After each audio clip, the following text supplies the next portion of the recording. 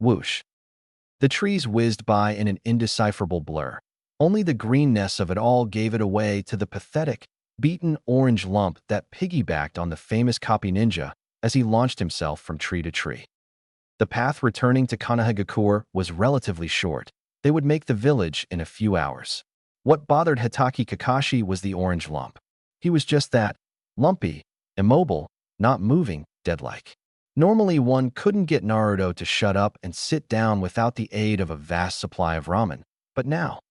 Kakashi looked over his shoulder at Naruto, and then swiveled his gaze to Pakken, a stare that desperately sought the answers to it all. Shaking his head, the little ninja dog had nothing to offer. Any answers about Naruto's condition would not be forthcoming until the blonde-haired shinobi was ready.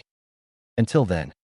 Sir, an eager Mednin shouted as his squad fell in beside him in the tree jumping. We have news about the status of the Genin team sent to retrieve Sasuke. Kakashi shook himself from his thoughts and focused on the ninja. Report, was the taciturn command. Pakken shook his head. Some things never changed. Sir, the Nin said yet again as Kakashi waited for him to expand his annoyingly short vocabulary. The Genin have been recovered from various locations throughout the forest. Akimichi Chuji is in critical condition. His body is deteriorating at a rapid pace, and he doesn't have much longer unless his condition improves soon. Hyuga Neji was found next. He has extreme tissue damage in his shoulder and extensively across his muscular system. He too is in critical condition, but shows signs of recovery. The Mednin took a deep breath before continuing. Inuzuka Kiba, Rock Lee, and Nara Shikamaru were found to be in stable condition and were able to assist us in helping them return to Konoha. They will all need further treatment, however, except for Nara-san, who only suffered a broken finger. Kakashi chuckled inwardly at that. Kami-sama knows he probably defeated his opponent with his vastly superior logic and intellect. Few could match him in that area. Our allies from Tsunade were extremely helpful in assisting Inuzuka-san, Lee-san, and Nara-san. They are waiting in Konoha and have suffered no injury. Kakashi smiled at this. Gondame-sama had truly brought Konoha into a position of strength once again. However, Sir, the Mednin repeated, what is Uzumaki Naruto's condition? Kakashi paused at this. Absent from the medical shinobi's tone was the condescension, hatred, or disgust usually present when the average person referred to the young Jinchuriki.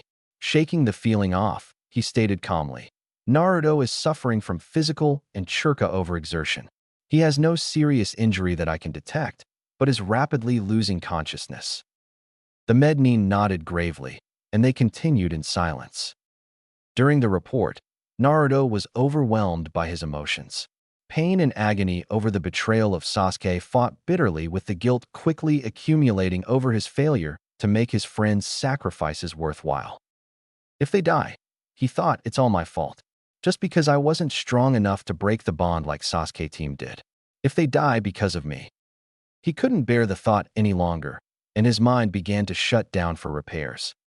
As his eyes closed, his last sight was of his friends, his teammates leaping through the trees in front of him, looking back expectantly, waiting. Someone finally expected something great from him. Besides, Neji said, grinning, you have better eyes than me. Naruto beamed his fox-like grin.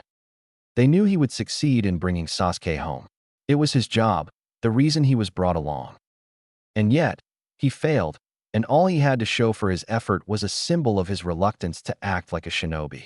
The scratch across Sasuke's forehead protector was a sign that he could have killed Sasuke, but didn't. Yet this didn't stop Sasuke from leaving, only from not killing Naruto. His last sight was of his friends. His last thought was worse, repeating like a mantra until he lost consciousness completely. Sakura-chan's gonna kill me. However, killing was exactly the opposite action on Haruno Sakura's mind as she stormed up the steps to the Hokage's office. Disgruntled was a mild way of describing her mood. Her normally perfect hair stood out in the strangest directions, her skin showed a lack of hygiene, she hadn't showered, and her eyes blazed with ruthless anger. Royally pissed was a better way of describing Sakura's mood. However, unlike normal situations, she refused to let her temper get the better of her. Acting with a cold and calculating attitude that would have shamed Orochimaru, she stalked towards the two special jounin outside the Gandame's office. Sakura had learned 3 things in the span of a few hours, and they were pretty good lessons. 1. She had better chakra control than Hyuga Neji, but the stamina of a newborn baby, maybe less. 2. Naruto was infinitely more talented a ninja than she, and she knew why.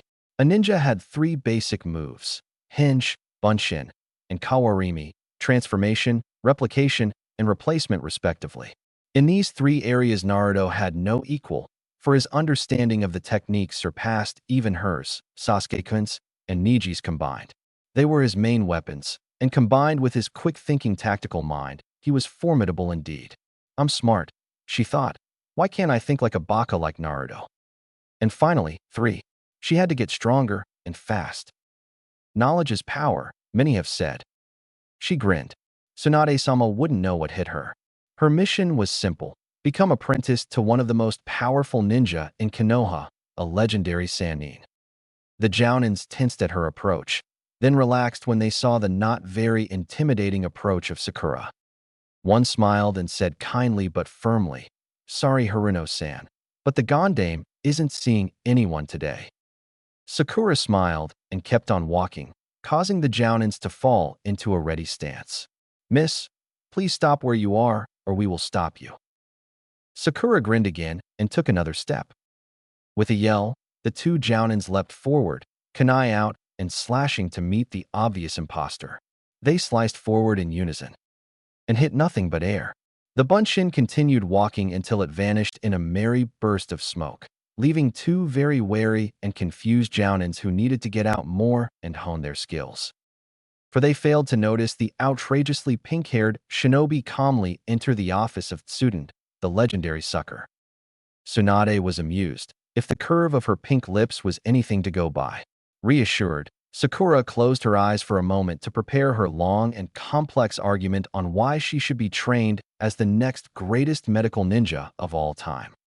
Satisfied, Sakura walked over to Tsunade's desk and slammed her palms down so hard that the dutifully ignored paperwork shook. "Train me as your apprentice."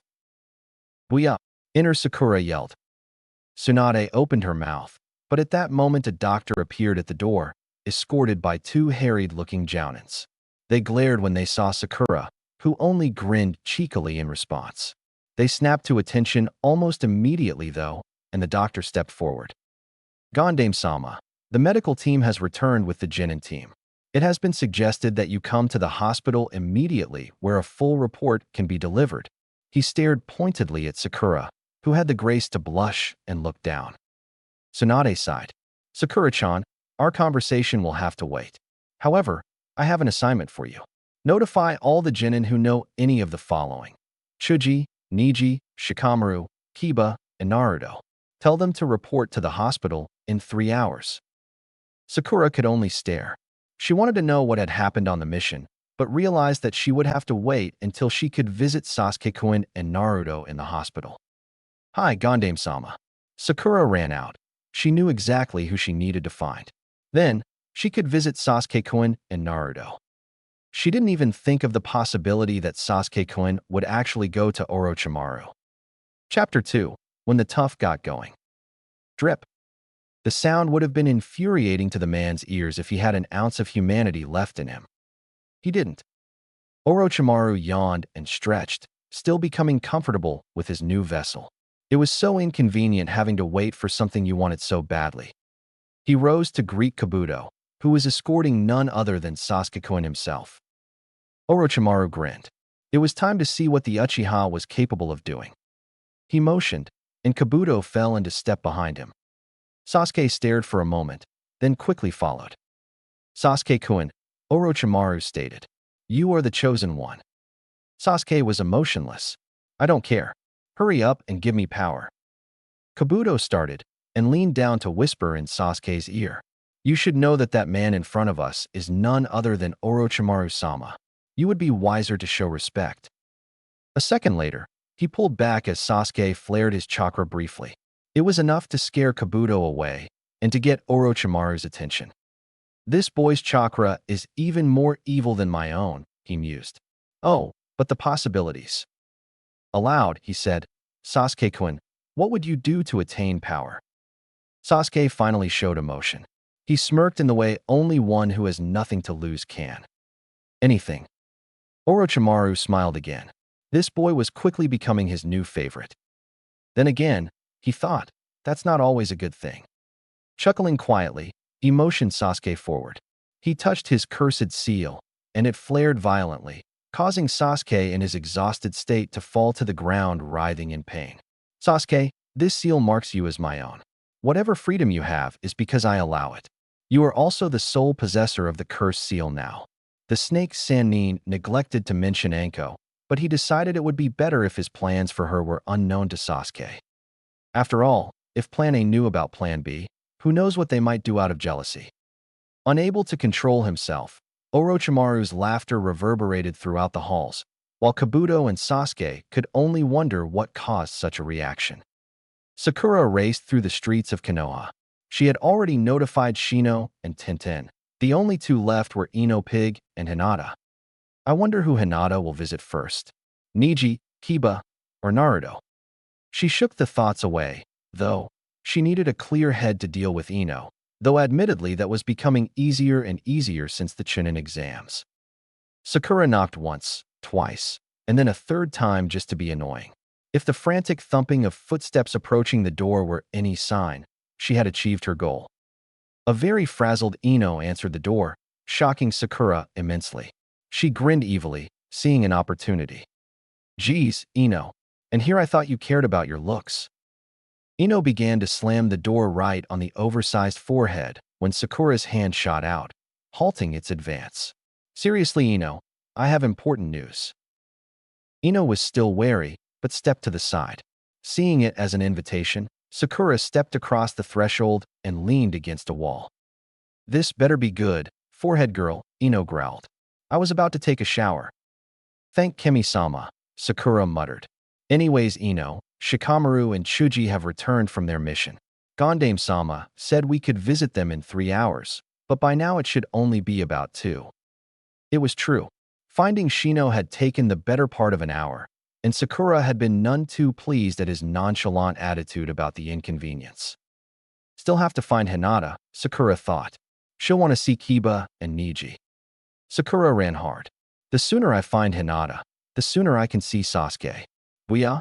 Sasuke-kun rocks. What? Hinata exclaimed. What happened to Kiba-kun? Sakura saddened. This messenger business was wearing thin, too much bad news delivery. Kiba, Naruto, Neji, Shikamaru, and Chuji were sent on a mission to retrieve Sasuke-kun. All were severely injured except Shikamaru, and Neji is in particularly critical condition, Sakura explained. Hinata paled. Naruto-kun, Neji-nisan, please be okay. When are we allowed to see them? Hinata asked quietly. Sakura smiled. Gondame-sama said they should be ready for visitors in an hour. It'll take that long to get to the hospital from here. Why don't you walk with me? Maybe it will cheer her up. The poor girl looks devastated. Hinata smiled. Arigato, Sakura-san. I would like that very much. Naruto-kun. They walked down the street to the hospital, oblivious to the medical chaos ensuing at the hospital. Bring me the deer antlers, quickly, Tsunade shouted, immediately returning to her scrutiny of the massive medical textbook in front of her. She growled in frustration, then started when she noticed a book on the table that wasn't there before. A complete report of the Akimichi soldier pills, she read aloud. By the Nara clan. Tsunade flipped it open, coming to a stop at a detailed picture of the red pepper pill which was rapidly killing Chuji. Tsunade grinned. Eureka, she whispered. Meanwhile, her assistant Shizune was having a rough time. Kanji littered the floor of the operating room, and the ninjas in the room positively glowed with green healing chakra. Neji's gaping wound in his shoulder should have killed him, but somehow he still showed life signs. Not wasting an opportunity, Shizune was assigned the task of mending the horrific gash. Pass your chakra through the hair like you were threading a needle, she shouted amidst the deafening hum of the Fuin jutsu she had activated to preserve Neji's condition. One mistake could destroy the new cell's homeostasis. The Mednines nodded. No words were spoken. There was work to be done. Neji twitched in pain. Naruto stared at the Konoha Hitai in his hand and ran in fingers along the scratch he had etched across the leaf symbol. Rasengan. Chidori. He sighed. He had pulled his punch, but Sasuke's team was too immersed in the cursed seal's corruption to rationally perceive that. He had left the Valley of the End with the notion that he had won the battle. He had lost. Horribly. Naruto glared at his now normal human hands, imagining claws extending from his fingertips. It would have been so easy, 2 inches higher or lower, and in exchange for Sasuke's punch to the gut, Naruto could have taken off his scalp or his jugular, leaving the traitor to bleed to a messy death. But I couldn't, he thought. I didn't want to sever the bond like Sasuke wanted to kill me. Now, though, Naruto imagined Sasuke standing before him, in all his arrogance and hatred. Naruto wanted nothing more than to plunge a kunai into his cold black heart. No more holding back. Next time I see that bastard, I will kill him. That's a promise. I don't go back on my words. His musings were interrupted with a knock at the door. Puzzled, he remained silent, wondering why doctors chose now to knock before entering his room. Usually they just came in so they could treat his wounds, which were healing remarkably fast. Stupid fox is good for something, I guess, Naruto said aloud. Damn straight, Naruto. Do you have any idea just how badly you were injured? Naruto started at the voice, then turned to face a grinning Tsunade. Naruto returned the grin with a smirk. Oh, hey there, Oba-chan. Against all odds, the legendary sucker gave no sign that the jibe affected her. Instead, she sat down on the bed. Naruto waited expectantly. Tsunade noticed his uncharacteristic silence. Strange. He really is more thoughtful than I gave him credit for.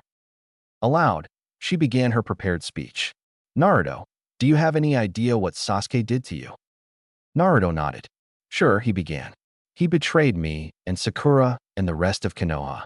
He put a 4-inch hole in my shoulder, broke about 6 ribs, and drove me to churka exhaustion. That stupid bastard. And all for the joy of being Orochimaru team's new body. So hell yeah, I know what Sasuke did. Naruto realized that he was standing on the bed and had just shouted at the Gondame Hokage who, if he played his cards right, might name him the Rokudame. He sat down and had the humility to blush. Gomen, Hokage-sama. Tsunade stared once again. The loudmouth ninja who won her jade necklace from her was gone. He's still loud, if the ringing in my ears is any indicator, she thought, but this trauma changed him, just like Jiraiya. She stood up abruptly, inspired. Naruto, there's someone I have to see right now, but I'm clearing you for visitors. Is that all right with you? Naruto sighed and looked out the window at the ironically beautiful day outside. Sure, but I doubt anyone will want to see a demon. Slap. Naruto stared ahead, shocked. Tsunade had just sent his head on a merry-go-round, and now she was pulling him into a bone-crunching hug. Oh, Naruto, she sobbed. Why can't people see you for the hero you are? You have to remember, you are not the Kyuubi. You are Naruto, and you have saved us all from that force of destruction. She pulled away and held him at arm's length. Promise me you'll never forget that. Then, she grinned crookedly. Besides, I lost my necklace to the future Hokage, not some demon bastard. Naruto smiled, eyes blurry, yet he refused to let them fall. He fingered jade pendant hanging around his neck, then said, I promise, Oba-chan. That's my nindo. Tsunade smiled and turned to leave. Besides, she said over her shoulder, I think you'll be surprised at who shows up here before the day is done. Tsunade walked down to the lobby of the hospital, having just been told by Shizune that Neji was stabilized and that visiting could commence. But first, she groaned silently. I have to explain a few things to this. A veritable mob of Genin and Jounin lingered in the lobby, talking. When they saw Tsunade, however, they immediately quieted down and turned to face the Hokage, who grinned weakly. Kurenai fired the leading shot. Hokage-sama, why is my student currently in the hospital intensive care? Asuma followed up with a 1-2. And why are Chuji and Shikamaru injured? I heard from Ino that Chuji was just pulled from death. How was he almost killed in the first place? And finally, a vicious uppercut was delivered by the famous copy ninja. Where the hell is my team? Tsunade sighed and explained how she had asked Shikamaru to lead a team of exceptional genin to retrieve Sasuke. She then explained that all members of the team, including the sand team that she had begged, she didn't say begged, though she knew that she literally got down on her knees in the letter she sent to Gaara, had all come back alive and were well on the way to recovery. Kakashi still wasn't satisfied. I said, "Where the hell is my team?" Tsunade looked down. Kakashi-san, you know very well that Sasuke has defected to Orochimaru. Naruto has suffered extensive injuries at his hands trying to bring him back. You know this, you carried him back yourself. She inhaled and continued. Sasuke is now officially declared an S-class missing nin, to be captured or killed on sight. Surprisingly, there were no protests in defense of the Uchiha prodigy. Instead, much to her pleasant surprise, several of the Jounins began grumbling until Kurenai said aloud, "Is Naruto going to be alright?" Several other Jounins nodded in agreement, wanting to know how the Jinchuriki was faring. Tsunade was puzzled, to say the least. Yes, he is going to make a full recovery. Why are you all so curious? Asuma spoke up. Well, the kid almost killed himself trying to help Konoha. That kinda improves his image in the minds of some people, you know? Mention his name on the streets, and you'd be surprised how many people have a different take on that kid. The Jounins nodded in agreement once more. Tsunade turned away, hiding her tears. When she had reasserted control, she announced, "Now that this is over with, there's still someone I need to see. The genin are now seeing visitors." With that, she leapt to the ceiling as a veritable throng of ninja surged towards the infirmaries. She scanned the crowd from above, feet firmly stuck to the ceiling, when she saw a flash of a white mane. Then it was gone, and the hospital doors swung shut. She grinned. She loved the thrill of the hunt. With a crunch, she propelled herself off the ceiling, flipping around in midair to land running out the door. Jiraiya was in for a doozy. The young genin decided that they would visit Naruto last since, by all accounts, he had had the worst time of it. Rumor had spread somehow that Sasuke had confessed that Naruto was his best friend, and then proceeded to try and carve his heart out. They all believed that Sasuke did not deserve visitors yet, and so they proceeded to see Naruto. Sakura led the way to Naruto's room, having just been told where it was by a particularly disgruntled nin. Sakura realized that all the hospital staff referred to Naruto as if the name had a bad taste to it. She shook it off as she almost took a wrong turn. "Focus, woman. Hell yeah, get your head in the game." She looked over her shoulder to see that the genin had kept up. She counted them all. Shikamaru, who was deemed well enough to make the rounds with them. Hinata, who looked ready to faint. Ino, who was staring ahead determinedly. And Shino, silent as ever. Sakura nodded in affirmation, then turned to open Naruto's door, which had suddenly appeared in front of her. Why am I so distracted? She wondered. It's not as if something is wrong. How are you feeling, Naruto? Sakura stayed her hand upon the handle. That was Tsunade-sama. With Naruto, she whispered this information and made this shush motion with her finger. She motioned again to the door, and the genin scrambled silently to listen at the frame. They were ninja, after all. Who could blame them? Besides, Ino whispered, we all want to know if Naruto's okay, right? Heads nodded their assent. And so they listened. And as they listened, their mouths slowly dropped lower and lower until they touched the floor. After Tsunade found Jiraiya and explained her plan, she immediately returned to the hospital to confront Naruto about his experience in the Valley of the End. She hoped he would be slightly less emotional than her last visit, but she didn't count on it. She still needed to know. However, paperwork was a pain, but mission reports were top priority. So, she had began. I want the details of your fight with the traitor. Naruto stared ahead stonily. Then, without looking at Tsunade, Naruto began his narration.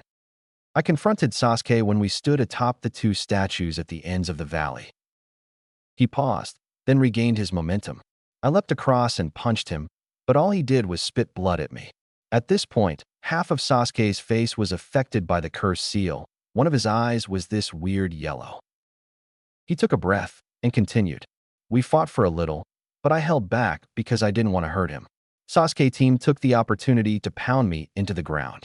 Eventually, I fought back. This was when he gored me here with the Chidori. He pointed, and Tsunade shivered. Dan was killed by a similar wound. Naruto must have deflected it at the last second. Her attention was brought back to Naruto, who had continued saying, "That's when I summoned more of the Kyuubi's churka than ever before. It healed all my wounds quickly and allowed me to beat the crap out of Sasuke. But he activated the next level of his Sharingan, I think, because then he was able to follow my every move. I didn't land a hit on him again until..." He petered off, hesitating. Was it okay to tell Tsunade what happened next? Tsunade was now wondering. This kid's pretty eloquent. Was he faking stupidity this whole time? Was it all just a mask? She motioned for Naruto to continue. He started, but decided that he could tell her anything, and it would be okay. However, Tsunade-sama. She almost fainted at the name. It just didn't sound right coming from Naruto. He must want something truly important. Yes. He inhaled deeply. Promise me that you won't tell any of the other genin about this? She smiled. Of course not. But I expect you to tell them when you're ready. Agreed. He gave a fox-like grin. Agreed. He sobered up and explained. Sasuke killed me, Oba-chan. He dropped me from the cliff onto the bottom of the valley head first. It snapped my neck. I remember it clearly. Seeing Tsunade's horrified look, he added, "It still itches, too." Then, he scared her all the way to death. Then, Kyuubi overwhelmed me with power. The demonic churka covered my body and made me a tail. From then on, there's this haze, but I used more churka than my body could handle. It was like it had a life of its own, but I controlled it. Sasuke couldn't keep up and activated his cursed seal so that he became this winged beast.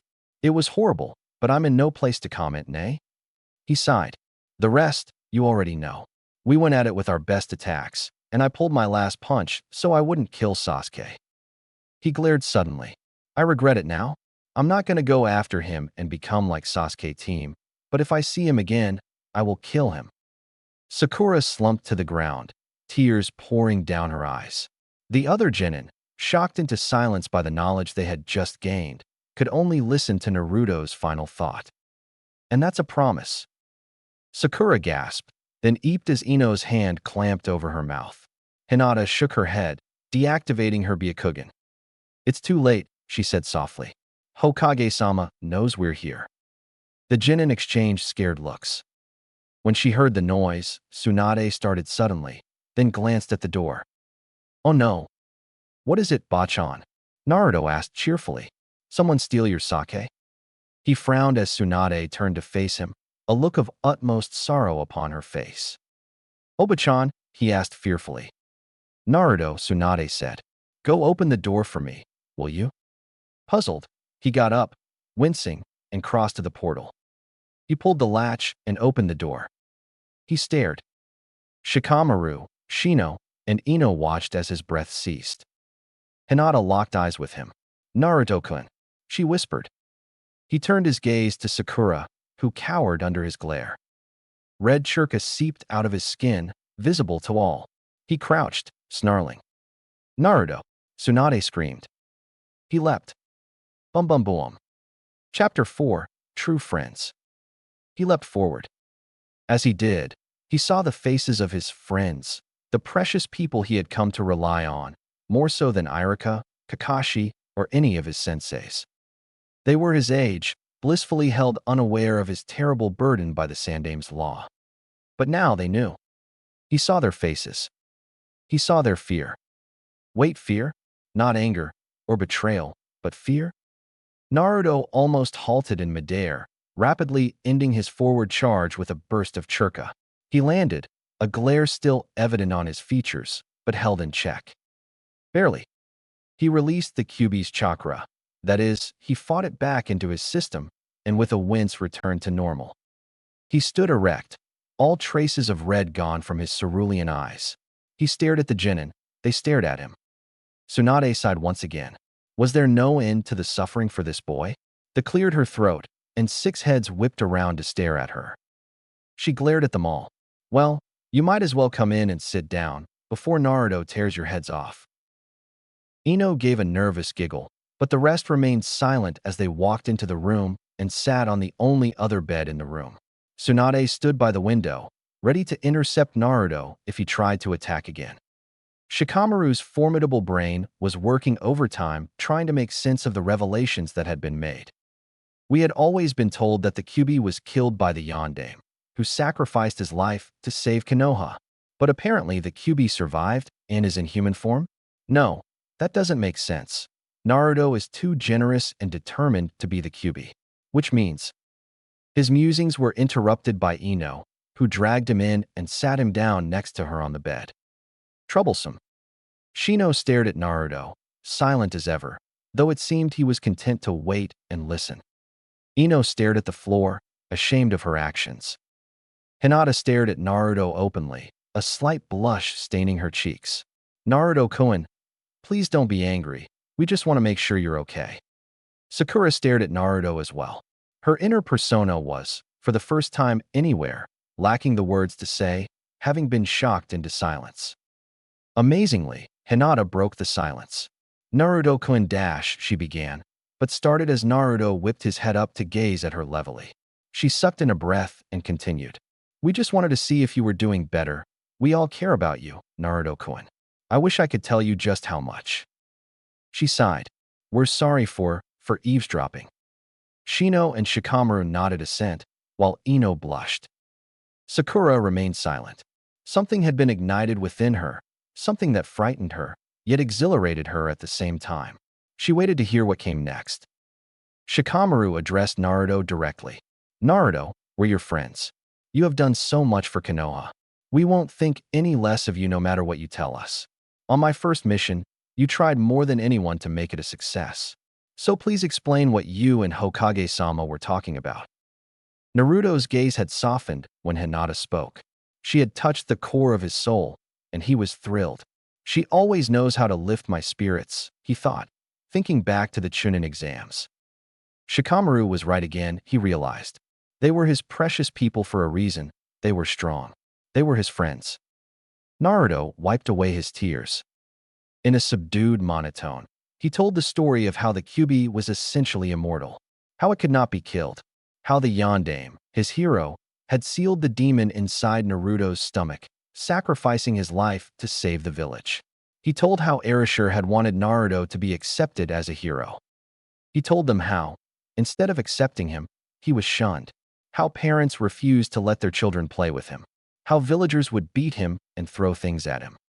He stopped as he realized that the three kunoichi were in tears and that Shino and Shikamaru were staring open-mouthed at him. He looked away, embarrassed, then suddenly lifted his shirt and channeled some chakra. The Genin watched, amazed, as the seal which imprisoned the Kyuubi appeared on his navel. Naruto released the chakra and waited. Shino collected his wits.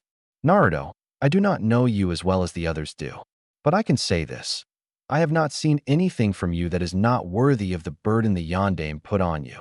Naruto's face fell, but Shino said, the Yondaime chose wisely when he selected you to bear the Kyuubi. I give you my thanks, Naruto-san, for your sacrifice. Naruto stared and nodded his thanks to Shino, gratified that at least one had accepted him again. Ino sputtered, well, I mean, he kicked Neji's but in the Chunin exams. Of course Naruto's amazing. He blushed, but started at the sound coming from Hinata. Naruto-kun, she began. You are truly strong. I can't believe that you haven't destroyed this village and everyone in it for what they did to you. Yet you persevered. I can only hope that we can help you in the future. You are stronger than anyone I know, and I am proud to know you, she finished, blushing. Naruto almost wept right then and there. He glanced at the floor, then met Hinata's pearl-eyed gaze. Beautiful, he thought, then shook it off. Arigato. Hinata-chan, he mumbled. Hinata simply turned beet red at the chan suffix recently added to her name and could not reply. Naruto turned to the only one who had not yet spoken. Sakura rose from her seat and approached Naruto. So the Kyuubi, the nine-tailed demon fox that killed my father and dozens of Konoha ninja, is inside you? He nodded dumbly. Sakura knelt down in front of him and sent a hand towards his face. Naruto shut his eyes, bracing himself for the slap that would cause him more pain than 1,000 Chidoras. However, He blinked rapidly when he realized that she was tracing the whisker marks on his cheeks. Sakura-chan, he stammered out, blushing, until he was pulled into a bone-crunching hug. Oh, Naruto, she sobbed. I'm so sorry. I've treated you like trash all this time, and you had already suffered so much. She hiccuped and ceased sobbing, though the tears still fell. I'll make it up to you, I promise. Can you forgive me? She looked into his eyes, pleading emerald meeting ice-cold blue. Naruto suddenly grinned. Of course, Sakura-chan. Sakura gave a little laugh, then stopped when she remembered the last thing Naruto said. I regret it now. I'm not going to go after him and become like Sasuke team, but if I see him again, I will kill him. And that's a promise. Sakura backed away from Naruto and sat down. Naruto, if you see Sasuke again, she began, not realizing she had dropped the kun suffix. Are you really going to kill him? Naruto looked down at his bandages, then back at Sakura, ignoring the others. Sakura-chan, I'm not going to hunt him down or anything. Sakura breathed a sigh of relief, but caught her breath at his next words. But if I meet him again, then yes.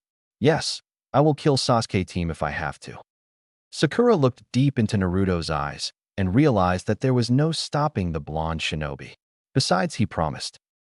Okay, Naruto, Sakura said. But when you do meet Sasuke, I will be with you. You won't have to do it alone. This I promise.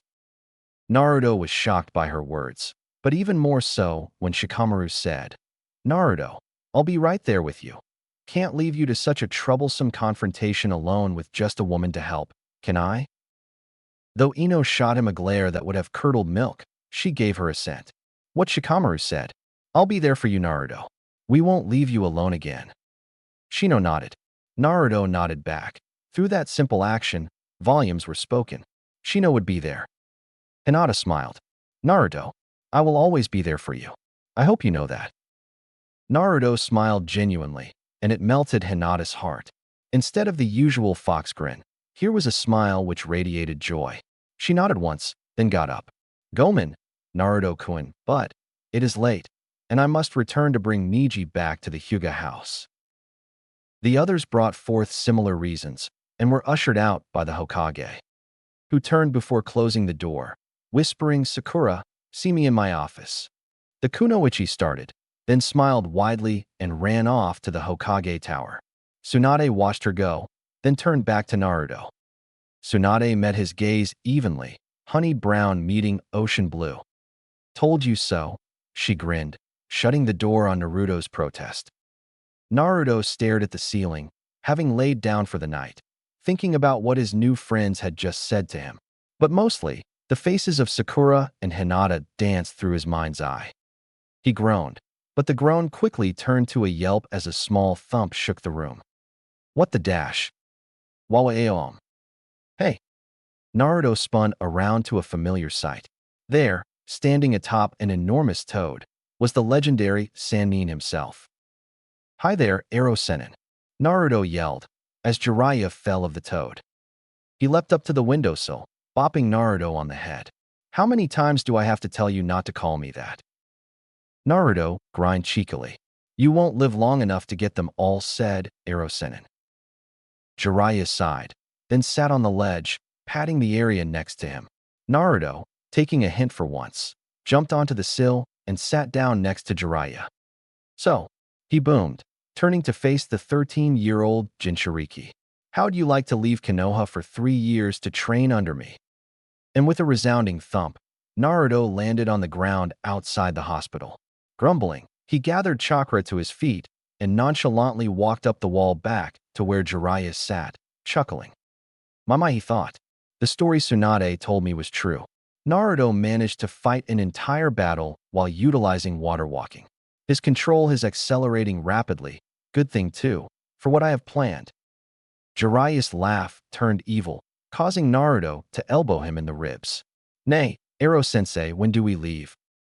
Jiraiya face vaulted at the new title, but decided that at least he had apparently accepted him as his teacher. He grinned.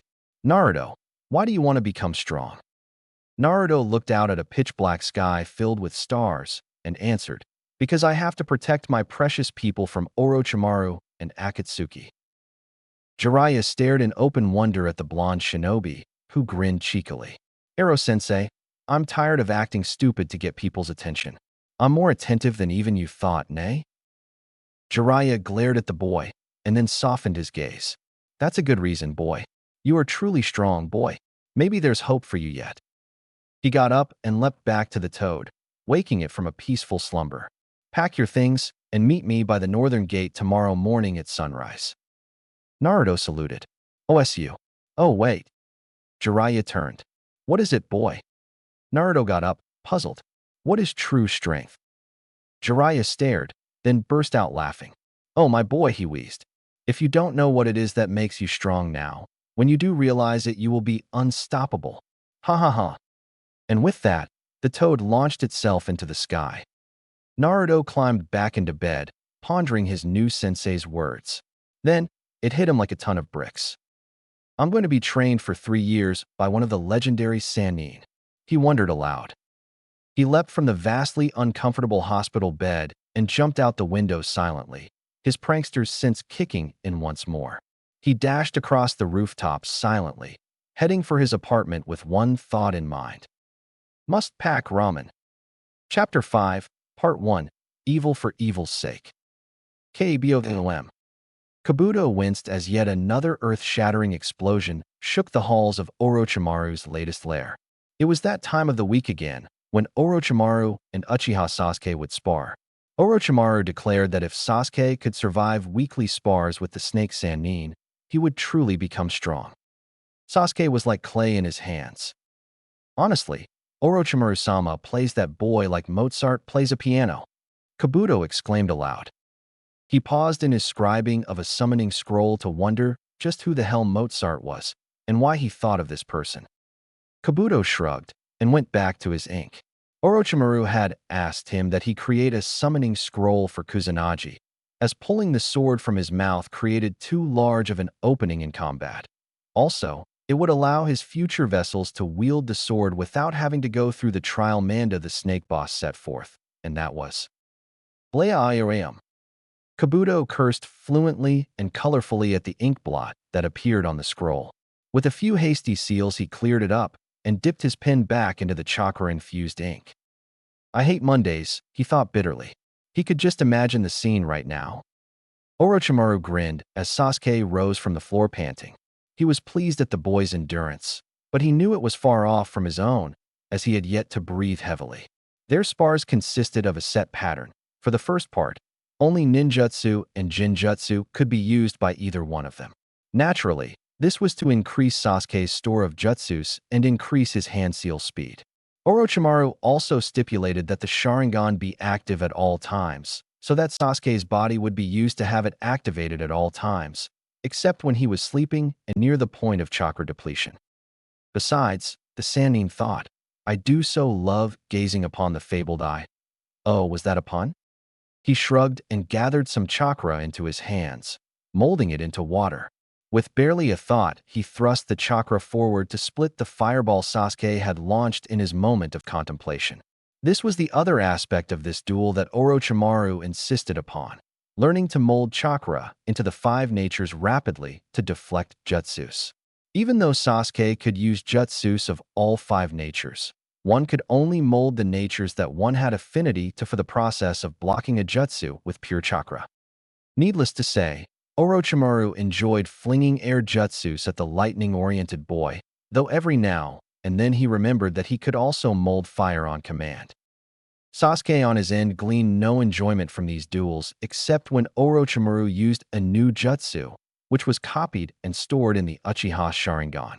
Today he had only seen one, and it wasn't very. Sasuke paused as Orochimaru held up a hand, signaling the end of part 1. Sasuke grinned. This was his favorite part of the day, taijutsu spar, no other jutsu allowed. It was the one area where Sasuke ever gained an advantage over the Sannin. In the jutsu duels he was constantly surviving, sometimes by the skin of his teeth, but with the Sharingan, he was almost unmatched in taijutsu. The only problem was that Orochimaru knew more taijutsu styles and techniques than he thought fathomable. Sasuke was reminded of this rather forcibly as he was ejected into the air by his sensei's boot. Sasuke groaned. Focus, he mentally screamed, and twisted in midair to block the Sannin's combo. Good, Orochimaru thought. You advance marvelously. He attacked again. Kabuto rolled up the completed scroll, sealed it with a minor jutsu, and put it aside. He then began writing a message to his other benefactors, ones far more powerful than Orochimaru, though that gap was slowly being closed. I hope Itachi still advances in strength. I hate losing bets, Kabuto muttered. Eichu. I beg your pardon. It was nothing. Oh, okay then, said Deidara, swiftly backing away from the red-eyed man, who came close to ruling them all.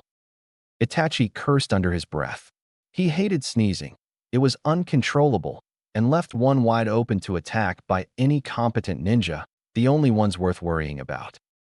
He continued to pace his room back and forth, plotting and planning just how to acquire the bijou trapped within Uzumaki Naruto. He recalled his conversation with Kisame just before their first attempt. You may be able to fight him evenly, but I cannot, Kisame said. You are right, Itachi agreed. Though even if I were to fight him, I would lose. If we both fought him, in the best-case scenario we would kill him, but we also would die. Itachi looked up into the sun. Even if we had more men, the result would be the same.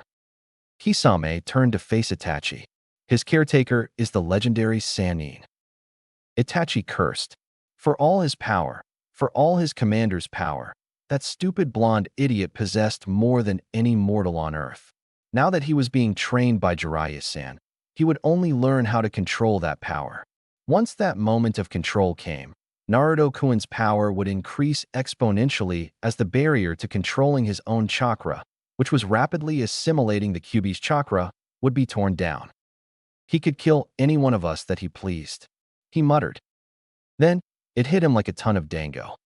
The idea began to form inside Itachi's mind, and he grabbed it. He took 2, added 2, and got 4. Then proceeded to do all sorts of other equally complex mathematics until the finished plan lay in his mind's eye, more beautiful to Itachi than anything he had ever dreamed. Without a second's hesitation, he twisted the ring on his finger and teleported to his leader, who was reclining in a chair. Hey Itachi, he greeted, as if he was expecting him. He probably was. Itachi inclined his head, and then said, I have found a solution to the Kyuubi problem. Sharingan stared into the red eyes of the leader. Good. Might I inquire as to what it is? Itachi grinned, and it was more terrifying than anything the leader had ever seen. He wondered just how powerful Itachi was. I'll give you a hint, Itachi said monotonously, thought the grin remained. We need to recover Orochimaru's ring. Red eyes widened, then shut as Itachi's leader threw back his head and laughed. Chapter 5b, The Dancing Leaves. Thwop thwop, thwop bap bap bap bap, thwop thwop blam. The taijutsu log which Hinata had been pounding away at for the past few seconds shattered under the force of her rapid strikes. Neji sighed. Hinata-sama, if dash. Neji, how many times have I told you not to call me that? Call me Hinata Imuto-chan at least. Hinata cheerfully interrupted. Honestly, for a guy with the best eyes in Konoha, your ears sure could use some tuning. Neji chuckled resignedly. Very well, Hinata Imuto-chan. But as I was saying, if you keep blowing up Lee's special taijutsu logs, he may very well get mad at us. Hinata grinned uncharacteristically. Mad enough to attack me? She questioned innocently. I wouldn't want that. I've only been trying to get him to fight me for the past 10 weeks. She finished sarcastically. Maybe that grin isn't so uncharacteristic after all, thought Neji. He laughed and said, well, if you must know there's a reason he hasn't accepted your challenge yet. Hinata sucked in her breath and stood squarely, hands at her sides. Oh, it wouldn't have to do with the conversation I saw you two having in the forest a few weeks ago. Damn it, Neji cursed silently. Hinata, you were a mile away at the training ground. Did you sneak up on us? Neji's eyes widened when she shook her head, a proud smile gracing her angelic features. Soft blue hair bounced playfully around her head until Hinata stilled her head shaking as she pointed to her eyes. Amazing, Neji whispered. How did you see that far? He wondered aloud. Simple. All you have to do is concentrate the churka in your eyes and shape it into a fine point in the direction you want to see. Not very useful for combat, but an excellent scouting technique. Hinata finished gleefully. Neji shook his head in wonder. 3 years. 3 years of intense training, and Hinata was ready to surpass him. Amazing, Imuto-chan. But your ears are no better than mine, dash. Hey. And so here's what I said. Lee, if Hinata ever beats me in a spar, we'll accept her challenge, and he said yes. Hinata's eyes widened as Neji fell into the Juken stance. Well, Hinata and I-chan, just how badly do you wish to fight Lee? Wordlessly and motionlessly, Hinata activated her Byakugan. She leapt into motion, hurling 3 kunai at her cousin, who caught one and used it to deflect the others. Wait a minute. He though rapidly. I've seen that opening move before. Naruto. Oddly enough, that name ran through Neji's and Hinata's minds as their hands met in a burst of churka. Naruto-kun, Hinata thought as she parried Neji's riposte, nimbly spinning around while leaning forward to deliver a vicious kick to Neji's head, which was blocked and turned aside. Naruto-kun, this is for you. Hinata recovered her footing and jumped away as Neji slammed into the ground with a high kick. Both Hyuga had been developing ways to add more moves to the Juken combat style, as it tended to be too one-dimensional. No kicks meant an easy taijutsu opening, one they knew someone like Lee would be all too happy to exploit. Hinata rushed Neji again, left leading and right held in check behind her back. Her right palm shot forward like a bullet, only to be parried by Neji, who struck back with his right. Hinata smiled and caught his hand with her outstretched left. Neji's eyes widened as she pulled him forward, elbows sailing into his stomach. He oofed as he found himself sailing over Hinata's head as she threw him. He flipped in midair to land on his feet to face Hinata's next charge. She's fast, he thought. Time to take it up a notch. Unfortunately for Neji, the same thought once again ran through Hinata's mind. She met Neji, and the rapid pish-pish of Juken strikes reverberated throughout the training ground. From his vantage point high above the battle, Rock Lee watched as the strikes began to land so rapidly the Hyuga's hands began to blur. Amazing. I am no longer sure who I would like to fight more, my old rival Neji or Hinata. He returned his attention to notice Hinata hurtling through the air, arm pointed forward like a spear. Neji grinned and initiated the katen. Hinata was flung away, but managed to land on her feet some 20 feet away. Her eyes widened as she observed the crater Neji now stood in. Neji, your katen is almost as big as father's, she exclaimed. Neji grinned and charged Hinata. I'm not all defense, Imuto. Now it's your turn. He launched a combo, which Hinata, instead of parrying the blows, weaved gracefully in and out of Neji's strikes, causing them all to miss by 3 hairs' breadth. Hinata focused all her churka, feeling it mold inside her system. She jumped away, and as she predicted, Neji came running forward. Hakurokuji Yenshu. Divination Shield, 64 strikes. She simply smiled, then shouted out Neji's coffin nails. Shugo Hakurokuji Yanshu. Guardian of the 8 Seals, 64 strikes. Neji almost halted in surprise. What is this move? It's not in any Juken scroll I've ever read. He had no choice but to begin striking Hinata's tenketsu. Now, Hinata's technique normally created strings of churka which she, using her unparalleled flexibility, would swing about with feet firmly on the ground. Amazing how observing a simple gatsuga can inspire. By forcing herself to keep using the technique while at the same time avoiding Kiba and Akamaru's famous attack, she learned to increase the flexibility of her secret move even more. The result was devastating. Neji shot 2 strikes at Hinata in rapid succession, but they were deflected just as quickly, if not faster, by Hinata's chakra lasers. As she spun away, Neji spotted his next targets and struck again. Hinata halted her spin and swiped upwards, arms almost windmilling, to send Neji's chakra-filled hands upwards as well with repeated hits. Hinata smiled, almost evilly, before whipping her arms towards Neji, using her chakra beams like knives to slice into Neji over and over again, her speed rivaling Lee's lotus. 64. Hinata yelled, before planting her feet and assuming the Jukin stance once again. Her breathing, heavy and labored, smoothed and became slower. Neji had been blown away by the power of the counterattack. He skidded on his back before coming to a rest.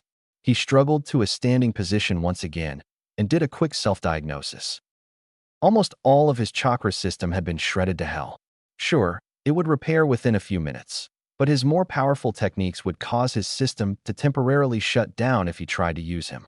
He realized that if Hinata wanted to, she could have killed him with that last attack. She must be able to control the keenness and diameter of those chakra beams, Neji thought. He held up his head just in time to stop Hinata's next charge.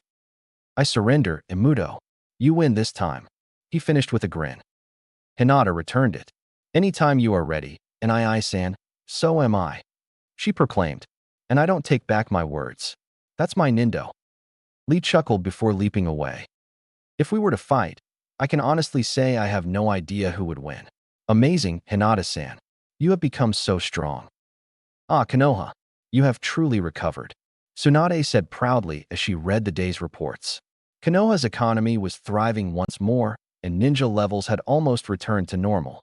With the assurance of Jiraiya that they were safe from attack for a few years, Tsunade had directed all of her resources towards returning Konoha to its former glory. She leaned back in her chair and produced a bottle of sake, seemingly out of thin air. Pouring herself a cup, she allowed her mind to think back on her latest 3 years as Hokage. She had known the minute Sakura walked into her office that day 3 years ago that she was going to ask to be trained. Tsunade had confronted Sakura after Naruto's departure and told her that though she didn't expect her to survive, Tsunade would take on Sakura as her apprentice. However, Sakura had done more than survive. She had thrived throughout Tsunade's vicious training and was approaching the Hokage's level, though she still had a ways to go, especially in terms of stamina. Sakura had always had a weak stamina, and now she had just caught up with the average ninja her age. Average was not a word in Tsunade's vocabulary. She grinned demonically as she thought about the next challenge that awaited Sakura. But Sakura's not the only one who's improving, she mused as she sipped the sweet liquor. All of the genin that Naruto had known and met had advanced in leaps and bounds, though one in particular stood out above the rest. Hyuga Hinata. Whatever was driving that girl, Tsunade wanted some of it. She had gone from being a shy, quiet kunoichi to a fierce, joyful spirit with the strength to back it up. Tsunade had just found out from a very proud Hyuga Hayashi that Hinata had defeated Neji in a duel. Tsunade wondered just how much the Hyuga household had changed after Naruto defeated Neji in the Chunin exam.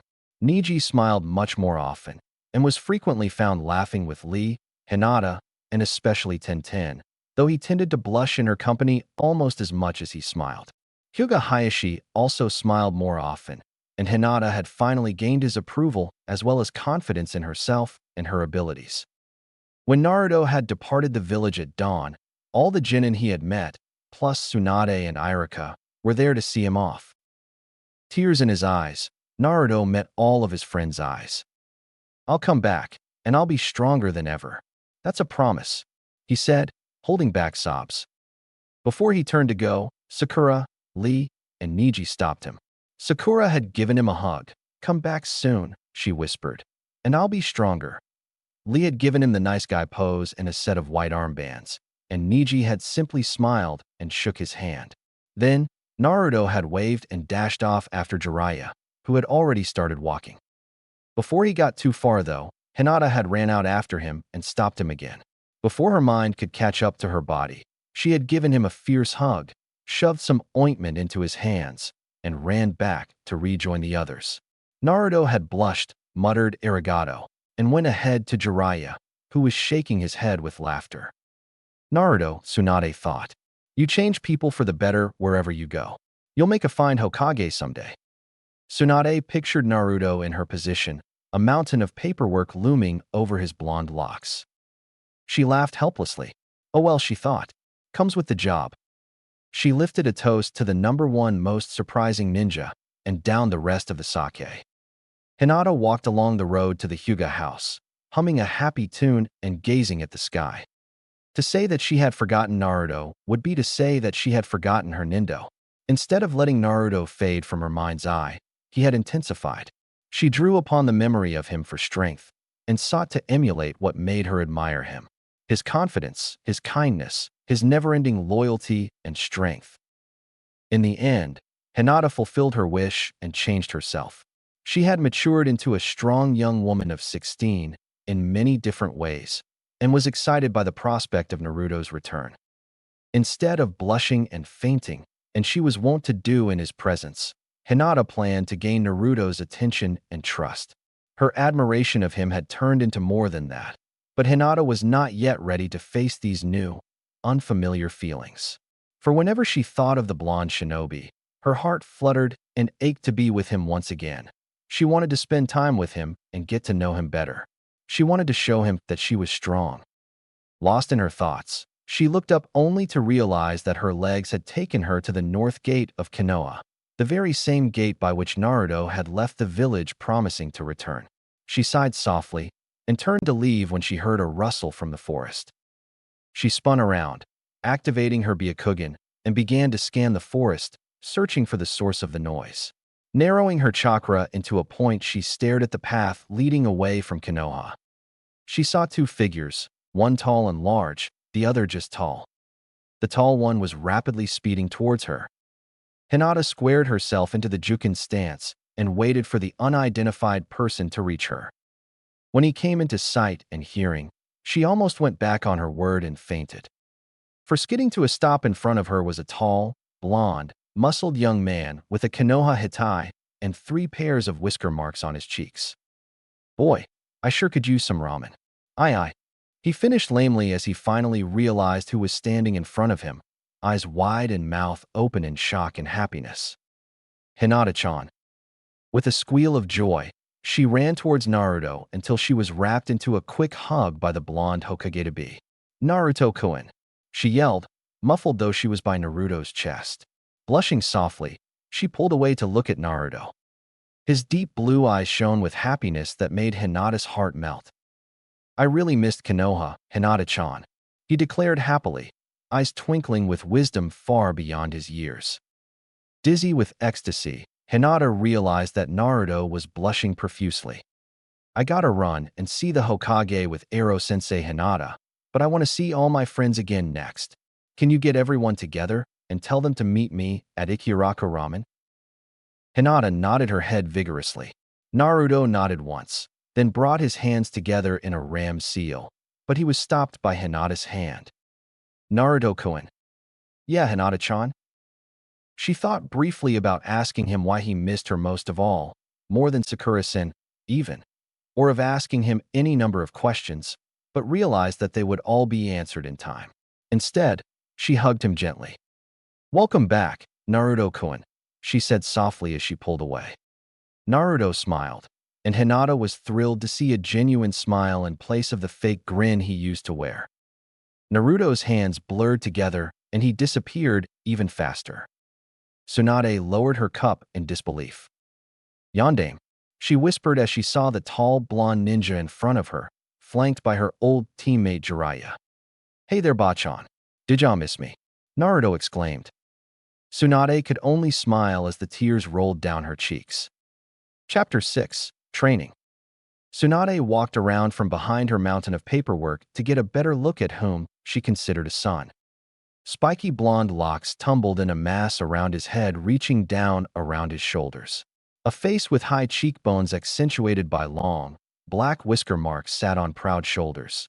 Deep, wise, blue eyes which shone with happiness gazed back at Tsunade.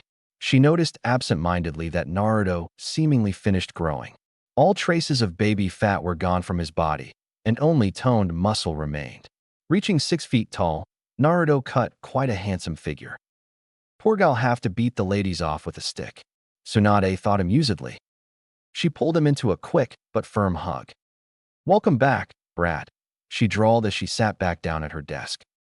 She didn't fool Naruto, though, who could see the genuine happiness in her eyes.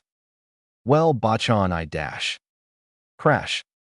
With a resounding boom, the door to the Hokage's office blew open, and charged more ninja than Naruto had ever seen in one room. Shino, who was taller and in his new black trench coat looked more mysterious than ever, eyebrows raised at Naruto, who now towered over him. Naruto swore he saw him smile. Lee, still outfitted in his crazy green spandex, immediately assumed the nice guy pose, thumb prominently pointed up. Naruto perceived a buzzing energy about the boy, but couldn't place where it came from. "That boy is powerful," Kit mumbled a deep voice which only Naruto could hear. Yeah, Naruto thought back. He continued his appraisal of the new arrivals. He noted Hinata, absent-mindedly staring at him. He waved, she blushed, and met his eyes, which were already moving. Kakashi was quietly shutting the door, and when he turned around his eye was closed and a grin visible underneath his two masks. Ino and Shikamaru stood remarkably close together, but while Ino seemed to be enjoying it, Shikamaru was gazing out the window, presumably at the clouds. Naruto finally laid eyes on Sakura. Wow, he thought. I've heard of girls changing over the summer, but wow. Hinata, Sakura, and Ino had done the natural thing in the 3 years Naruto had gone away. They had grown up. They had filled out considerably and were probably looking like they would for the next few decades. Naruto whistled in his mind. He also saw Neji and Tenten, who nodded slightly. Naruto then turned his attention to the group as a whole. He smiled widely. "Hi," he shouted, as the others covered their ears. Tsunade hid a smile behind her hand. "So," Naruto began, approaching Sakura. "Are you strong enough? Not gonna hold me back anymore?" He asked playfully as he jabbed her arm gently. The jab never landed as Sakura swung her other hand around to grab Naruto's firmly. Naruto's eyes widened, then almost popped out of their sockets as he was pulled into a bone-crunching hug. "OF," he exclaimed muffly. "I missed you, dope," Sakura muttered. She pushed him away slightly, a light blush gracing her cheeks which Naruto dismissed. His friends had huddled together at this point and broke apart to reveal Shino, Hinata, Shikamaru, Sakura, Ino, Neji, and Lee bearing an ornate wooden box. It was plated with gold, and inscribed on the top was a single word. Uzumaki. Naruto read silently. "We found this one day buried in the archives, Naruto," Tsunade said. "They're not sure where it came from, but it does have your name on it. This is your homecoming present, but don't open it here. You'll want to open it when you get settled into your new house." Naruto picked his jaw up off the floor. "House, box, anything else I should know about?" "Well," Neji began, "everyone in this room wants to fight you, but other than that, not much." He finished grinning. Naruto stared at him as if he had two heads. "Yes, Naruto, it's me, Neji. A lot has changed since you were gone, but you'll hear it later. For now, tell us what you did the past few years." Choruses of "yeah" and "hurry up" assailed Naruto's ears. He glanced out the window, catching a certain white-haired man's eye on the rooftop next door. The white-haired man nodded. Satisfied, Naruto turned around and said, "Well, grab a seat, everyone, because this is a long story." When they did so, he suddenly flared his chakra. The entire office shook with the immense force of Naruto's chakra. So much power was emanating from him that everyone's hair was blown away by the force. Naruto ceased and said, "That's the result of my 3-year training." And so he began. "As you might already know, Jiraiya of the legendary Sannin took me away from Konoha for a training trip which was to last 3 years. Along the way he outlined his plans. At the end of 3 years, my chakra control would match Tsunade-sama's, my strength and speed would be greater than I could ever imagine, and my stamina would be unmatched by anyone. Naturally, I was excited at first, but soon that feeling evaporated. You don't acquire those skills in 3 years by taking it slow. Ero-sensei ground me into the dirt with control techniques, new ninjutsu, and taijutsu practice every day. This was in addition to the history tutoring I was given along with severe psychological and emotional training. Frankly, it sucked. I was trapped between a rock and a hard place. I refused to give up, but I also realized that I would soon die of chakra exhaustion if I didn't do something fast. I asked why we weren't building my stamina, but he always deflected my questions. Then it happened. Naruto lifted up his shirt, causing the girls to blush at his well-toned abs. He gathered his chakra, amazing them all again at the sheer, controlled power he exhibited. Sakura noticed it first. Hesitantly, she asked, "Naruto, where's your seal?" He grinned. "There's no need for it anymore," he said smugly. "They say you shouldn't mess with demons, but I was pretty desperate at the time." I asked myself, who had more chakra than any being known to man? Whose chakra is so powerful that it affects the outside world without even needing to be formed? Who's living inside my stomach? "The Kyuubi," Sakura whispered. "Naruto, Kyuubi didn't get loose, did he?" Naruto laughed. "No, but he tried. Closest I ever came to dying too, let me tell ya." They gasped. Neji activated his Byakugan and looked closely at Naruto's chakra system. It seemed perfectly normal, nothing at all like what he witnesses during the Chunin exam. "Naruto, what happened to your red chakra?" he asked, deactivating his Kekai Genkai. "I can't detect any trace of it in your chakra system." Naruto grinned.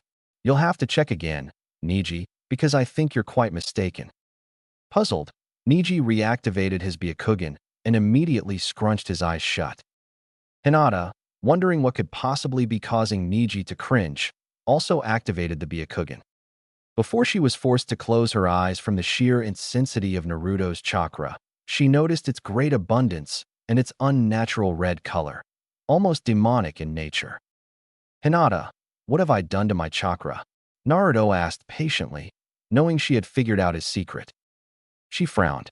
"It seems that you've converted it into this red chakra. I'm not saying you're a demon, Naruto, but that chakra is definitely demonic." Naruto sighed.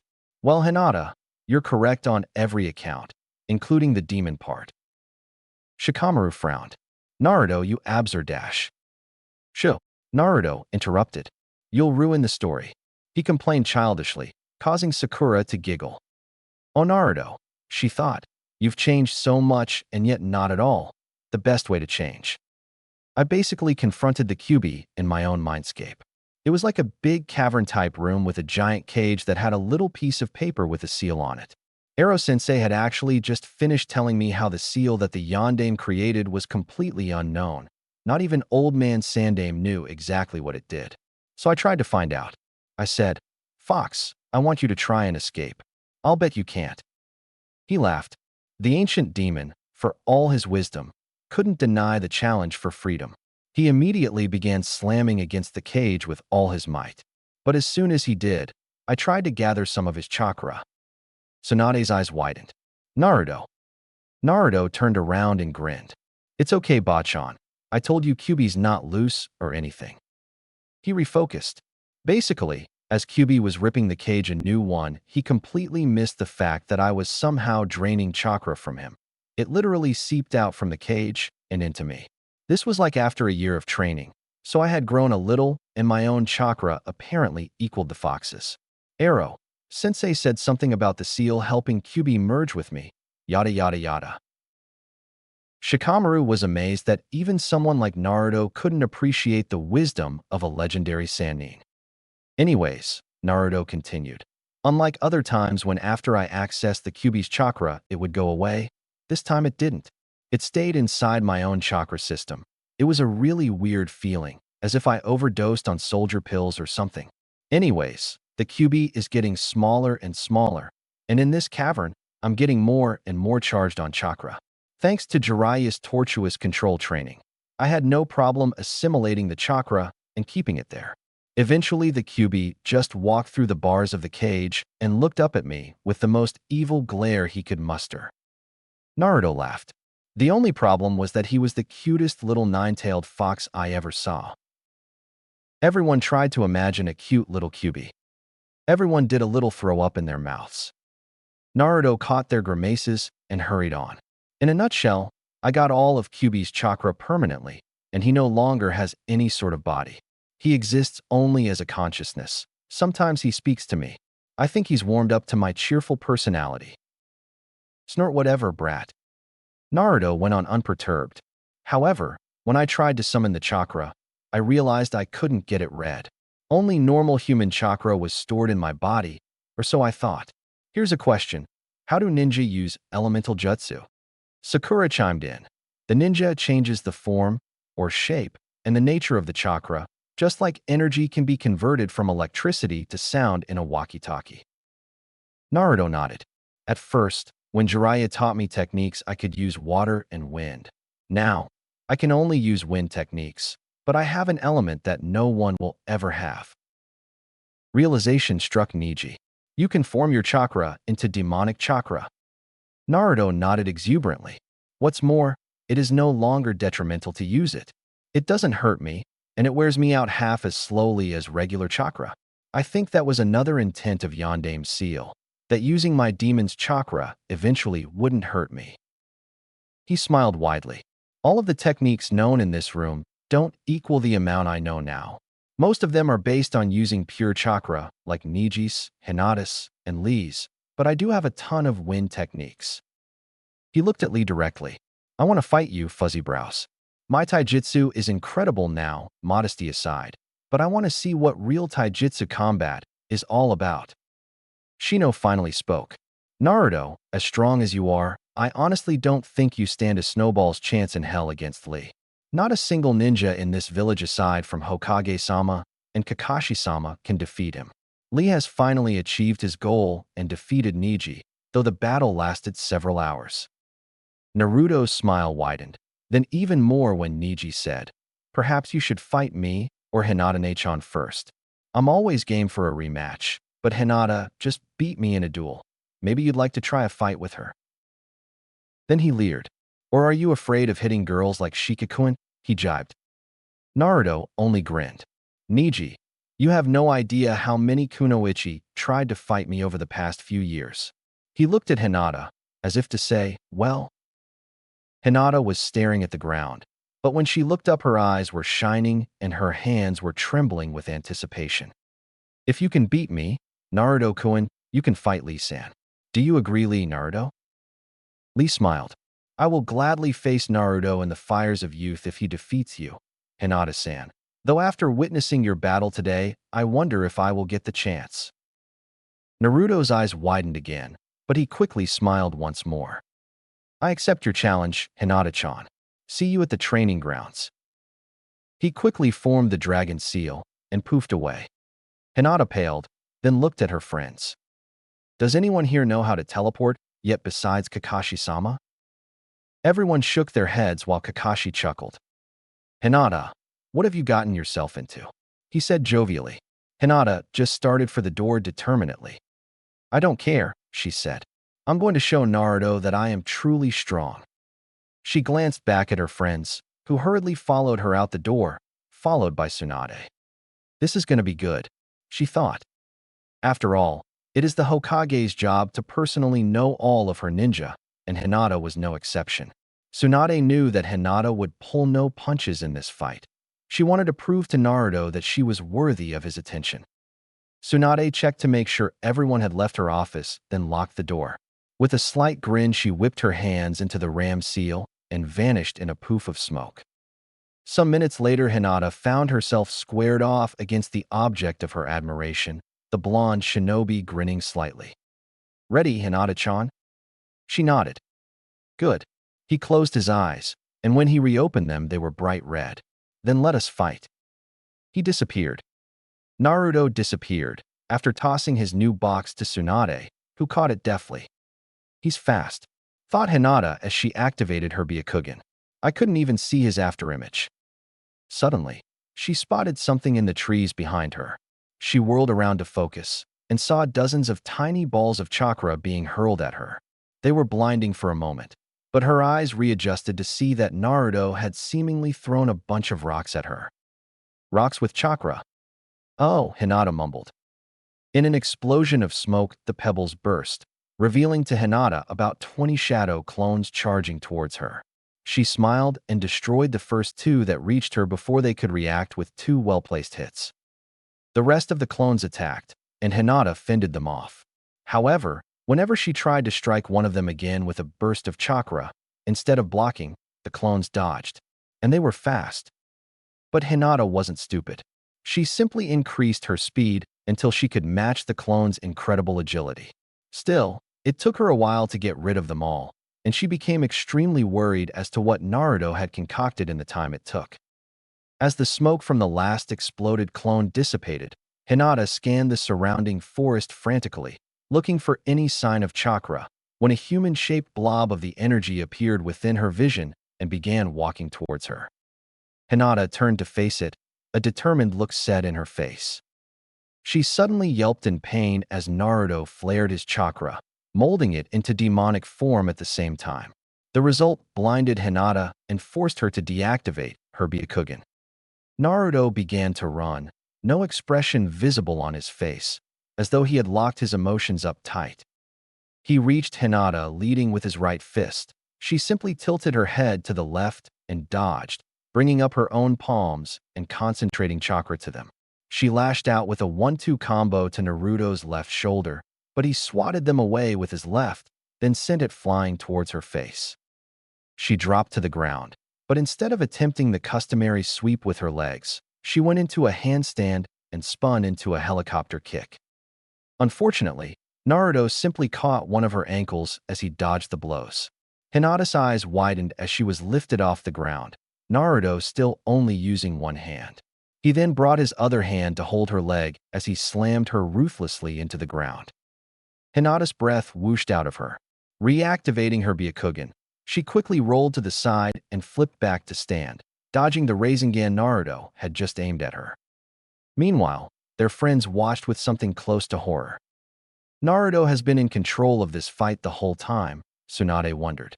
Neither of them has even really started to fight, but Naruto has been absolutely ruthless. He's truly become a shinobi, but I hope his heart is still as big as ever. Tsunade was brought out of her musings by a resounding crash as Naruto slammed into a tree, bending it in half. Hinata released a slow, even breath and settled back into a ready stance, having just used her guardian hack to fling Naruto away. 1-1, thought Lee. Now the real battle begins. Show me your strength, Naruto. Naruto shook himself, much like a dog getting dry, then showed his first emotion since the battle started. He grinned. Sorry, Hinata. I know you're strong and everything, but I really want to fight Lee. I'm gonna end this now.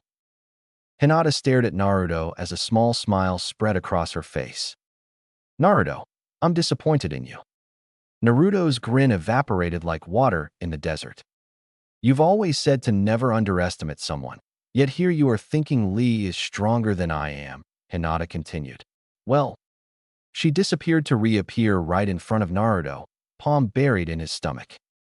I am, she finished triumphantly. Naruto poofed out of existence. Hinata paled and jumped straight up as a hail of shuriken shot from out of the surrounding woods in a perfect circle, with Hinata at center. As soon as she was airborne, more shuriken flew out of the trees, seeking Hinata. I've never tried hack in midair before, she mused quickly. She began flipping in midair, activating her chakra beams to slice apart the impending shuriken. Once they were all gone, Hinata landed safely to find Naruto 5 meters away. There's a reason Kage Bunshin is a kenjutsu, a forbidden technique, he began. Hinata cut him off by shooting a chakra beam directly at his heart, hoping secretly he would dodge the lethal blow and only be injured in another area. He took it straight on and disappeared. Hinata spun around to see Naruto, or a clone. She wondered wildly, standing again not 5 meters away. Everything a clone does during its lifespan is transferred to the originator once it is dispelled. He continued, as if he was never interrupted. Also, clones have their own chakra system and all the accessories of the original. Train them to dodge an enemy's attack, and you have a personal soldier. He grinned. The only problem was that, up until me, no one had enough chakra to use it liberally.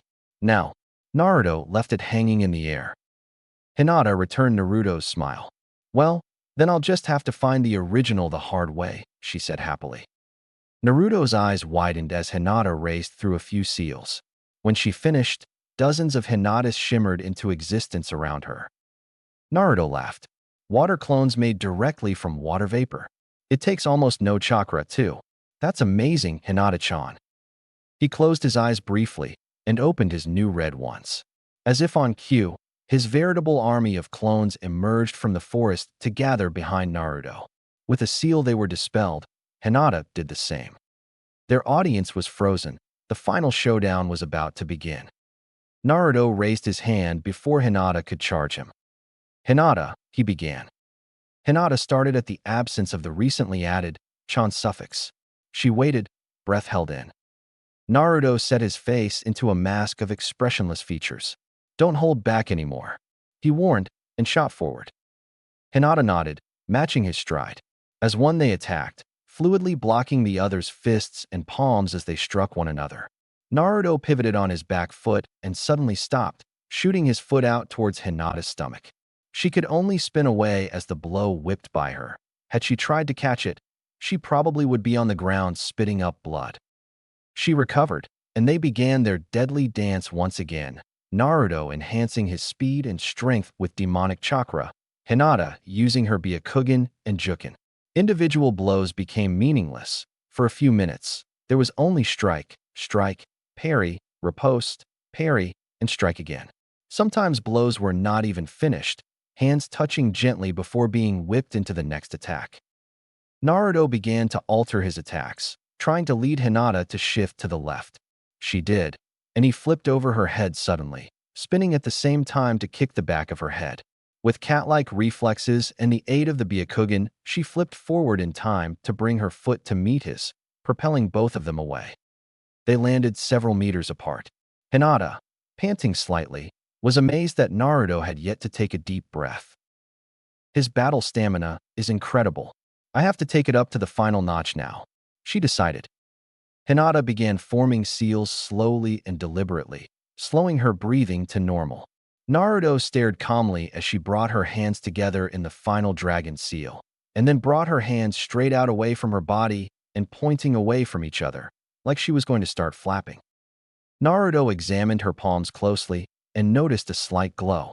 His demonic vision was able to see Hinata's ninjutsu activate, and then he didn't need it. Visible chakra beams were emitting from her palms, but extended only a few feet out. They also did not dissipate. Naruto suspected that her seals enabled her chakra to have a greater permanence. Hinata opened her eyes, Byakugan meeting demonic sight. "Naruto-kun, you cannot escape this attack no matter how fast you are. Please surrender." Naruto sighed. "Hinata-chan." Hinata perked up at the sound of the added chan. "I no longer wish to win. Now I wish to fight," he finished with a smile. Naruto's chakra flared again, and Hinata briefly wondered if she had gotten in over her head. She brushed the thought aside and concentrated on Naruto's latest technique. "Remember how I said most of my new techniques were chakra manipulation?" he asked. Hinata nodded. "Well, 9 chakra, tails was the best word Hinata could come up with emerged from Naruto's body. They looked corporeal, but she noticed they were slightly transparent. So it's that chakra that can directly affect the physical world without needing additional molding, Hinata realized. Naruto's body began to glow an eerie red. He charged Hinata once again. It was all she could do to block Naruto's chakra appendages. What she lacked in quantity, she made up for with her fluid flexibility. She nimbly commanded her body to weave in and out of Naruto's strikes, while managing to counterattack every now and then. However, she knew that she would lose. Naruto was too fast, too strong, too powerful, too smart. She should surrender and just. "No, I will not give up. Naruto will never respect me if I give up now." With renewed vigor, Hinata swept away Naruto's tails, and with a flurry of slashed cut as many apart as she could. When she spun around to face him again, she was delighted to see that he couldn't replace them right away and was left with only 2. He grinned. Scorpion style, 2 tails. He arched his remaining tails over his head, just like a scorpion's stinger. Hinata began to frantically weave a shield as he began to strike with pinpoint accuracy at her body, tails speeding in and away like bullets. Naruto had his concentration solely on his attack, but he still noticed the incredible control Hinata had to create this shield. Obviously, she had left most of their friends behind in terms of strength, but how? Suddenly, Naruto remembered the words Haku, the deceased Nukenin from the mist that Kakashi had inadvertently slain in their battle with the demon of the mist, Zabuza of the 7 shinobi swordsmen.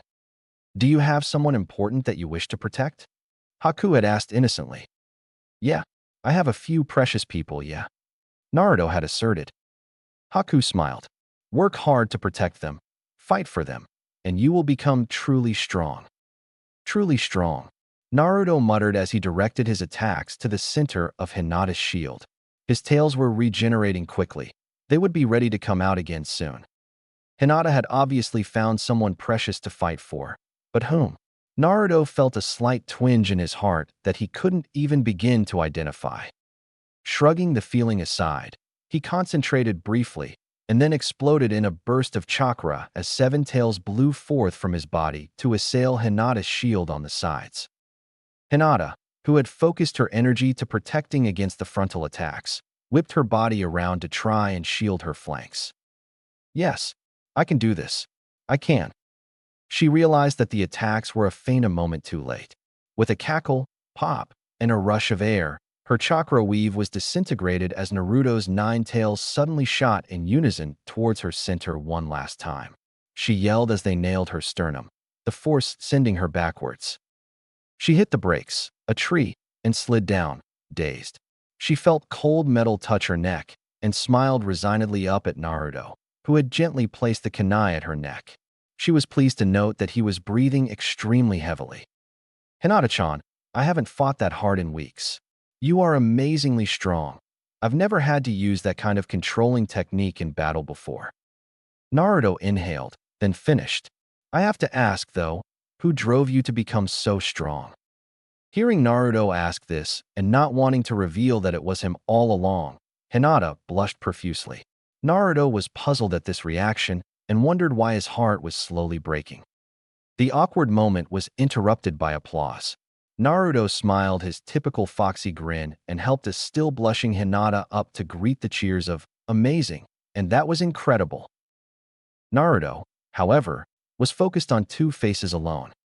Sakura was staring at him, tears pouring down her cheeks as she beamed at him. He smiled back at her. Lee, however. Lee was positively trembling. What's the matter, fuzzy brows? Are you scared? Naruto jested. Lee met Naruto's gaze with a look of intense fire. Naruto, I see that the fire of youth burns strongly within you. Take a short break. I will fight you in 1 hour. He finished, thumb pointed up prominently. Naruto grinned. I've been waiting for this for a long time, Lee. Lee nodded. Naruto stood across from Lee in the training ground, having had a quick nap. Thanks to his assimilation of the QB, he was perfectly rested after his nap. Lee began by warning Naruto. Naruto, as you know, my strength comes from my rigorous training and is also its downside. If I ever take more than 1 day's rest, my skills begin to deteriorate. He smiled wildly, which is why that never happens. I still can't use Jinjutsu, or even Ninjutsu, but I have finally learned why not. Naruto's eyes widened. I have a Kekai Genkai, Naruto-kun. One just as powerful as your blood limit. You saw my Chunin match 3 years ago, yes? Naruto nodded dumbly. Well, when I used the gates then, it hurt. A lot. As you know, I almost had to give up my life until Hokage-sama. At this point he bowed in her direction. Save my Nindo. He smiled. Naruto, put simply, my bloodline is a bit of a mutation. It allows me, through rigorous training and then a 24-hour period of meditation, to have the gates open and life opened permanently. Lee waited as the implications hit Naruto. He grinned. So your chakra? Lee nodded. Allows me to use this chakra for taijutsu techniques, at the risk of being redundant. He assumed his Guken stance. Are you ready, Naruto-kun? He shouted. Lee-san, I'm only gonna use taijutsu, no fancy tales. But I'm warning ya, my demonic chakra might just beat your gates. Naruto exclaimed, molding his demonic chakra. Red eyes met bushy brows. As one, they disappeared. They met in the center with a resounding explosion, then disappeared. This is gonna be good, Shikamaru whispered. Hinata and Sakura slowly walked back to the training ground. They had went into town to grab a bite to eat because, frankly, they were starving. The others had followed suit, but they had all ended up at different restaurants. Now, they trickled back to the training ground, sometimes having to duck as green-black blurs whizzed over their heads, accompanied by a sonic boom or two. Naruto-kun and Lee are amazing. Hinata exclaimed as they crashed through the trees above their heads yet again. I see now why Neji and Hinata was so adamant about me not fighting Lee. I'm good at taijutsu, and my techniques are as good as Neji's, but they're so fast. Sakura could only nod dumbly as Hinata waxed eloquent about Naruto's ability. She half listened, half wondered just where she stood concerning the blonde's affections. I hope it's not too late, she wondered. I hope I still have a chance. Sakura glanced sideways at Hinata, who had stopped, having reached the training area. Her mouth hung open, and Sakura's did the same when she realized what she was looking at. The training area was more like the surface of the moon, now. Craters pockmarked the area, as if a Western war had taken place there. Shino, Shikamaru, and Ino had also just arrived, displaying similar reactions. Tsunade was the last to return from her lunch break, and was followed by almost every ninja in the village who had seen her in the streets of Konoha and wanted to know just what the hell was going on.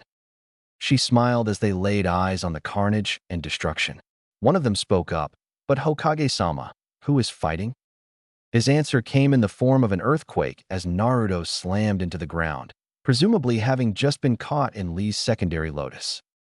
Lee landed nimbly a few meters away, albeit panting heavily. He assumed the Gukken stance as Naruto climbed out of the hole to stand firm facing Lee. Lee threw back his head and laughed. "Naruto-san, I have never had more fun fighting anyone. Not many can take a lotus and come back for more, but you have taken 4. Gasps accompanied Naruto's response. "Honestly, Lee, the same goes for me. Your endurance is incredible. I was sure I snapped at least all of your bones with that one combo, but you just shrugged it off." He was grinning wildly. Both were panting heavily.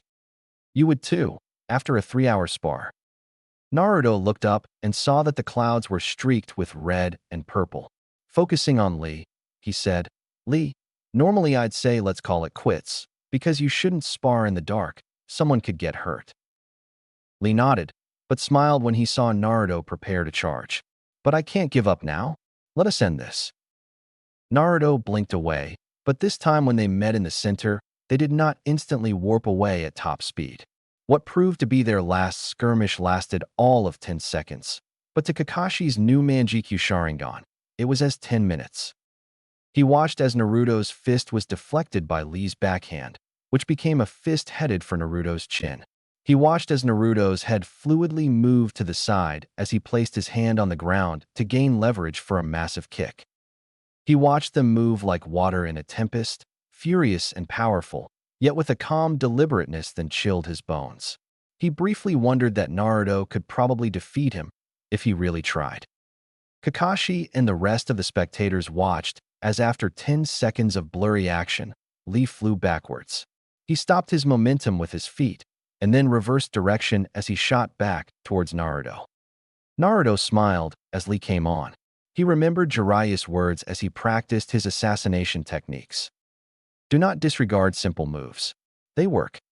As Lee came, he feinted a block, then sidestepped swiftly, brining his arm straight out in Lee's path, charging it with demonic chakra. Lee never saw it coming.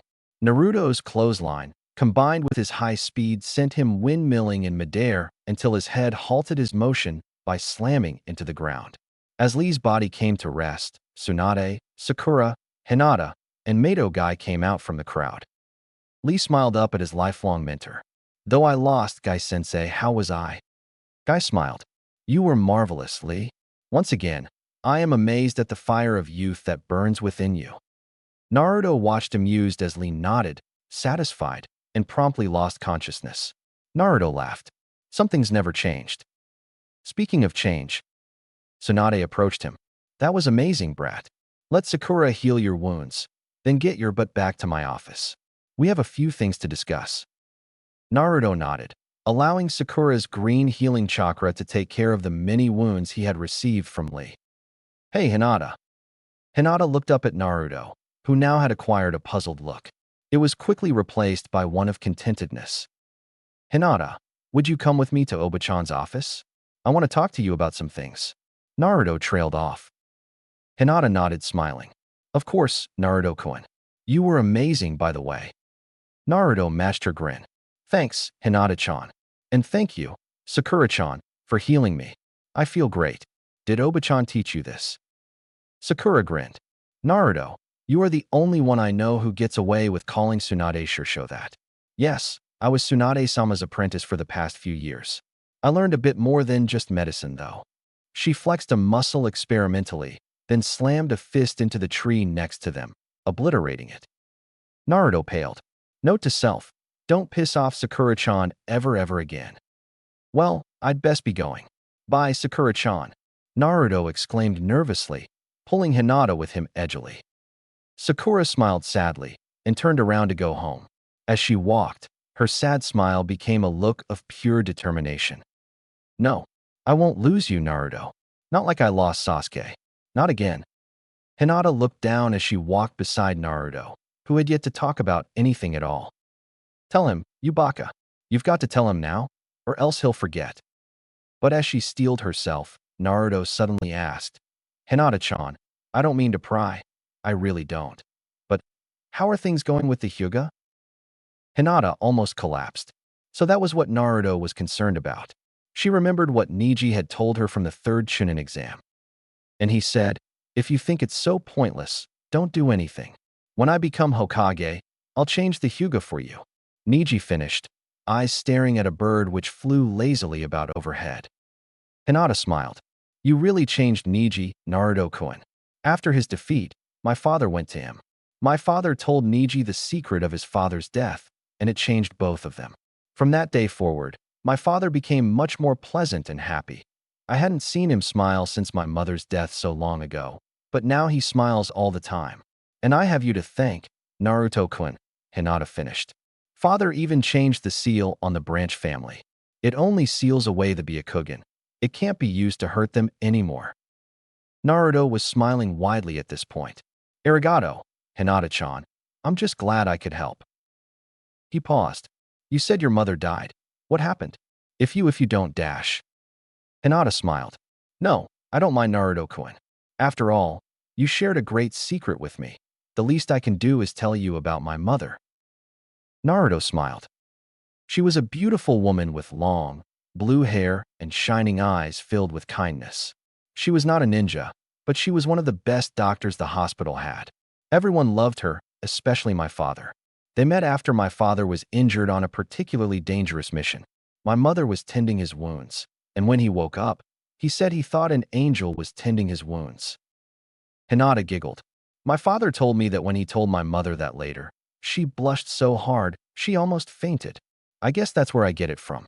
Hinata finished thoughtfully. Naruto's eyes widened. He had never heard Hinata admit her shyness before. Maybe it wasn't a problem anymore. Hinata continued, eyes moist. My mother and father married soon after. They were extremely happy, but after Hanabi-nechan's birth, she became very ill. It turned out that she picked up a disease from one of the hospital patients, who had died a few days earlier. There was nothing the doctors could do, and my mother. Hinata never finished. She burst into tears and buried her face in her hands, sobbing. She felt her legs give away and remained upright. Hinata became aware of two very strong and firm arms encircling her, keeping her upright, lending her strength. She opened her eyes slightly to see soft black cloth. She looked up and met blue eyes which shined with compassion and tears of their own. It hurts, doesn't it? Naruto whispered. The pain of loneliness hurts so much. He wiped away his tears, then brought a hand down to cup her cheek. But I'm here for you, Hinata-chan, he said as he wiped away her tears with his thumb. You can always count on me. I won't abandon you. I promise. I promise by my Nindo. Hinata giggled. He was so Naruto. And your Nindo is to never go back on your word, nay? That's my Nindo too. Naruto's eyes widened. It is. Hinata nodded, smiling. Arigato, Naruto-kun. I feel better than ever before, as if a great weight had been lifted off my chest. She pulled away reluctantly. I know Tsunade wants to see you and give you a mission, but tomorrow, will you meet me at Ichiraku's at 3? There's something I want to talk to you about. Naruto smiled. Of course, Hinata-chan. See you tomorrow. He watched as she leapt away.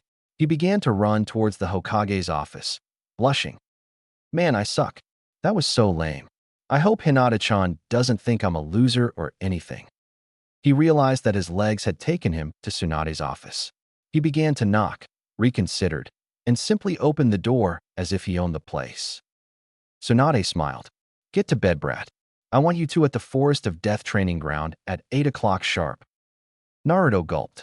"What for?" Tsunade smiled evilly. "Survival test." Surviving what?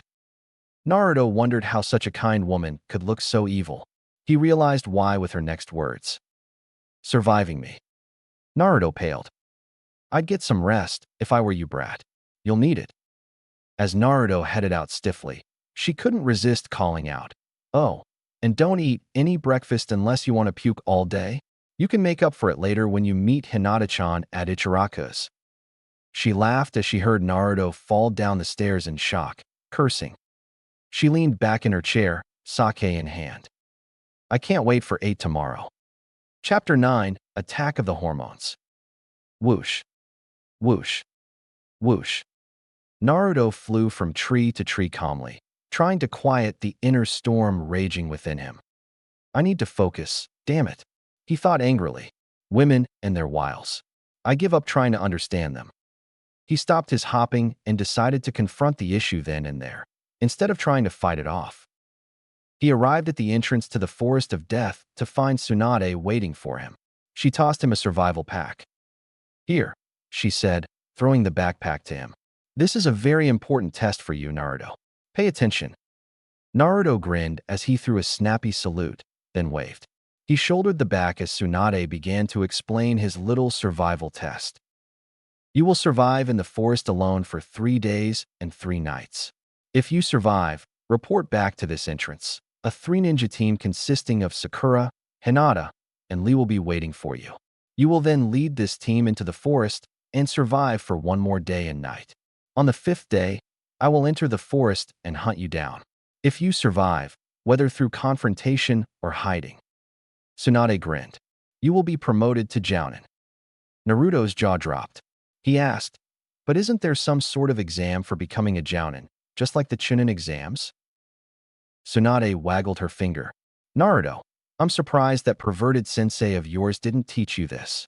The Chunin exams are so public because Chunin perform more missions and of a greater variety than any other rank of ninja. Jounin, on the other hand, are a hidden village's pride. We can't make their skills public, so the Kage of a village will set their own exam for Jounin.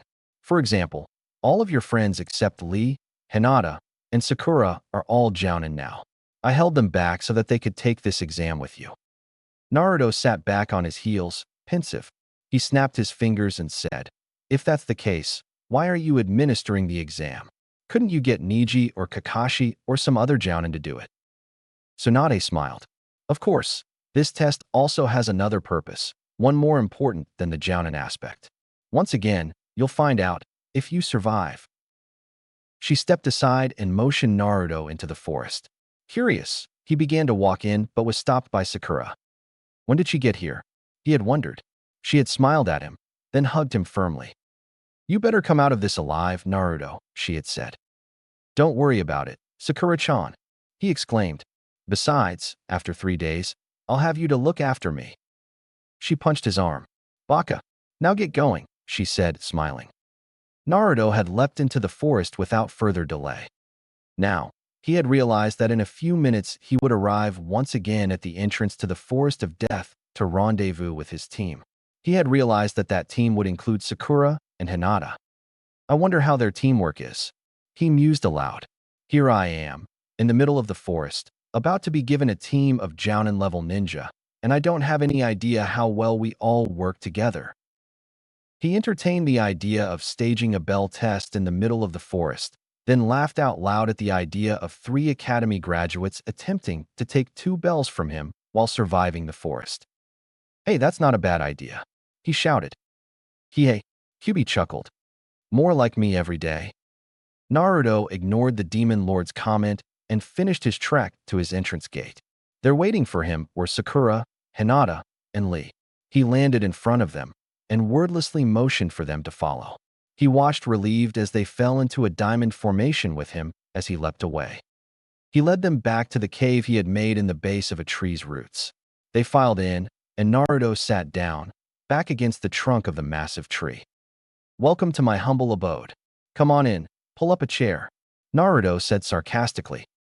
Lee laughed, while Sakura glared at the blonde troublemaker. "Naruto, please.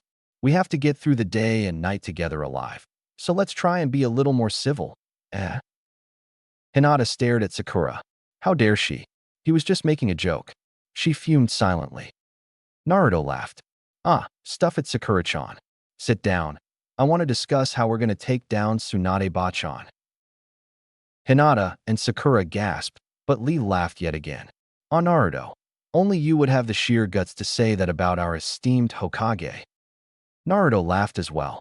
"I've fought her, won this necklace from her." He pulled out the glittering jade pendant, and also gotten 2 butt weapons in the process.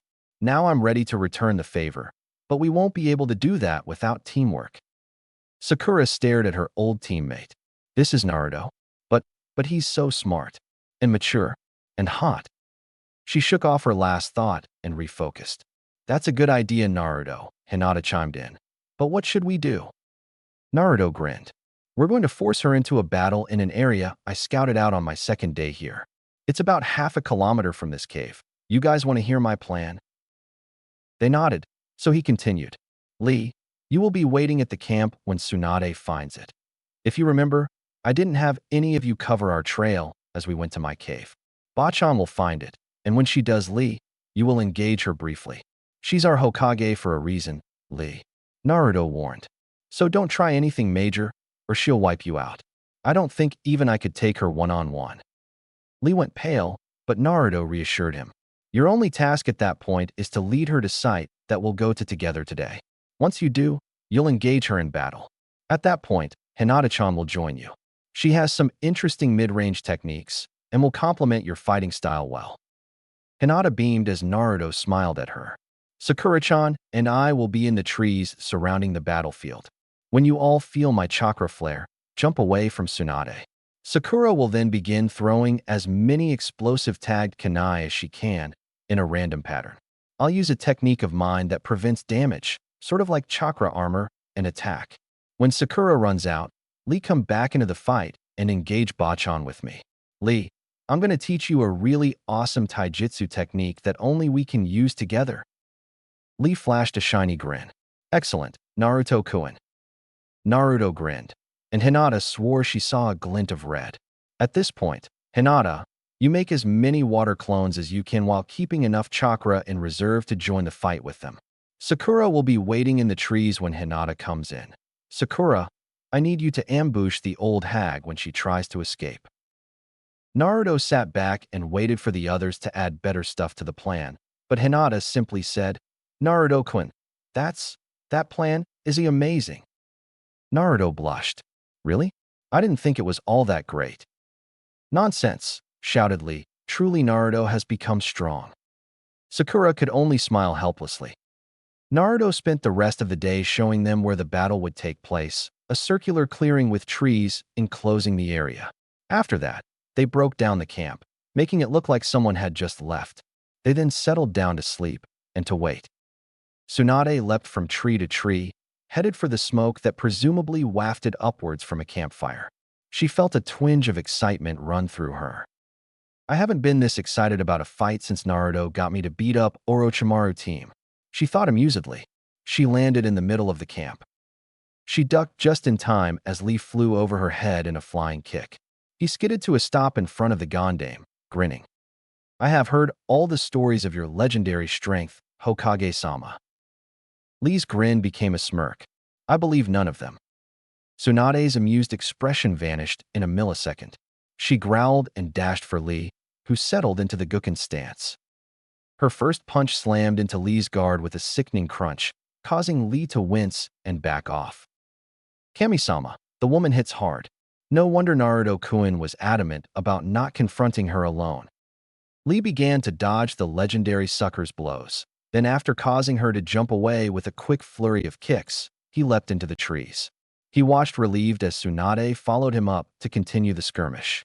That was the trickiest part of their mission, Naruto had warned, getting Tsunade to follow Lee. Lee jumped down to the clearing, alarmed that Tsunade had forced him back that far already. He landed gracefully and assumed the Gukken stance as Tsunade charged in, right hand trailing behind her. She never saw Hinata drop from the branches above.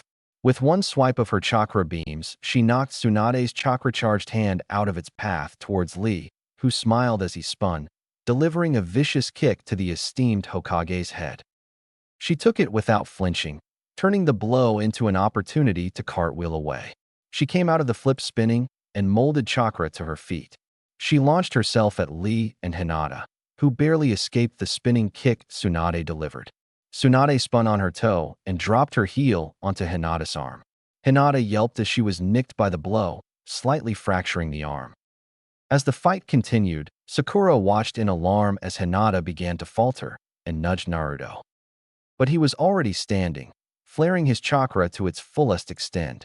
Without even looking, Hinata jumped out of the clearing and headed for Sakura to be healed, while Lee simply vanished in a burst of speed. Tsunade had 2 seconds before the first explosion went off.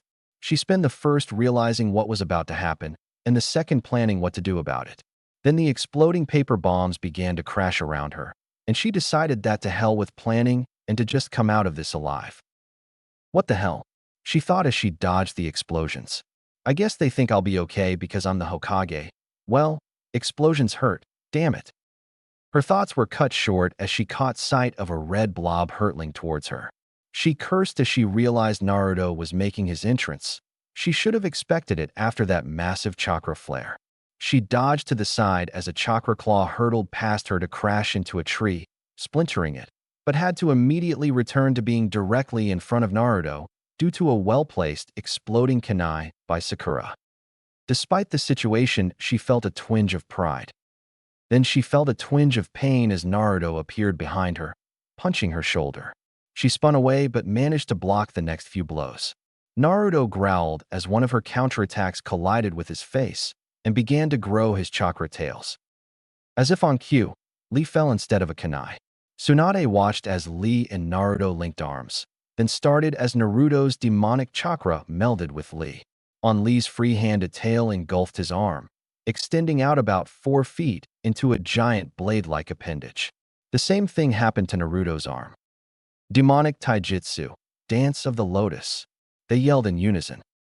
They began to spin around in a circle, simultaneously running towards Tsunade, who could only marvel at the control they needed to perform such a move.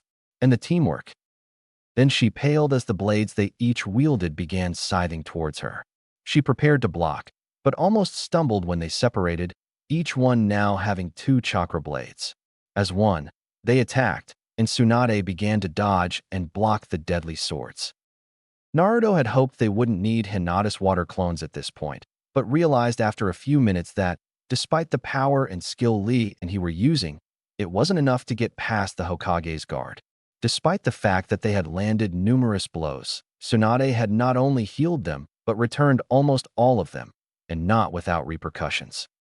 Naruto smiled as he felt the sudden presence of, "Wow, Hinata-chan, that's a ton of clones," he thought, amazed at Hinata's stamina. Tsunade realized that perhaps it was time to regroup when the clones dropped down and attacked. Though significantly weaker than shadow clones, they could still use Juken, which was a pain in the ass to heal. Tsunade leapt up to a tree and forgot about Sakura, who hurtled out of the foliage to deliver her own ridiculously powerful punch to Tsunade. Tsunade threw up a guard, but smiled helplessly as the force from the blow sent her back down towards the clone army, of which she had only managed to diminish a few.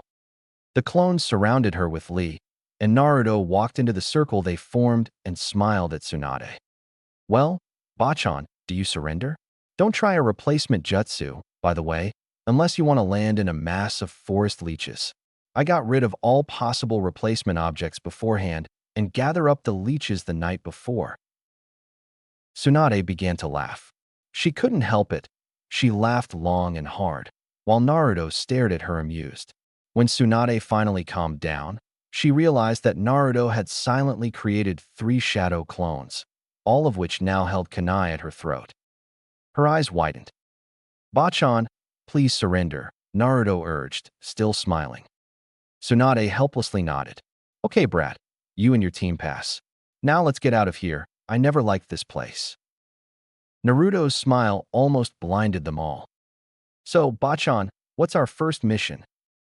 Tsunade glared at the blonde, still a little peeved at how flawless his plan was. Quiet, brat. I want all of you to head to my office ASAP. Except you, brat. I want a word with you.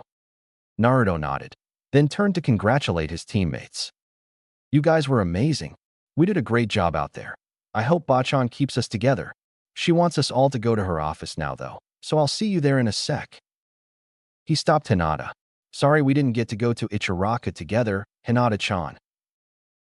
She laughed. It's okay, Naruto-kun. You were a little busy.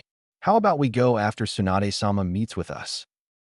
Sakura, who had been listened, piped in. Yeah, why don't the three of us go? Lee's got to meet guys somewhere, so why not all three of us? Naruto paled as Hinata glared at Sakura with more killer intent than he thought was possible from the pearl-eyed girl. I gotta talk to Tsunade. We'll talk about it later. Run along now, bye-bye. Naruto panicked as he ushered the two new kunoichi jounin away, still giving each other death glares. He turned away and ran back to Tsunade, who looked on smirking. Well, Hormone Boy, now that that's over with, I have confidential news for you. Naruto stopped all motion. Tsunade nodded in approval and went on. That test was, as I said, more than just a jounin exam. It was a test to see if you were ready to kill, and you passed. She breathed in. I have your team's first mission for you, but I have no doubt that you will be the deciding factor in this assignment. Sasuke has been spotted entering the Fire Country. Your mission is to find him before he reaches Konoha and bring me his body, dead or alive. I only say alive because if it's possible, I want to examine the cursed seal and then hand him over to Marino Ibiki for interrogation. Naruto was staring at the ground when Tsunade finished, but when he looked up his eyes gleamed with anticipation. Well, he said, let's head back to my future office, nay? We gotta break the news. Chapter 10, Remember the Past. Naruto walked along the main street of Konoha, completely and utterly bewildered and with no idea of where he was going. After he and Tsunade had briefed Hinata and Sakura, and after a few more not-so-discreet glares from the kunoichi, Tsunade had whipped out from seemingly nowhere Naruto's ornate box. He had yelped, having completely forgotten it in the chaos that had followed. Tsunade then handed him a set of keys on a single ring. Naruto had stared at the keys, dumbfounded. You got keys made for my apartment? Thanks, Bachan. Tsunade glared. No, Naruto, these are the keys to your new house, left to you by the Hokage. Naruto frowned. But Bachan, why? And which dash? Tsunade had lost her temper at this point and thrown Naruto from her open office window. When he landed, a crumpled piece of paper hit him on the head. Upon opening it, he saw that it was directions to his house. And now, he was on the last leg of the journey. He began to feel uneasy and downright terrified. His path was taking him past the Hyuga clan house, along with every other wealthy and influential Konoha citizen, some of whom were council members, all of whom had treated him like trash in the beginning. Naruto shook his head clear of those thoughts. If any of them try anything now, I'm more than ready for them. Naruto looked back down to his paper, then realized that he had arrived. He looked at the house, then back at the address on the paper, then back at the house. That's no house, Naruto mumbled. That's a mansion. Indeed, Naruto now stood in front of what seemed to be the largest building intended for living in Konoha. The house stood 3 stories high, with a bright red shingled roof and tall windows. Naruto mumbled to himself as he walked up to the front door. Why was everything in life an adventure for him? Why did it always have to be flying from one fight to the next? When Naruto reached the door, he began to try the keys in the lock unsuccessfully until finally one of them turned the tumblers and opened the door. He walked inside and was greeted first by boxes of his possessions, spare clothes, spare weapons, and a few others which he was pretty sure contained the necessities of life. He then looked up from the pile of crates to notice that the house was immaculately clean. Bachan probably paid a maid to do it or something, Naruto thought tiredly. He walked to the stairs and found the master bedroom, curiously placed on the second floor directly in the middle of the house. He sat down heavily and placed the box on his lap. He picked out the smallest key from the ring and surprisingly it fit into the box's keyhole. He turned the lock and opened the lid. Sitting on top of a pile of unidentifiable stuff was a letter face down. Naruto picked it up and turned it over. It said, "To Uzumaki Naruto, from the Yondaime Hokage of Konoha." And with trembling hands, Naruto opened the letter, pulling out a piece of paper. He opened it up and began to read. Naruto, if you are reading this, then you have reached the age of 16 and are now an adult and Jounin of Konoha. I am the Yondaime, but I no longer wish for you to think of me by that title. Call me father. My name is Uzumaki Erashur, Hokage of Konoha, and I am so sorry. I write this letter to you, my son, because I know that my time is running out. The demon lord known as the Kyuubi is headed for Konoha, and I know that it is my duty to stop this demon from destroying any more lives. I'm sorry, son. I know this will be a lot to handle for you, having never known your parents all your life. I know that despite how much of a hero you truly are, those who recognize that in you will be few. I'm sorry for thrusting this burden on you, Naruto, but it is the only way. You are the perfect candidate, being of the Uzumaki bloodline, and I am loath to ask another ninja to sacrifice his child, just so that my own would not have to carry a demon lord in their tummy. I will tell you what you are now ready to hear, Naruto. Hopefully by the end of this letter you will understand. In my wildest dreams, I hope you can think of me as a father in the end. I was the heir of the Uzumaki bloodline, the sole heir. I was an orphan at birth, but even though I was born from the only clan more powerful than the Uchiha and the Hyuga, I was not regarded well in the village. I vowed that I would gain their respect, and that I would become the Hokage of Konoha. I sought training from one of the most powerful ninja in the world, Jiraiya of the legendary Sannin. I know him now as Ero Sennin. If you've ever met him, you do too. Eventually, I gained the respect of the village, and soon the attention of the Sandaime was on me. The old man, well, he's old now, asked me if I would die for my village.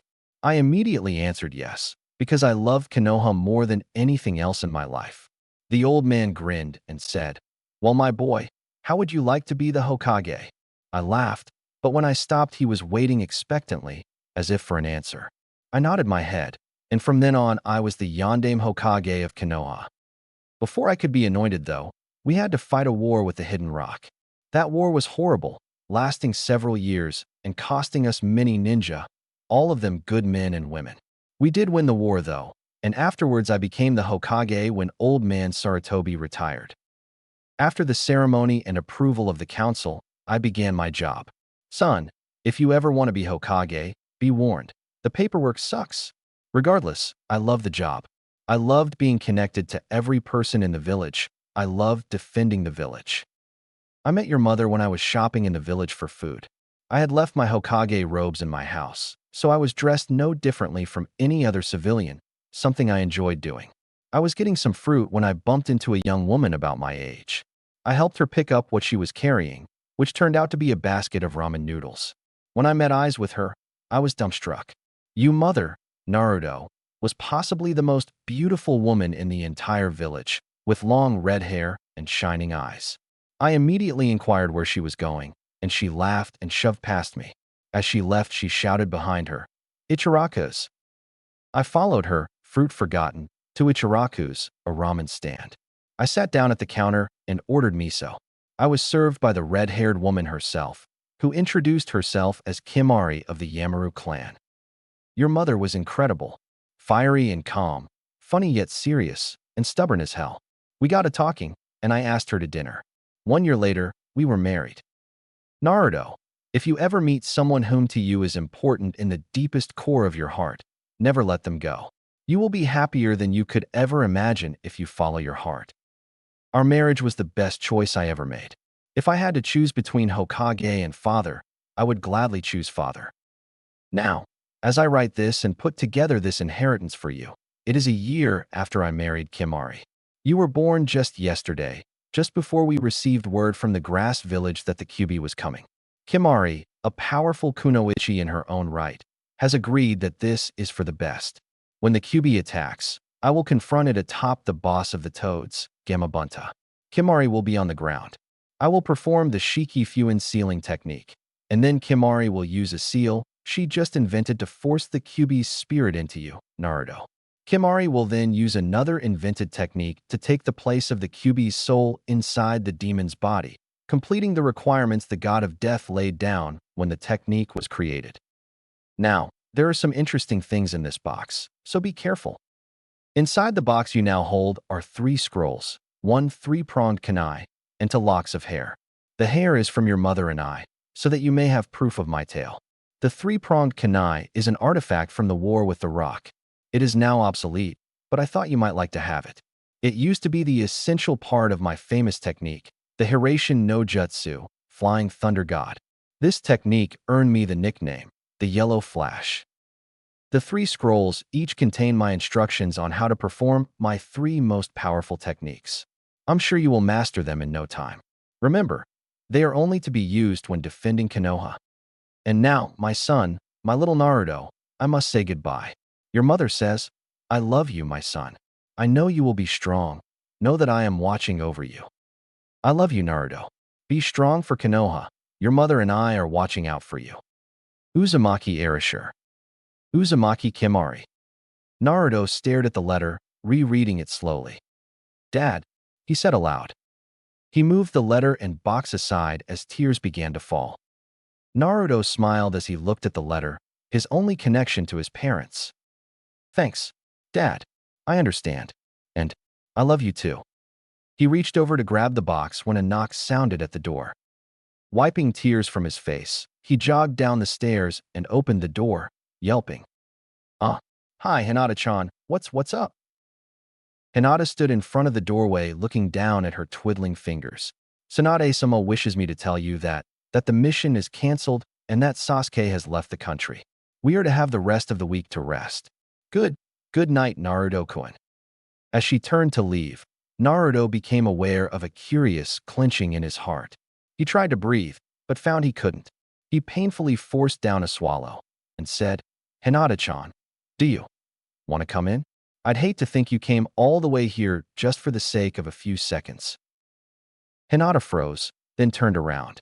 Naruto's heart skipped as he caught sight of Hinata's smile. It wasn't very wide, but it was so filled with genuine happiness that it blew Naruto away. Thank you, Naruto-kun. I would like that very much. Naruto grinned. Hey, yeah, you can see my dad's box too. The one that Tsunade gave me. I'll meet you in the kitchen. Come on in.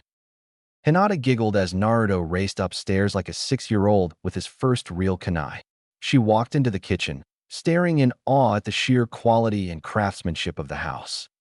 She turned back to the stairs as Naruto came down, bearing the ornate gold box from before. He set it on the table, opening it and handing a letter to Hinata. Here, Hinata-chan. I'd like you to read this. Hinata nodded and read the letter.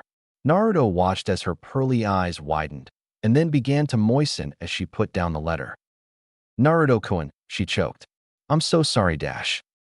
No, Hinata-chan, don't be sorry. I'm not. I'm really happy. Now I finally have the last piece of the puzzle of who I am. I know who my parents are now. It's okay, really. Hinata smiled and wiped away her tears. Thank you for sharing that with me, Naruto-kun. Naruto smiled. Hey, you spilled your past to me first. I just thought, you know. Hinata giggled. I do know, Naruto. Thank you. I need to get going, though, or Neji will get worried. Are we still on for tomorrow? Naruto gave the thumbs up. Of course, Hinata-chan. I can't wait. I just hope I don't make an ass of myself. Wait, why would that matter? It's just Hinata-chan, right? Hinata smiled, then turned to leave. Oh, Naruto. Here. Naruto frowned as she handed him an envelope, also addressed to him from his father. This was in the other envelope. Good night, Naruto-kun. Good night, Hinata-chan, he shouted as she disappeared into the night. Naruto turned his attention to this new letter and hastily opened it, wondering what it could possibly contain. He began to read as he ascended to his new bedroom. As he read, his cerulean orbs widened until he staggered onto the bed and sat down heavily. He looked out the window. Sasuke, what you seek, what you did, it was all for nothing. Chapter 11, Attack of the Hormones. Naruto stared at the piece of paper he had just read, heart pounding from the shock of discovery, The kind of shock that only comes when a major outtake on life has just been shattered. Naruto stared at the paper, willing it to be wrong. What follows is a report filed by Sarutobi, Sandaime Hokage of Konoha, and Uchiha Itachi, captain of Umbu, concerning the massacre of two major clan houses of Konoha, the Uzumaki and the Uchiha clans. This report's goal is not to republish the details of the death of the Uzumaki clan, as they were all murdered by the Kyuubi, down to the last child. That report can be found under its own title in the archives. However, it is important to keep the fact that the Uzumakis were murdered in mind as one reads this report. Konoha has always had three noble clans: Hyuga, Uchiha, and Uzumaki. Of the three, the Uzumaki were clearly the most powerful based on comparative strength of ninja and Kekkei Genkai. When the Kyuubi attacked, the commander in charge of our forces while the Yondaime was preparing his seal, a Hyuga, placed the Uzumaki ninja on the front line, stating that they, as the most powerful ninja in Konoha, had the best chance of stopping the Kyuubi.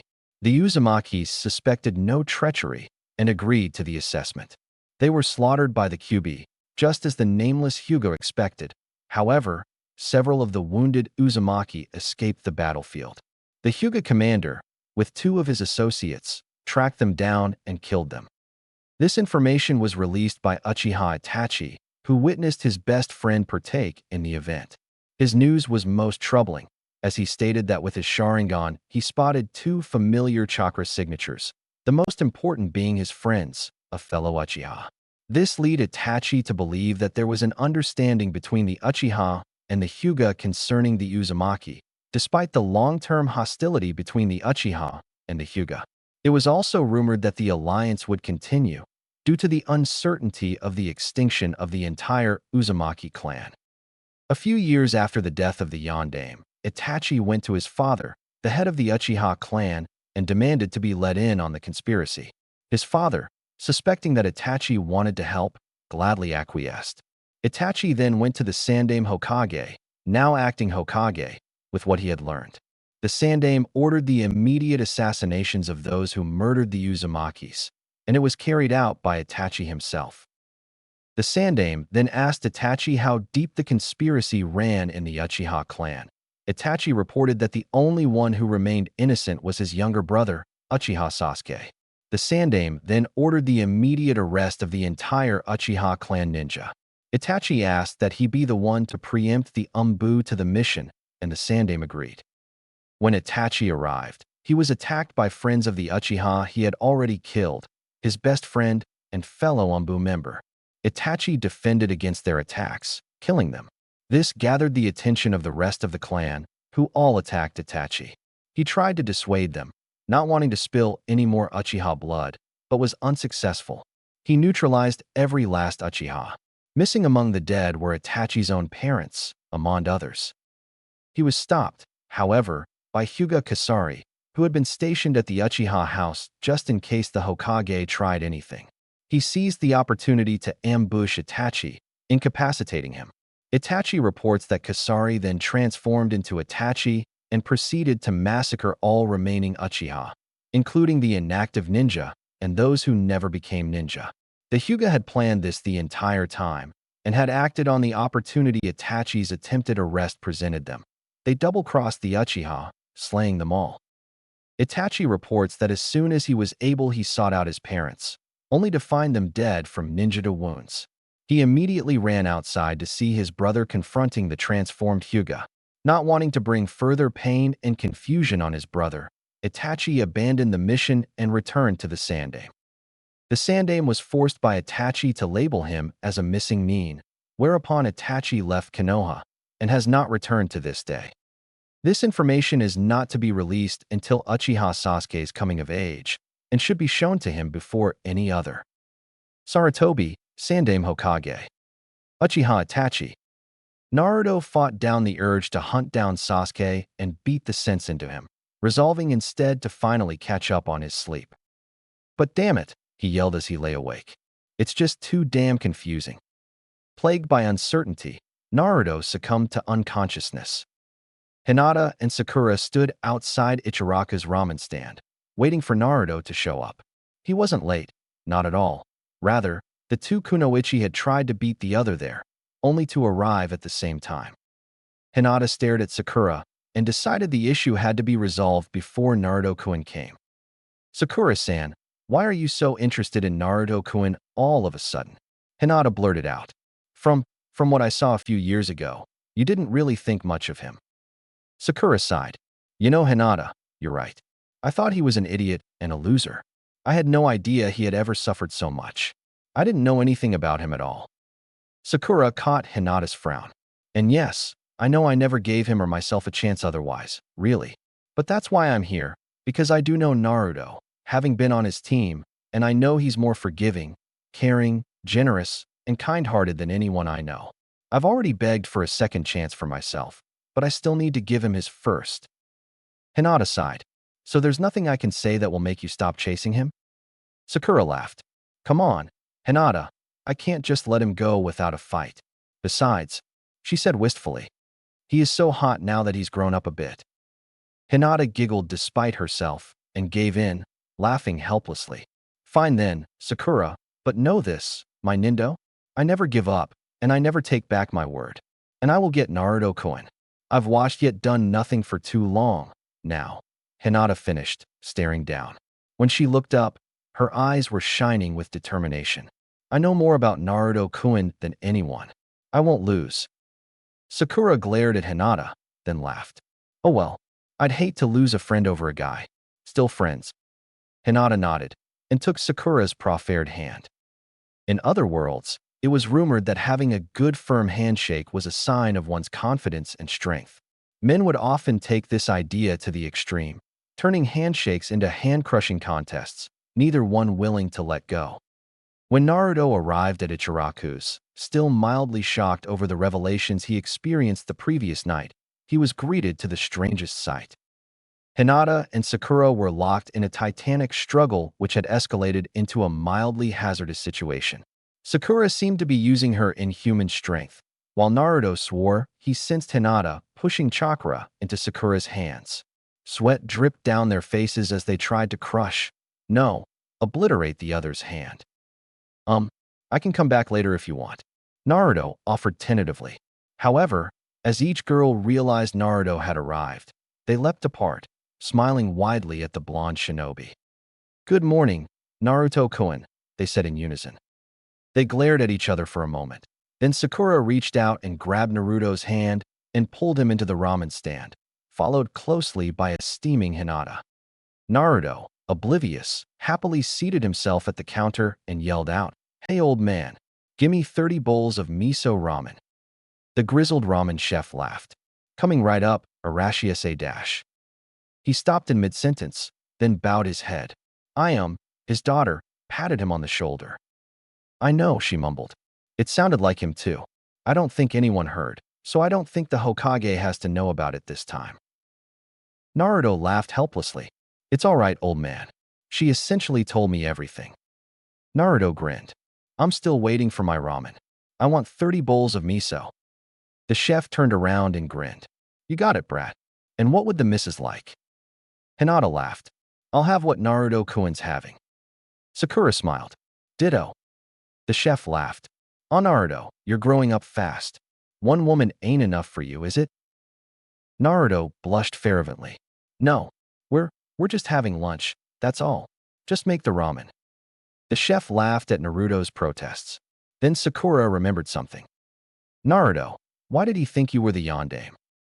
Naruto grinned. "Because I'm his son, of course." Sakura sat back, shocked. "You found out who your parents were? And your father was a Hokage?" Naruto simply smiled as the ramen was served. Before breaking apart his chopsticks, he reached into a pocket and handed Sakura a letter. "Read it for yourself. Meanwhile, will eat." Itadakimatsu.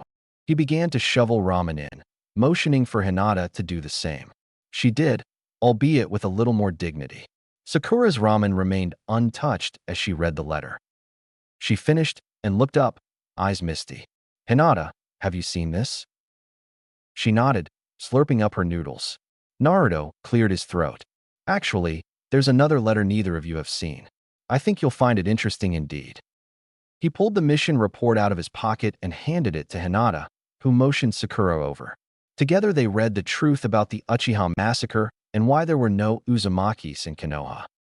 Naruto, this is huge, Sakura exclaimed, settling onto her stool.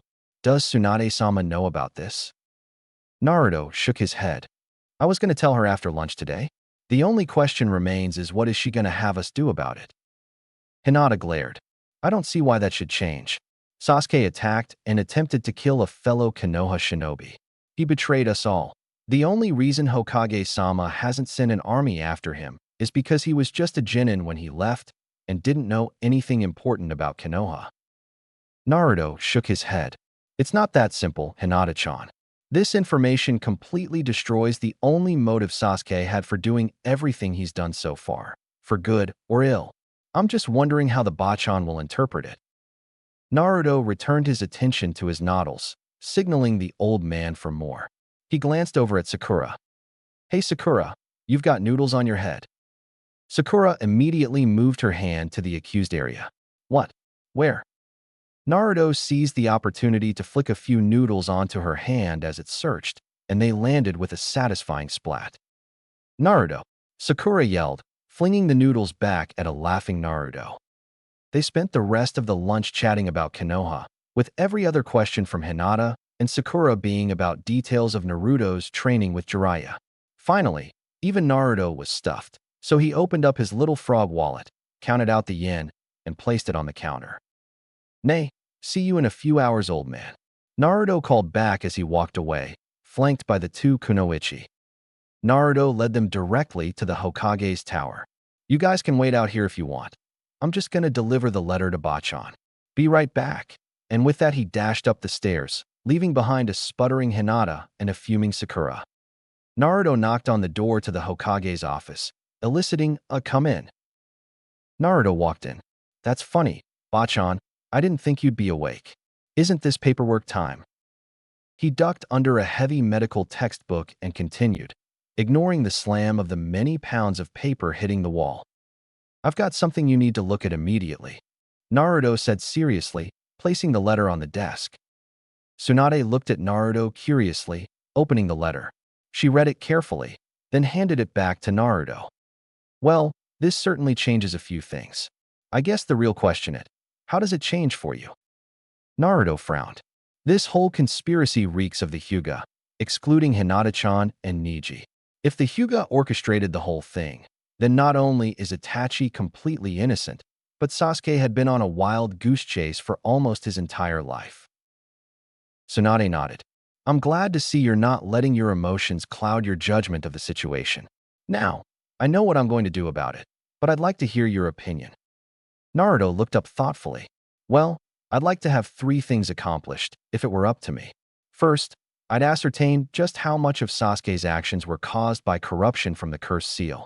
Second, I'd confront both Itachi and Sasuke in an attempt to bring both of them back to Konoha, because, from what I've seen, we still need strong ninjas, especially with the threats from Akatsuki and Orochimaru.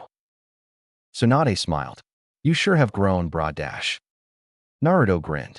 And finally, I'd like to find out what my Kekai Genkai is. Tsunade's praise died in her throat. Well, except for that last one, I agree with you. Naruto, as the foremost medical expert in the world, your Kekai Genkai may never manifest itself because of the interference caused by the Kyuubi as you grew up. I confer with him and get his opinion on this. Naruto frowned, but perked up when Tsunade said, However, I've decided to give you an S-class mission. Your objective is to travel to the unofficial Sound Country. From there, locate Orochimaru and Sasuke. Avoid confrontation if at all possible, but you have official permission to fight and kill anyone you meet, including Orochimaru and Sasuke. However, Naruto stood at attention. Your number 1 priority on this mission is to isolate Sasuke and explain everything to him. Do it any way possible, and then come home with the results. Are we clear? Naruto nodded, grinning. Woohoo! My first S-class mission. Tsunade smiled despite the gravity of the situation. You leave in 1 week. This time is to be spent with your team perfecting your teamwork, as well as to relax. Return to my office 1 week from now. Dismissed. Tsunade waved her hand, returning to her paperwork. Naruto nodded once, then performed a quick seal and poofed away. Hinata and Sakura had spent the time Naruto was talking with Tsunade by glaring at each other and thinking up ways to get Naruto alone with themselves. Naruto chose to poof right between them. "What the dash?" Sakura exclaimed. "Naruto, please don't do that." Naruto grinned sheepishly. "Sorry, Sakura-chan, but we got a mission." Hinata smiled. "Great.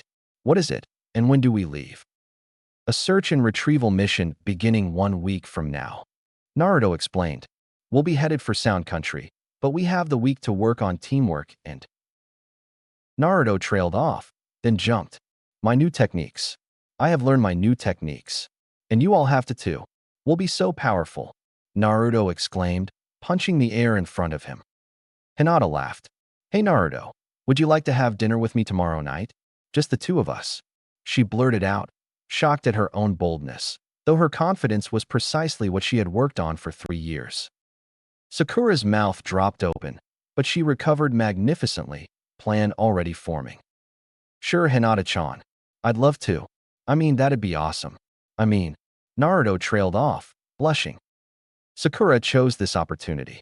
"Well, Naruto, will you have dinner with me 2 nights from now? Alone?" she asked innocently, shooting a victory sign at Hinata. "Sure, Sakura-chan. I should go now? I'm gonna check out those new techniques. Bye, Sakura-chan. See you at 5 tomorrow, Hinata-chan." And he poofed away. Hinata glared at Sakura, who returned the favor. "I won't lose." Chapter 12. I'm not Sasuke. A poof of smoke echoed throughout the Uzumaki household. Naruto panted as he leaned against the door for support. As an afterthought, he locked it, though he knew any ninja worth keeping out wouldn't even break his step as he walked through the door. Naruto grinned. Then again, most of the arrogant ninja in this village would think that in one would expect someone to come through a window. Why bother with the door? Naruto sighed. He was mentally avoiding the confrontation he knew was building within himself. 2 confrontations, actually. Naruto groaned. "Shut up, Bakakitsune. Not now." The demon lord remained silent, but Naruto was past caring. He was already thinking about Sasuke team. "I don't get it." Naruto howled as he resisted the urge to punch something. He growled as he thought, "This was a clan house. There's got to be something I can beat up."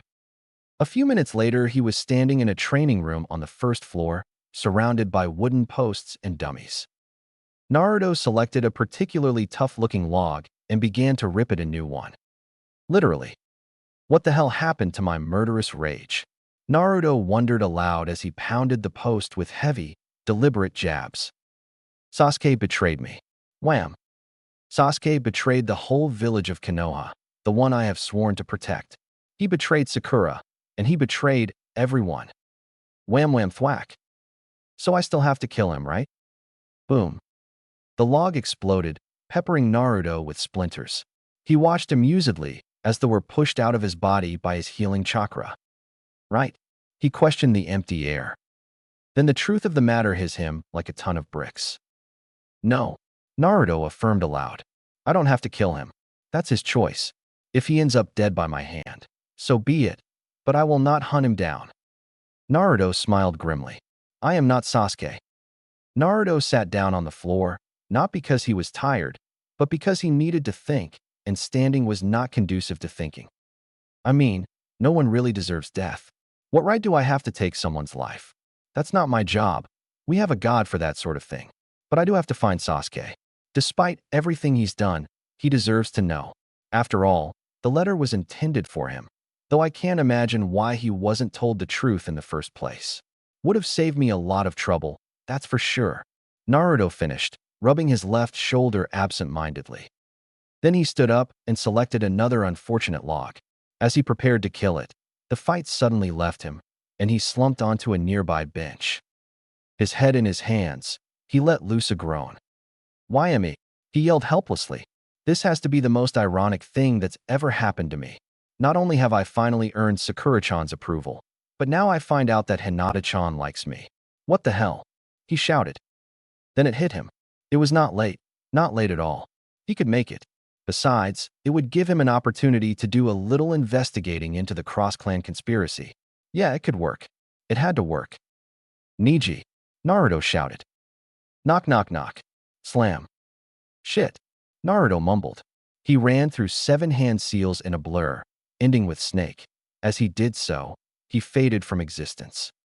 Thank you, Erosenin, for teaching me your cloaking techniques. Naruto thought triumphantly. He ran downstairs, not making a sound, and was greeted to a strange sight. His door, knocked in, but still on its hinges. Puzzled, Naruto turned around, only to trip over something hard and firm. Shit, he chorused mentally as he descended. Only 3 people could have spotted me. I hope it's not. But when he saw who had invaded his house, he wished with all his might that it was Sasuke who was standing over him, palm pointed at his heart. Hee-hee-ha, how you doing, Neji? Neji glared. Sasuke glared at Orochimaru. Why the hell did you pull me out of the fire country? It was not a statement Orochimaru liked. He glared and leaned towards the boy, who did not back away. This was not for you to know, but I think I will tell you, though not because you asked. Orochimaru sat back on his throne-like chair. Of all the things he missed from his old destroyed hideout, he missed his chair the most. So he had one made. He settled into it more comfortably. Konoha will be sending a team of jounin here to investigate. I wanted you here because Naruto-kun will undoubtedly be a part of that team. You are to kill him and activate the Manjikyu Sharingan. Or Sakura, if she is present. I imagine she would make an easier target. Sasuke nodded. She always was the weakest of the 3. He was about to apologize for interrupting Orochimaru in his latest experiment, an action guaranteed to get the Snake Sannin to teach him a new jutsu, when a scuffle broke out in the hallway. Sasuke started to leave to investigate, but was stopped by Orochimaru, who had suddenly appeared at the Uchiha's side. No, I will see to this myself. Orochimaru shut the door behind him and turned to face an interesting scene. Kabuto stood over the bodies of 2 snakes, which were in the process of poofing out of existence. He whipped around and bowed to Orochimaru. My apologies, Orochimaru-sama. The captured summons got a little unruly. I had to kill them. Orochimaru shrugged indifferently. It matters not, he purred. That experiment was a failure. How is Plan B faring? Kabuto smiled. Well, Orochimaru-sama, do you think we'll need it? Orochimaru shook his head. No, but it never hurt to have one, did it? Kabuto laughed. Itachi stood before his mysterious commander, patiently awaiting his next command, even though they both knew what it would be. Itachi, take your partner Kisame into Fire Country. Uzumaki Naruto will be traveling with a team of jounin headed to Sound Country, presumably to attack Orochimaru. Give them this. Itachi caught the ring that was tossed at him. His eyes betrayed no emotion, though he said, "It is time." The man cloaked in darkness nodded his head. Yes, guarantee the success of their mission, then carry out your plan. Itachi nodded and turned to leave. If anyone had seen Itachi with his collar down at that moment, they would have wet themselves. He was smiling. It was the grin of a man who had seen far too much in his life, but it was there nonetheless. Itachi located Kisame within the halls of the structure easily. Come with me. We have a mission. Kisame grinned. Itachi wondered once again if he was half shark as he led the swordsman into the light of the above world. Naruto sweated as Neji leaned down next to him. With a single jerk, he yanked Naruto into a standing position, ignoring the blonde's yelp. What do you intend to do to my cousin? Neji asked bluntly and expectantly. Naruto glared. And what is that supposed to mean? Neji matched his glare. Hinata. Imuto just returned home. She asked her father if she could be home late tomorrow night. When my father asked, she said that she was going on a date. Her father did not press the issue, but I knew exactly what she meant. So I came here. Neji smiled evilly. I like you, Naruto. You're a nice guy. I see why Hinata, never mind. My point is, if you hurt her. He let it trail off, patting Naruto on the shoulder. Naruto paled as he felt a small amount of chakra being thrust into his shoulder. Neji smiled at his reaction. I'm glad we understand each other. You have fun tomorrow night. Neji turned sharply, but Naruto called out, Oi, Neji. He turned, then seeing the serious look on Naruto's face, walked back. First off, I will never hurt Hinata-chan. Ever. And that's a promise. Neji nodded. 2. There's something I want you to look at. Naruto pulled a letter out of his pocket and gave it to Neji, who scanned it quickly. He paled and handed the letter back to Naruto. So what does this mean? Neji asked. Naruto shrugged. I'm not sure. I just wanted you to know. Keep your eyes peeled. Who knows what could be happening behind the scenes? Neji nodded. Thank you for showing me this. Does Hinata know? At Naruto's nod, Neji turned to leave. I will see you later then, Naruto. Naruto watched until he left, then walked back upstairs to his bedroom. He touched his father's box gently, then picked it up and carried it downstairs, grabbing a blanket as he did so. He placed the box on the kitchen counter and found a couch in a room that looked like it was used for relaxation. He pulled the blanket over him and fell asleep almost instantly. For now that he knew, it just didn't feel right to be sleeping in his father's bed. As he was washing his face the next morning, he found that it was impossible to keep his new long hair out of his face for longer than 2 seconds. How the hell did Dad ever manage it? He whined, then sobered as he realized he would never get to ask him. On an impulse, he pulled it back as if to tie it in a ponytail. Damn, he whistled. Why didn't I think of this sooner? No more hair troubles. Naruto crowed. He ripped open a random cabinet, searching for something small and elastic. When he left his house for morning training, Naruto cut quite the path through the crowd of Konoha. Possessed of a leaner face which brought his whisker marks to greater prominence, he was quite the looker. High cheekbones, dark blue eyes, and long blonde hair. 2 locks came down on either side of his face, almost in the fashion of the Yamanaka, but less jaunty.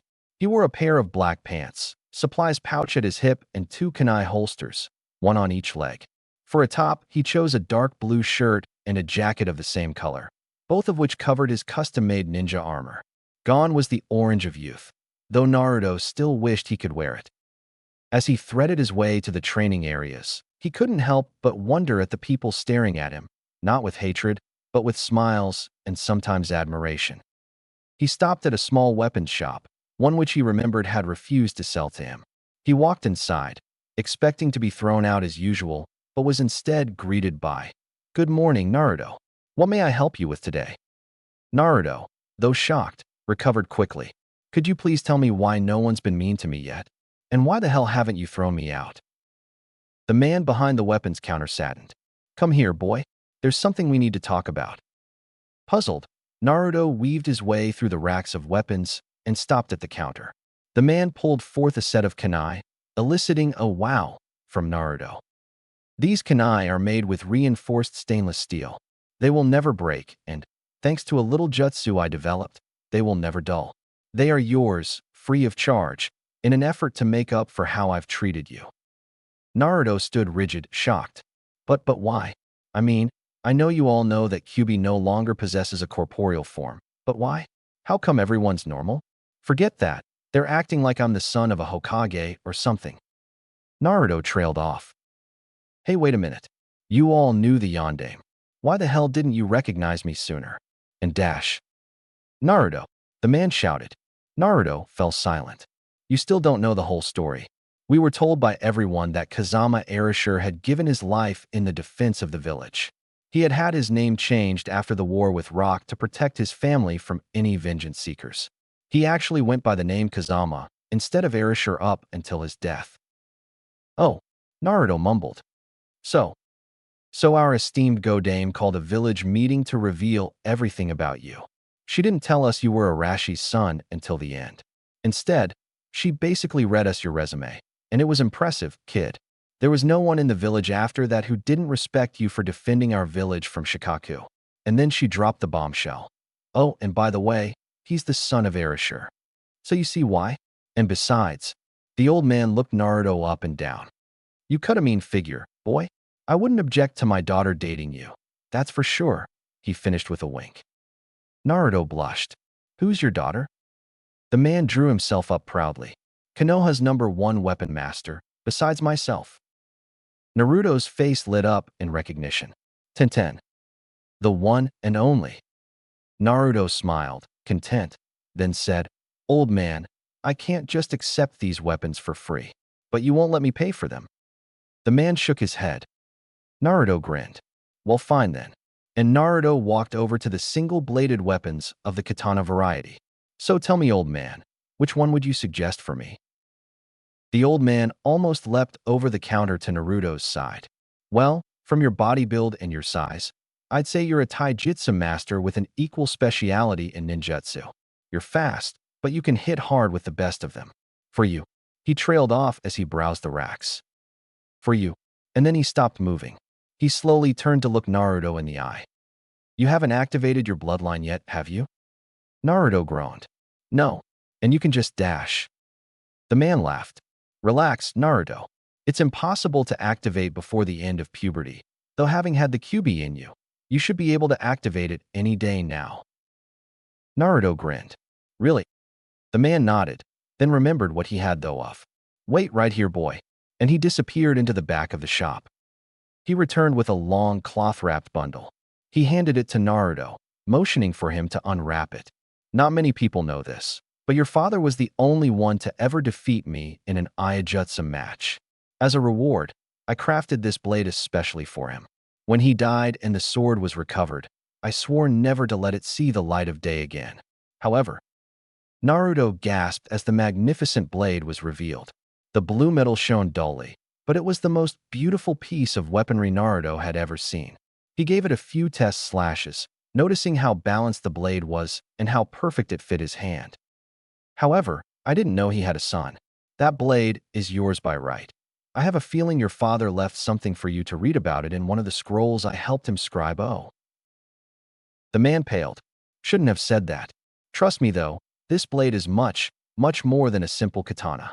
It's yours for free, so you can pay for the kunai set if you want. Naruto grinned and pulled out Gamachan, emptying it into the man's hand. Pleasure doing business with you. Naruto exchanged his old kunai for the new ones and strapped the sword to his back with a sword belt selected from the man's shop. As he left, the man called out, By the way, my name is Busho. Come back again. Naruto laughed and turned, only to run into Tenten. As she fell backwards with a yelp, Naruto caught her deftly. Oops, wasn't looking where I was going. Are you okay? Tenten, despite herself, blushed. Yeah, I'm fine. Hey, she yelled, noticing the sword on Naruto's back. What the hell are you doing with that? She jumped away from Naruto, two kunai appearing in her hands. They didn't stay there long though, and Naruto found himself rolling to the side to avoid the daggers. Tenten, Busho roared. The kunai twirled around his fingers. How many times have I told you not to attack the customers? That man is stealing Naruto-kun's blade. Tenten yelled back. Give me my kunai back. They're the only ones I have on me right now. That, apparently, was the wrong thing to say, as Busho's neck became redder than a tomato. What? He roared. These are all you have on you. Tenten made a shushing noise. Of course not. But he doesn't need to know. Busho sighed. Tenten, take a closer look at the young man. Tenten grumbled as she met Naruto's blue eyes. She paled. Okami-sama, I'm so sorry, Naruto-kun. She blushed. Busho laughed. Why don't you make it up to him, honey? Teach him how to use that sword of his before he cuts his own toes off. Tenten's face went from fright to delight. Excellent. How about it, Naruto-kun? Naruto smiled. Sure. I was planning on just basic training today, but I would love to learn how to use this. Tenten blushed again, causing Naruto to wonder just what he had gotten himself into. Okay, Naruto-kun, meet me at the training area. And she poofed away, leaving a laughing Busho. Better go, kid. She hates tardiness. See this scar? And he pointed to a vicious gash on his cheek. Naruto paled and poofed away with a hasty seal. Busho laughed again. Gets him every time. Chapter 13. Living Life to the Full. Naruto swarped into existence at the training field to find Tenten standing before him, wielding a simple katana. I'm going to use a generic katana so I don't hurt you. Okay, Naruto? There's something you need to understand. I know all about your fights with Hinata, Lee, and Tsunade-sama, and frankly, that's great and all, but right now you are far weaker than me when it comes to weapons. For example, take a look around you. Annoyed, Naruto did a quick surveillance, then did a double take and inspected the area more closely. Dozens of traps surrounded the training field. Puzzled, Naruto turned back to Tenten. I'm glad you noticed. Bringing your half-dead body to Tsunade-sama didn't really appeal to me. If you stray too far out of the training area, you'll set up some traps. So don't get pushed out. Tenten yelled. Naruto paled. Tenten grinned. Now, Blondie, we're going to start by teaching you the various forms of katana swordplay. These will similar to the ones used by the 7 swordsmen of the mist, so don't be discouraged if you can't get them right away. Naruto nodded, then paid rapt attention as Tenten began to execute a series of moves. Naruto was surprised to notice that he was able to follow them, and was able to detect exactly when Tenten switched forms, though it made his eyes hurt a little. Tenten stopped after a while, then asked, "How many forms do you think I went through?" Naruto gave a trademark fox grin. 7. Tenten's eyes widened. That wasn't a guess, was it? As Naruto shook his head, Tenten smiled. I guess you really are all you're cracked up to be. Okay, here's the first form. It's used when attacking or defending against multiple ninja at once. It's an all-around form, so this will be the one you settle into when you initiate a battle. This form has no disadvantages. Okay, draw and begin. Naruto drew his katana and moved to stand next to Tenten who, after blushing slightly, began to slowly execute the stance and various moves that resulted from the form. After 2 hours of this practice, which then involved increasing in speed and variations, Tenten stopped suddenly.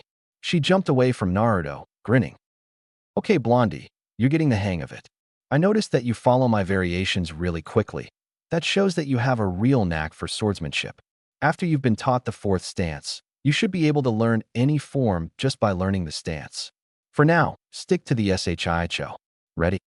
And without waiting for an answer, Tenten leapt towards Naruto, blades slicing from top, right diagonally.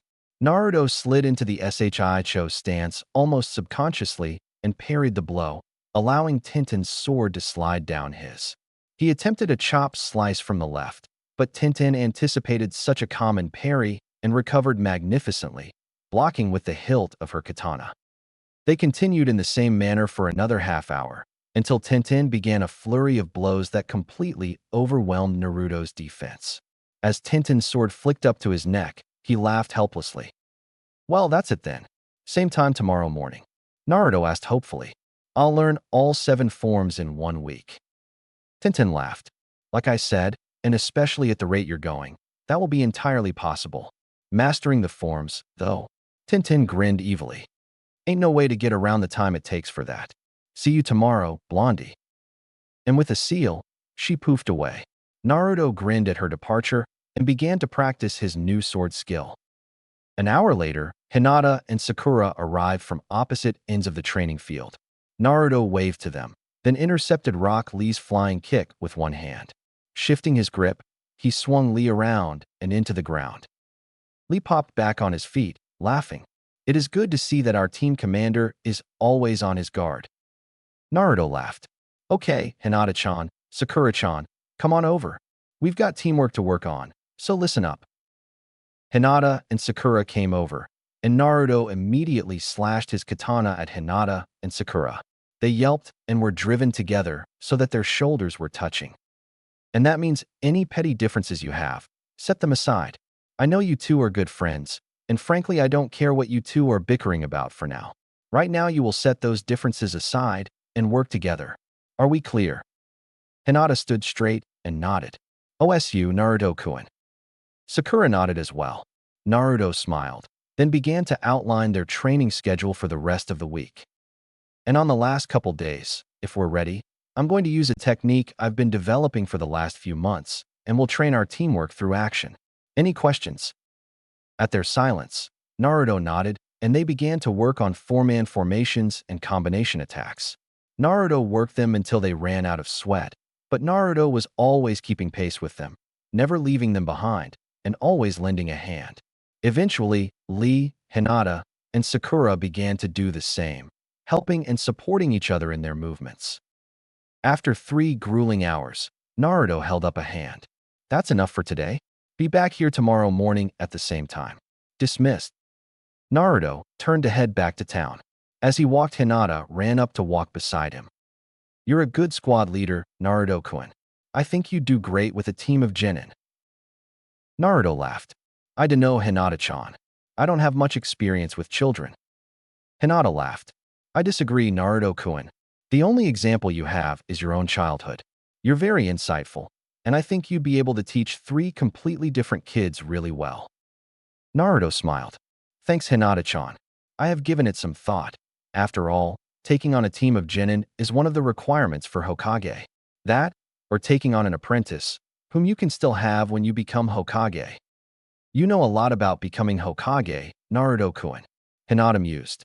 When did you learn all this? Naruto grinned. During the only non-combat class I paid attention to in the academy. Iruka-sensei almost fainted when he realized I was paying such rapt attention. Naruto thought for a while. Actually, during my training with Ero-sennin, I learned a ton of history and war strategy. I did this in my own time, so that I could be better prepared to lead a village. Hinata smiled, eyes misty. You've grown up so much, Naruto-kun, and yet not at all. Naruto smiled. Why don't you get some rest, Hinata-chan? We've got a date tonight, remember? Hinata gasped. I can't believe I almost forgot. Come by the Hyuga house at 6. See you then, Naruto-kun. And Naruto was once again left alone, his only company the fleeting puff of smoke left by his departed friend. He laughed at some inside joke, then poofed away himself. He had a few things to take care of. Naruto decided to walk to the Hyuga compound for 2 reasons. 1, because it was probably bad etiquette to use the Shunshin Jutsu to reach someone's home, and 2, because he wanted to approach the compound on foot to try and hear any conspiracies. Besides, I've got to wear in these clothes. Naruto had found some sort of formal wear in a closet in some random bedroom. Admiring the quality of the outfit, Naruto quickly donned the navy blue robe. After deciding that he looked like a samurai, he set out to see if he could glean any information. He didn't, and arrived at the front door without excitement. Unsure of what to do, he spied a small button on the side of the gate. He reached out and pressed it, and immediately a chime sounded. He stood around for a few seconds until a white-eyed child came running to the door. Naruto saw that it was a young girl, no more than 11, and probably around Konohamaru's age. He smiled as she approached, causing her to blush profusely. Must be Hinata-chan's sister, Naruto thought. Hi, I'm Naruto. I'm here to pick up Hinata-chan. May I come in, please? The girl smiled.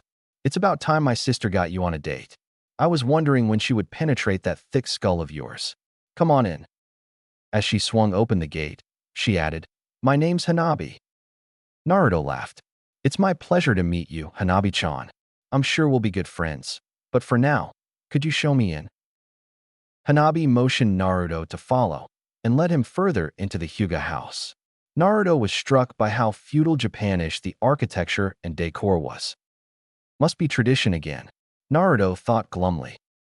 Hanabi led him to a courtyard and motioned that Naruto should sit down. He did so, Indian style. Hinata-san will be here shortly. I think she's still getting ready. Hanabi giggled, then ran off into the house. Well, she seems a light, Naruto thought happily as he sat in the courtyard, simply passing the time with a calm meditation he learned from Ero-sennin. Despite being a super pervert, the old man was far wiser than he had ever let on before Naruto's true apprenticeship. While he was meditating, Naruto became aware of a certain tingly sensation in his eyes, right above them in his head. Annoyed, he stomped out the feeling and it subsided, but he could still sense it just beyond his perceptions. After a few minutes, he became aware of another presence. It was a chakra signature he had never felt before, one that commanded respect. Naruto opened his eyes and rose, only to be greeted by the stern face of the head of the Hyuga house. Naruto stared at the tall man for a few moments before giving a slight bow of respect. Arigato, Hayashi-sama, for allowing me to enter your home. As Naruto unbended, he swore he saw astonishment flash across the man's face before fading away into impassivity. You are welcome, Uzumaki Naruto. Naruto glared. You speak my clan's name as though you were familiar with it. Hayashi returned the glare with equal severity. I have known your clan since I was a small child. Is it not normal that I be acquainted with the name of a noble clan of Konoha? being the head of one myself. Naruto nodded, grimacing. Yes, it makes perfect sense. Indeed, Hayashi muttered. Unconsciously, the two men began to circle each other, stopping when they had switched positions. Suddenly, Hayashi laughed. He laughed long and hard, clutching his stomach and wiping away tears. When he had finished, he smiled at Naruto, who was shocked to see genuine kindness in Hayashi's eyes. Forgive me, Naruto-san, but you are more like your father than I could have possibly imagined, Hayashi explained. I apologize for my little game, but I had to see if you were as determined as they say you are for myself. Naruto smiled. No problem, Hayashi-sama. Though I have to admit, I thought I was going to have to fight my way through here to get Hinata-chan. Hayashi chuckled. Yes, well there is that matter. Neji told me that you had no intention of hurting Hinata and would in fact defend her with your life. Is this true? Naruto thumped his chest. On my word, upon which I never go back. Hayashi smiled. My eldest daughter has said the same thing, and she has always kept her word. His smile became one of sadness as he walked closer to Naruto. Bending to his ear, he said, You and I will speak when you return from your mission to the Sound Country. There is much we need to discuss concerning the, conspiracy you have uncovered. Naruto nodded, then sensed another chakra signature enter the room. Realizing who it was, he leaned around Hayashi and let his jaw drop to the floor. Hinata stood before him clad in a resplendent pale violet kimono. Her hair tumbled behind her head and gleamed blue. Her pearly eyes shone with happiness. Hinata-chan, why you look amazing, Naruto forced out, trying to shake off his astonishment. Come on, it's just Hinata-chan, right? Sure, she's beautiful all the time, but wow, she's gorgeous. I mean, oh no. Hinata smiled. Arigato, Naruto-kun. Shall we get going? Naruto held up a hand. Hold on a sec, Hinata-chan. He turned to face Hayashi. Hayashi-sama, are you alright with me taking your daughter out tonight? Hayashi had never been more shocked. Here was the loudest ninja in Konoha, keeper of Kyubi, and possibly one of the most powerful shinobi ever, asking him with utmost respect if he could date his daughter. Of course, Naruto. Hayashi smiled. Naruto grinned in return, then extended his arm to Hinata-chan, who took it demurely. Ignoring the fact that Hinata's soft form was slightly pressed up against his own, and that he really enjoyed the intimacy, Naruto led Hinata out of the compound. Well, here we are, Naruto said. Hinata smiled. Naruto, this is amazing. How did you know that I like sushi? Naruto grinned. That's my little secret. Now come on. We're only just gonna make the reservation. Reservation? Naruto. But he had already led them to the seating hostess. Hello, ma'am. Our reservation is under Tsunade. Hinata paled. And Naruto-kun, did you seriously dash? The seating hostess smiled. Ah yes, Uzumaki Naruto and Hyuga Hinata. Step right this way, please. And, grabbing a couple menus, she led them away. Naruto almost had to drag the stunned Hinata behind them as they weaved through the tables. They ended up next to a window facing a starlit sky over the forest surrounding Konoha. Naruto thanked the hostess, then pulled out a chair for Hinata. Still dazed, she accepted the seat with a muttered arigato. Naruto seated himself, then looked at Hinata, puzzled. He began to panic when Hinata remained in her dazed state. I'm sorry, Hinata-chan. Did I do something wrong? Naruto asked helplessly. Hinata shook her head and snapped her hand out to grab one of Naruto's flailing appendages. She smiled as he calmed down, staring at her hand and closing his. No, Naruto-kun, it's exactly the opposite. I'm just surprised, that's all. But then again, I should have expected to be surprised, nay? Naruto laughed. Huh, you just wait. Inside, however, Naruto was anything but certain. Damn it, just how do I feel? I loved Sakura-chan for years. Why do I feel like this around Hinata-chan? I never did around Sakura-chan. What the hell? This is just a date, right?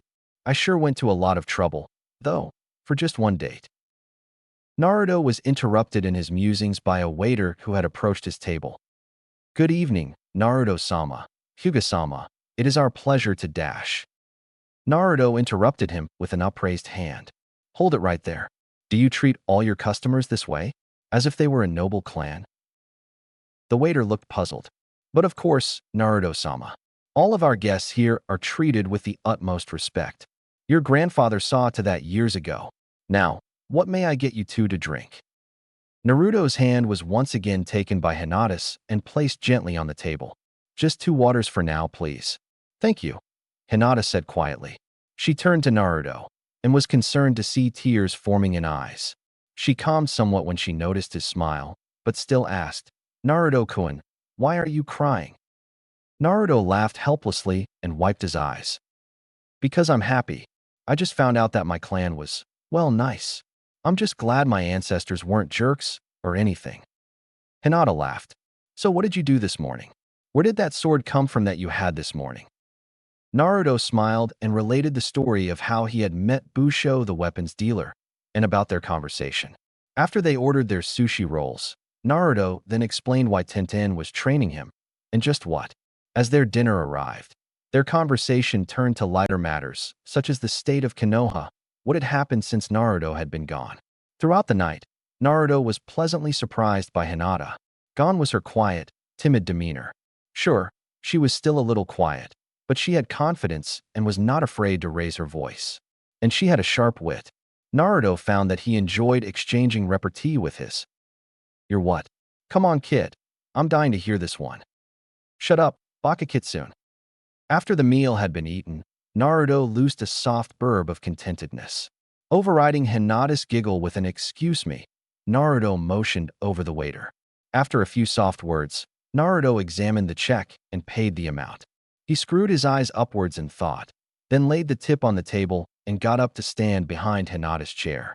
He pulled it out as she rose, replacing the chair and offering her his arm, which she took once again. As he led her out, he asked her as offhandedly as he could, Hinata-chan, would you like to take a walk? Hinata nodded vigorously. Yes, I'd love to, Naruto-kun. Naruto chuckled, earning a light jab from Hinata, and led her into the only park in Konoha, though it was certainly large. As they reached the gate encircling the forested area, a sharp pain lanced through Naruto's head, causing him to groan and lean against Hinata. Ow! Kami-sama, that was murder. What the hell is going on? Naruto muttered vehemently. Naruto-kun, what happened? Hinata asked worriedly. Naruto groaned, clenching his eyelids shut. It's my forehead. It keeps hurting, and it's been doing it all night. I can't stand it. Could you take a look at it with your Byakugan? Of course, Naruto-kun. Here, sit down. And she led him to a bench, helping him ease into it. She knelt in front of him and activated her bloodline. She gasped as she focused in on his eyes, then released her all-seeing eye. Naruto-kun, can you open your eyes? I think so. What? Naruto asked, as he opened her eyes. Hinata had always thought Naruto's eyes were the most beautiful in Konoha. They were a dark cerulean blue, and they shone with happiness and sadness and all sorts of emotions. Hinata was blown away by what she saw. Instead of Naruto's normal blue eyes, they had become something entirely different. The whites of his eyes had become a metallic blue, and his irises had melded into them, so it appeared as if his pupil was alone black in a vast, silvery sea. Dumbfounded, Hinata watched as his pupils enlarged, then began to change color rapidly, from red to blue to green to black and back again. When they finished, Hinata saw that they had become the color of purest silver. She reached for her weapons pouch to pull out a kunai to show Naruto, then cursed softly as she realized she had left it at home. She activated her Byakugan once more. After noticing that chakra had built up behind Naruto's eyes, she glanced around until she spotted a small lake. Naruto-kun, come with me and close your eyes. There's something I want to show you. Naruto complied, rising. Hinata took his arm in hers and led him over to the lake. After checking that she could see her own face in it, she turned to Naruto. Open your eyes. We're next to a lake. Look at your reflection and tell me what you see. Naruto opened his eyes. Hinata noticed that while the silver and blue colors in them shone with a metallic gleam, they did not give off light of their own. She watched as Naruto blinked, then leaned over into the lake. He gasped, Hinata-chan, what would happen to my eyes? They're all blue and silvery. And my pupil, it's silver. Hinata turned Naruto to face her. Naruto, I think that's your Kekai Genkai. You have a Jujutsu just like the Hyuga and the Uchiha. Naruto looked at Hinata for a few moments, then began to panic. Hinata-chan, how do I turn it off? Hinata laughed. I'm not sure, but I noticed when I looked at you with Byakugan that there was some chakra stored just behind your eyes. Can you sense it?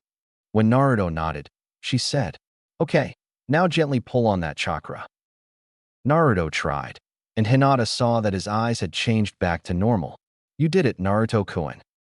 Naruto laughed, picking up Hinata-chan by the waist and spinning her around. I did it. Woohoo. I have an Uzumaki Kekai Genkai. Yada. Hinata laughed as Naruto spun around. She eeped as she was suddenly returned to the earth by a blushing, grinning Naruto, who looked more like a fox than ever before. Hinata realized that she had passed over her crush for the loudmouth long ago. No, she loved the blonde shinobi. She wanted to support him and be there for him. She wanted to make him laugh and be happy. She loved him, but she was sad because she knew in her heart that she would never have Naruto. She decided right then and there that if she could not have him, then she would have a good friend nonetheless. No one could ever have too many good friends. She returned to the world of the living to see Naruto still standing as he was before. Sorry, Hinata-chan, I dash. She stopped him. No, it's okay, Naruto-kun. That was fun, she said laughing. I'm happy for you, Naruto-kun, she added with a smile. As Naruto's heart leapt in his chest yet again, he became aware of that curious feeling. It felt as though his heart was being constricted and his chest was clenching. He didn't like it at all. Oh, Kemi-sama, what do I do? How do I feel? And then it hit him like a ton of bricks. He liked Hinata-chan more than he would ever love Sakura-chan. He could be himself. He enjoyed her company immensely, and she could make him feel better with a simple, beautiful smile. He could make her laugh, and he could make her happy. More so, he wanted to make her happy. He couldn't stand the thought of her being sad. Naruto realized that Hinata liked him immensely, something that everyone knew but him until he returned to Konoha. I need to make up for lost time, he thought. All those years, and I never knew. Time for something bold. And with that thought, he grabbed Hinata's arm and led her gently back to the bench they had found. As Hinata sat down puzzled, she giggled. What? Asked Naruto, puzzled himself. Your eyes. Hinata laughed. They've activated again. Naruto muttered and tried to pull back his chakra. When Hinata nodded that they had receded again, Naruto sat down. He ran a hand through his pulled back hair and sighed. Hinata-chan, I need to tell you something. Hinata paled. This is it, she thought. This is where he tells me I agreed to dinner so that I could tell you. Let's just be friends. Naruto inhaled deeply. Hinata-chan, at first I agreed to take you out this evening so that I could spend some time with you as a friend and leave company as friends. Hinata looked down, her fears confirmed. Then she realized something. At first, she asked, confused. Naruto nodded. Yeah, but as the evening went on, I realized that I put more work into it than I thought. And we had so much fun together. Laughing, talking, having a good time. I really liked it, Hinata-chan. Hinata looked up, hope gleaming in her eyes. Naruto thought then and there that she was more beautiful than he had ever thought, besides her looks, which were stunning. No respect, having to earn everything. Loyal and honest, smart and funny. Naruto wanted to kick himself for not noticing before. And I had been so confused as to what I felt. Hinata-chan, I'm pretty smart, modesty aside, but I'm pretty stupid when it comes to stuff like feelings. I had no idea what it was that I felt, but I think I know now. He took Hinata's hand tentatively. Hinata-chan, I think I'm falling in love with you. Hinata paled. Tears formed. I knew I fell asleep as I was getting ready. I knew it was all just a dream. I'm gonna wake up to Hanabi-ne-chan saying, he's here. And I'm gonna realize that we haven't even gone out yet. And then, Hinata-chan? Oh damn it, I knew you didn't feel the same. Why couldn't I have kept my big mouth? The rest of his lamentation was cut short as Hinata reached out with her other hand to take Naruto's. She squeezed it gently, then reached up to cup his face. I know this is a dream, but I can't help myself. I've been waiting to hear this for 10 years, and I just can't help myself. Hinata said softly.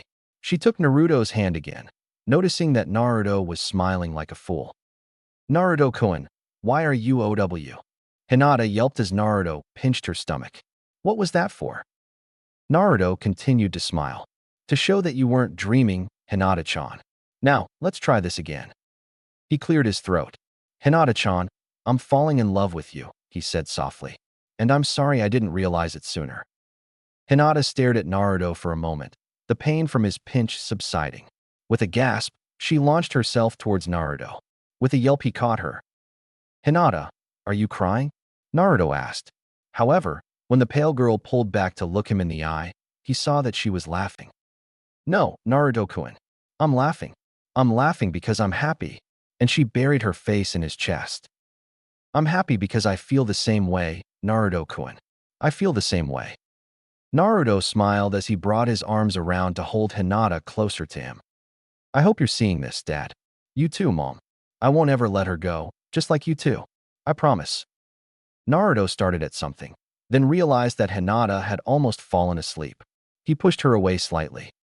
Hinata-chan, I need to get you home before your father throws a fit. Ah, to hell with the old fart. I'm 16, Hinata mumbled. Naruto gasped. Hinata-chan. Hinata laughed. Gomen, you're right. And she got up. Naruto stood up as well, this time to offer his hand. Hinata smiled and intertwined her fingers with his, and they set off, leaning on each other. When they got to Hinata's house, she turned to face him. Arigato, Naruto-kun. I had a wonderful time.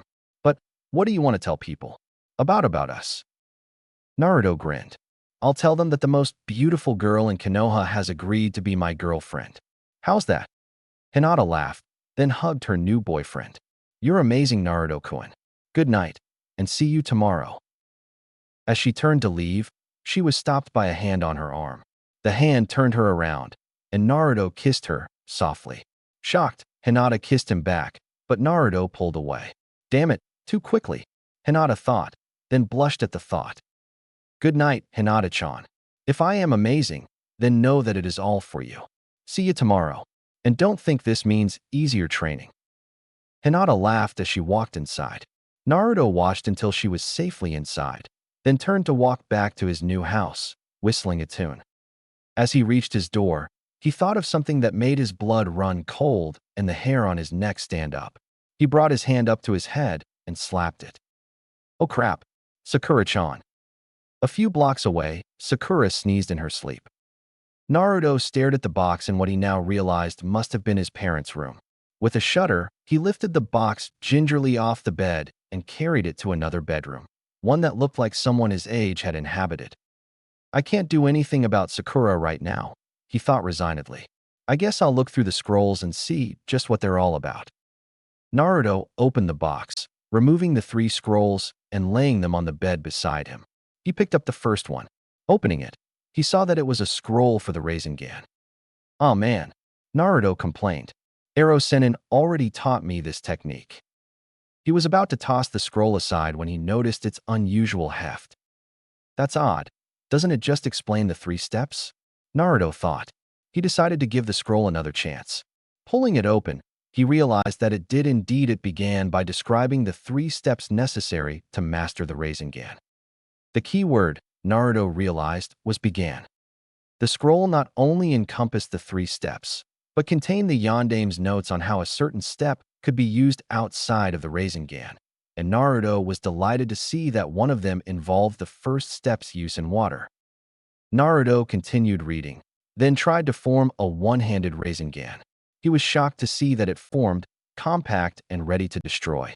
All Naruto did was follow his father's advice. Begin by spinning one strand of chakra at a time, then add more in other directions as closely as you could to the preceding strands. This was something Jiraiya had refused to teach him, saying that he could do the Rasengan just fine with his clones, and that one-handedness would come with practice. Naruto excitedly began reading more. The next part involved creating an Odama Rasengan, something Naruto had already thought of, so skipped to the next part.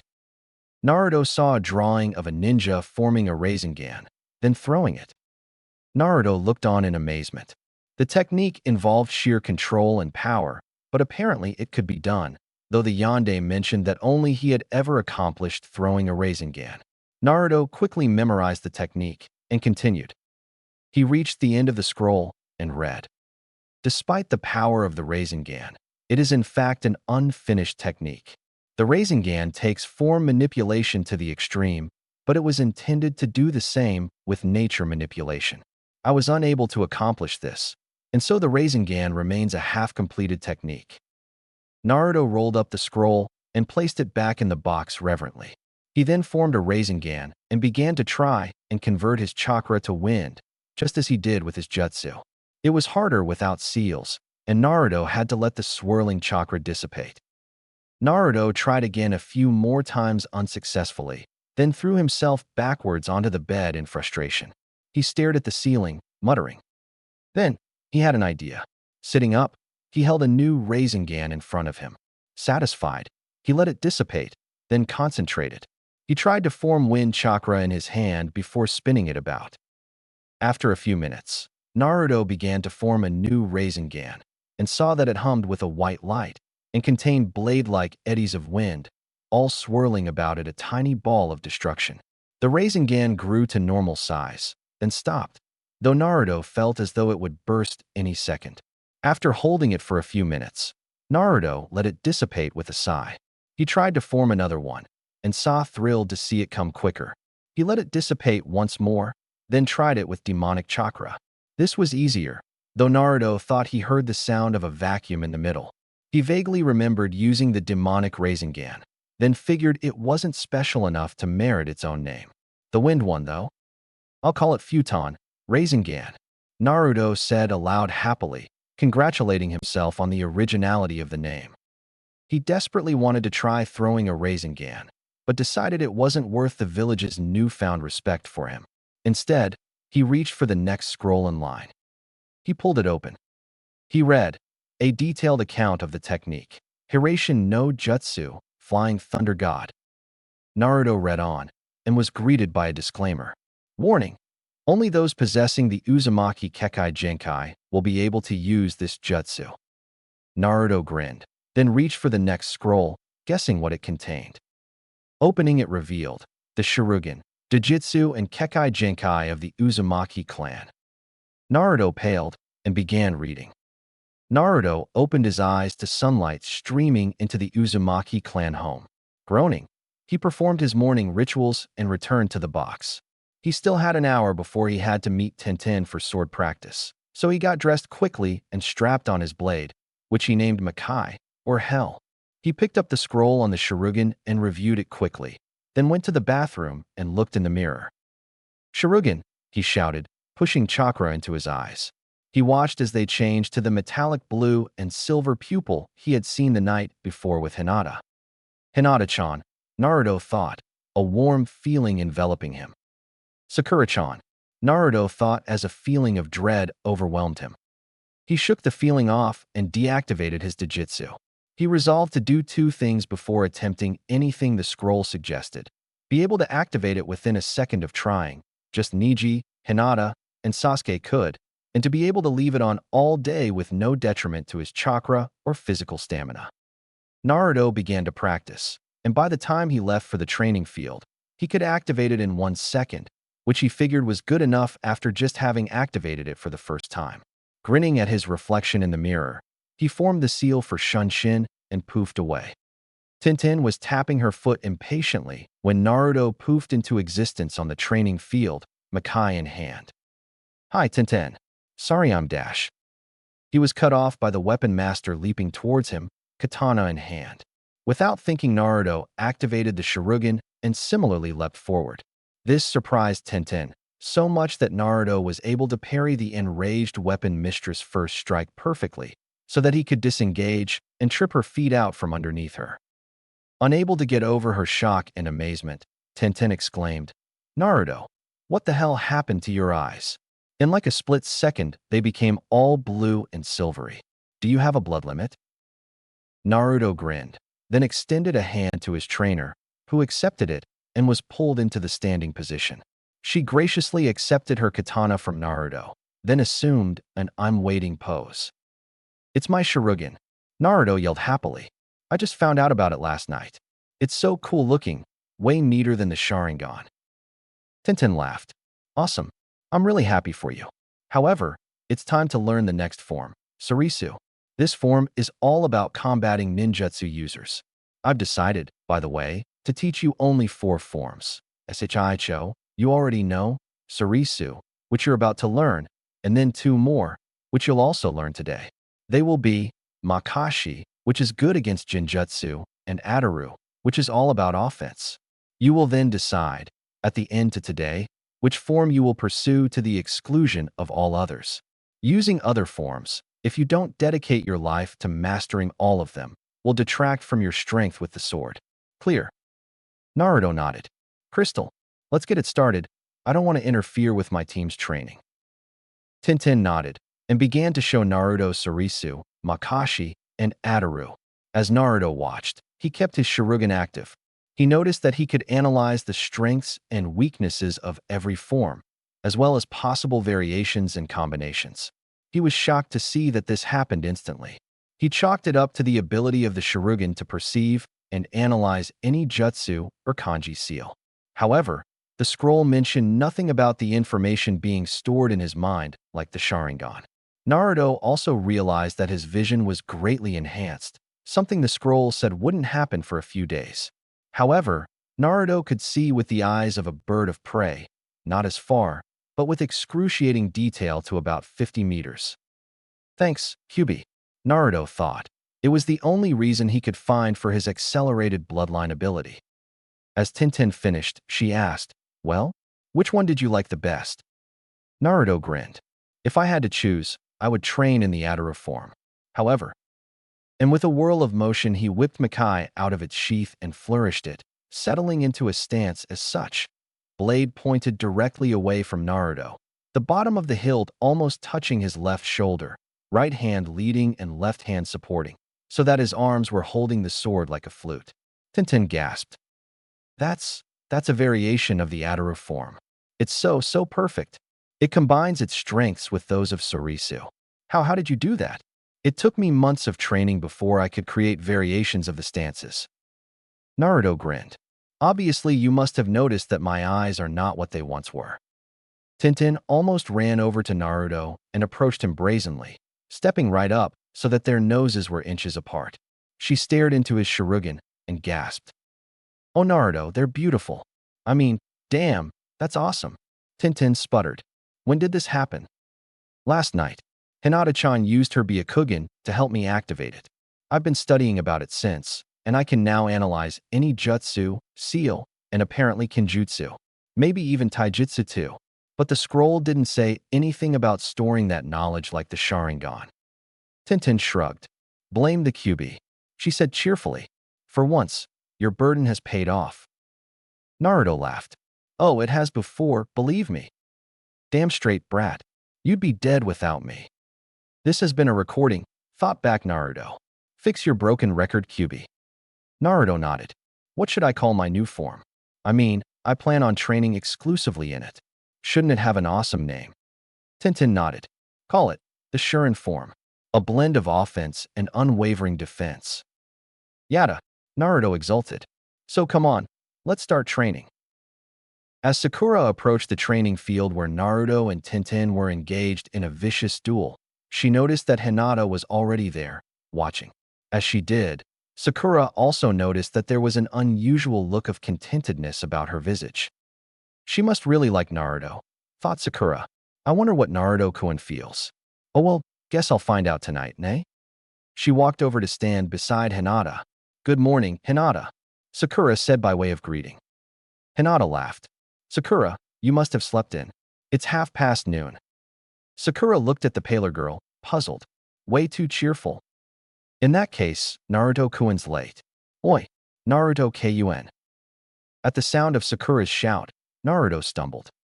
Huh, victory is mine, Tenten yelled, seeing the opening. With a whoosh of air, she brought her katana down towards Naruto's neck, where she stopped it, cool metal pressed against warm flesh. Kyuso, shouted Naruto. I was so close. Huh, retorted Tenten. Not even. I've got business to take care of for the next few mornings, so I'll meet you here on the last day before your mission. Train in your Shurin form for now, and then we'll see how you do in an all-out weapons match." Naruto gulped. "Any weapon?" Tenten grinned evilly. "See you later." And she poofed away. Naruto groaned and heaved himself off the ground. He wiped the sweat off his brow as he approached the two kunoichi. "Hiya Sakura-chan, Hinata-chan. I was thinking that Toda-dash." Naruto was interrupted by a burst of smoke as Hinata disappeared and was replaced by Rock Lee, who leapt at Naruto with a battle cry. Not even batting an eye, Naruto swiftly sidestepped and brought an open palm to Rock Lee's face, which he applied some force to. The result was that the rest of Lee's body continued where his head did not. Naruto then slammed the horizontal Lee down to the ground. "And what, pray tell me, did you do with Hinata-chan? That wasn't a hinge you just dropped. That was a replacement," Naruto growled. Lee only laughed. "Huh, you have bested me again, Konoha's #1 surprising ninja. But I will have you yet. Hinata-chan was in on it from the beginning. She's over there, just beyond the undergrowth. She'll be dazed, but otherwise fine." Naruto nodded, then grinned. "You will never catch me off guard, Lee. Never. The two of you wait here while I fetch Hinata-chan, then we'll start the training." Lee nodded and extended an arm to Naruto, who used it to propel him into a run towards where Lee had pointed. When Naruto came through the undergrowth, he was greeted by a smiling Hinata leaning against a tree in a small circular clearing.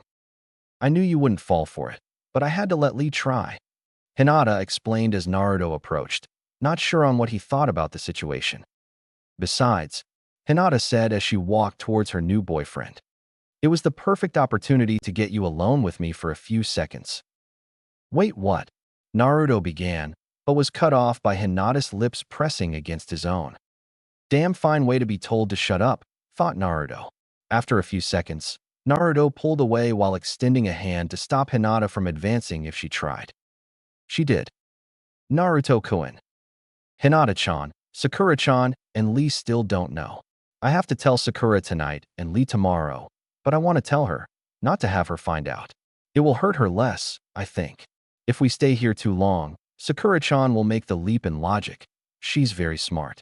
So let's just do our training, and I'll come by your house tonight after the date with Sakura-chan, okay?" Hinata nodded, then pulled her gaze away from Naruto and realized that Naruto had led her right back to the training area. "You were right, Lee. She was a bit dazed. Anyways, here's the plan for today." Sakura collapsed on her bed, moaning softly. She had been trained by the Hokage herself, and that was grueling indeed, but she was beginning to wonder just who was the greater taskmaster. "Naruto, you oaf," she yelled to her ceiling. She turned on her side to look at the clock.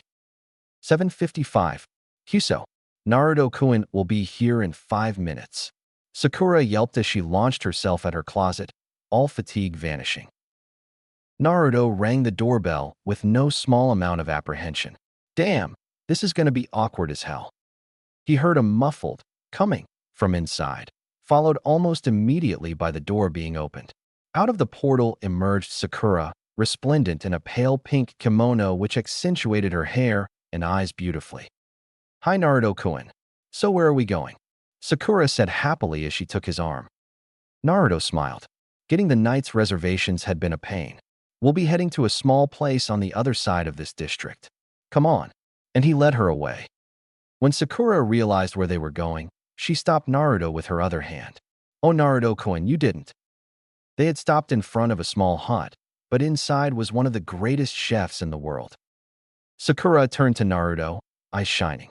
"Naruto-kun, how did you know?" she said as she hugged Naruto tightly.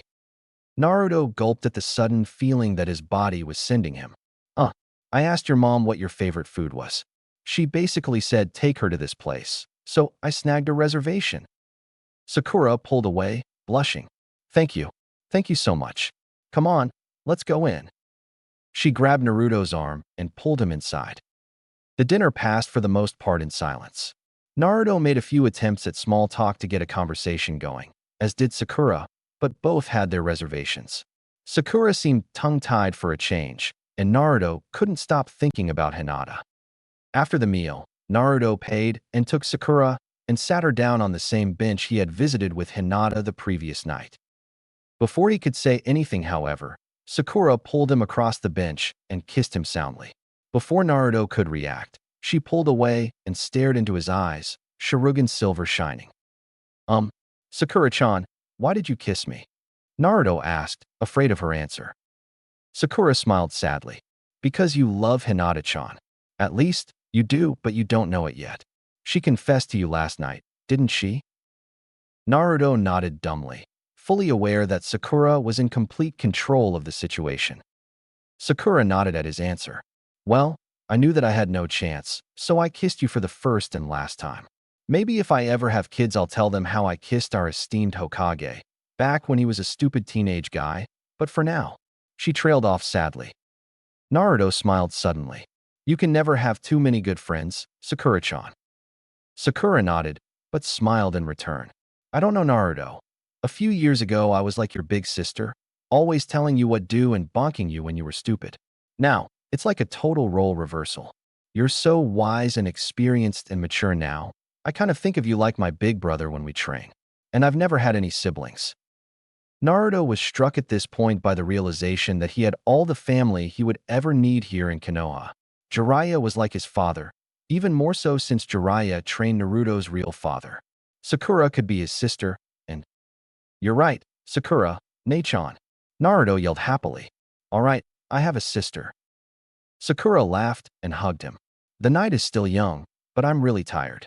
Why don't you go visit Hinata? Naruto laughed. Sorry, I'll go easy on you guys tomorrow. Thanks, Sakura Ne-chan. Sakura smiled. Just don't stay up too late. She yelled as Naruto ran away. She was blown a raspberry in return. Baka, she said happily as she walked for home, trying to ignore the feeling of loneliness that threatened to envelope her. Chapter 15, Business as Usual? Naruto approached the Hyuga compound with more than a little apprehension. However confident he felt in dealing with any attack upon his person, he feared the prospect of being forced to fight a Hyuga, risking the wrath of his only Hyuga ally, Hinata's father Hayashi. However, those fears were banished when he spotted a light suddenly flicker on the second-floor window facing him. He watched as a slender form approached the curtains and pulled them apart, revealing Hinata. She smiled at Naruto, motioning him to come up. Naruto blushed. Banishing all perverted thoughts from his mind with a curse against a certain toad hermit, he leapt up to the window. Hiya, Hinata Chof. Naruto exclaimed as he slammed into the still-closed window. Hinata gasped and ran to the window, throwing it open. Hinata reached out and grabbed a fistful of Naruto's white shirt and yanked him in. This resulted in the blonde shinobi's weight forcing Hinata backwards, so that she landed on her back on her bed in an unceremonious lump, Naruto face down on top of her. When Naruto regained his senses, he immediately realized rather poignantly what position he was in. Meeting Hinata's eyes, he saw excitement replaced by insurmountable embarrassment. With a helpless chuckle, he propped himself up, careful not to violate his girlfriend of one day. So how's that for a hello? Naruto laughed, trying to ease the tension. To his relief, Hinata laughed. Sorry about the window, Naruto-kun. And thanks to that, someone will be coming to check on me now. So, and Hinata leapt over and kissed Naruto fiercely. Shocked, the heir to the Uzumaki returned it until this time Hinata pulled away. We really need to have another date, Naruto-kun. But run. If anyone sees you, who knows what could happen? Naruto nodded and leapt back to the window. See you tomorrow, Hinata-chan. And he leapt away. Just as he did, Hayashi burst into the room. Hinata, is everything all right? I heard a pretty loud crash. Hinata smiled. It's nothing, Ota-san. I just knocked over my lamp. I must be getting tired. Hayashi smiled. Get some rest. Sometimes I think you and your team work too hard. Good night, Hinata. Hinata smiled and whooshed a sigh of relief after her father left. Meanwhile, Naruto had already made it back to his room, intent on unraveling the powers of his new Shurugan. He practically ran to his room, ripping open the box and pulling out the Shurugan scroll. Eagerly, he picked up where he left off. The scroll described how sometimes the Shurugan would perform differently for every user, but the basic abilities were the same. Greatly enhanced vision, the ability to track and predict movement. However, when Naruto read further, there was one final ability. It read, above all the Shurugan's powers is its ability to identify, memorize, write, and activate kanji seals. This ability is what enabled the Uzumaki to become the strongest clan in Konoha. For once an Uzumaki sees a seal and analyzes it with the Shurugan, the knowledge of that seal is instantly stored in a special lobe in the brain created by the DNA, also responsible for the Shurugan. These seals can then be scribed onto any material. The most noted inscription of a seal is the creation of Uzumaki Arashi's Hiraishin no Jutsu. With this ability, the Uzumaki have become known as the creators of dozens of seals.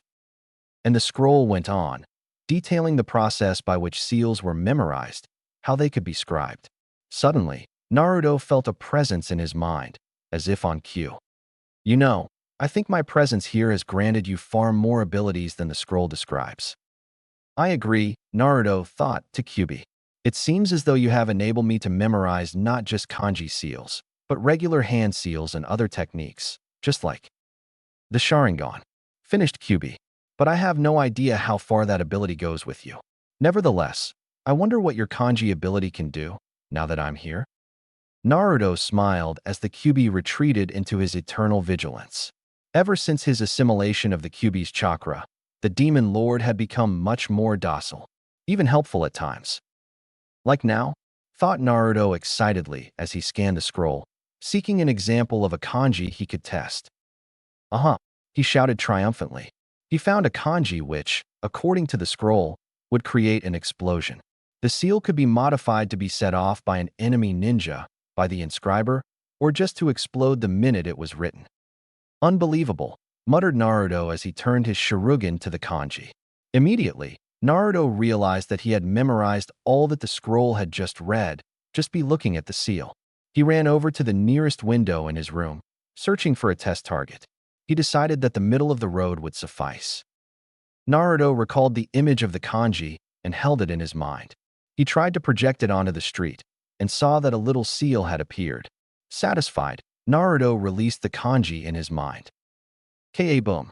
Went the newly inscribed seal as it detonated, no longer confined by Naruto's eyes. The explosion wasn't too big, but it was loud. Naruto immediately ducked into his room and turned out the light. With delight, he realized that he could see just as well.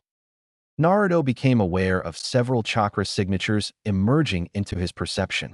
Puzzled, he swung his head and almost jumped when he realized he was looking through his house and out onto the street, where several residents of Konoha were looking curiously at the small crater Naruto had made.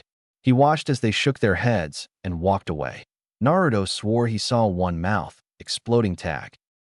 Naruto waited until he was sure they had resumed their slumber, then ran to the window and inscribed the seal again into the street, this time attempting to set it so that it would detonate on his command, not just when he wrote it.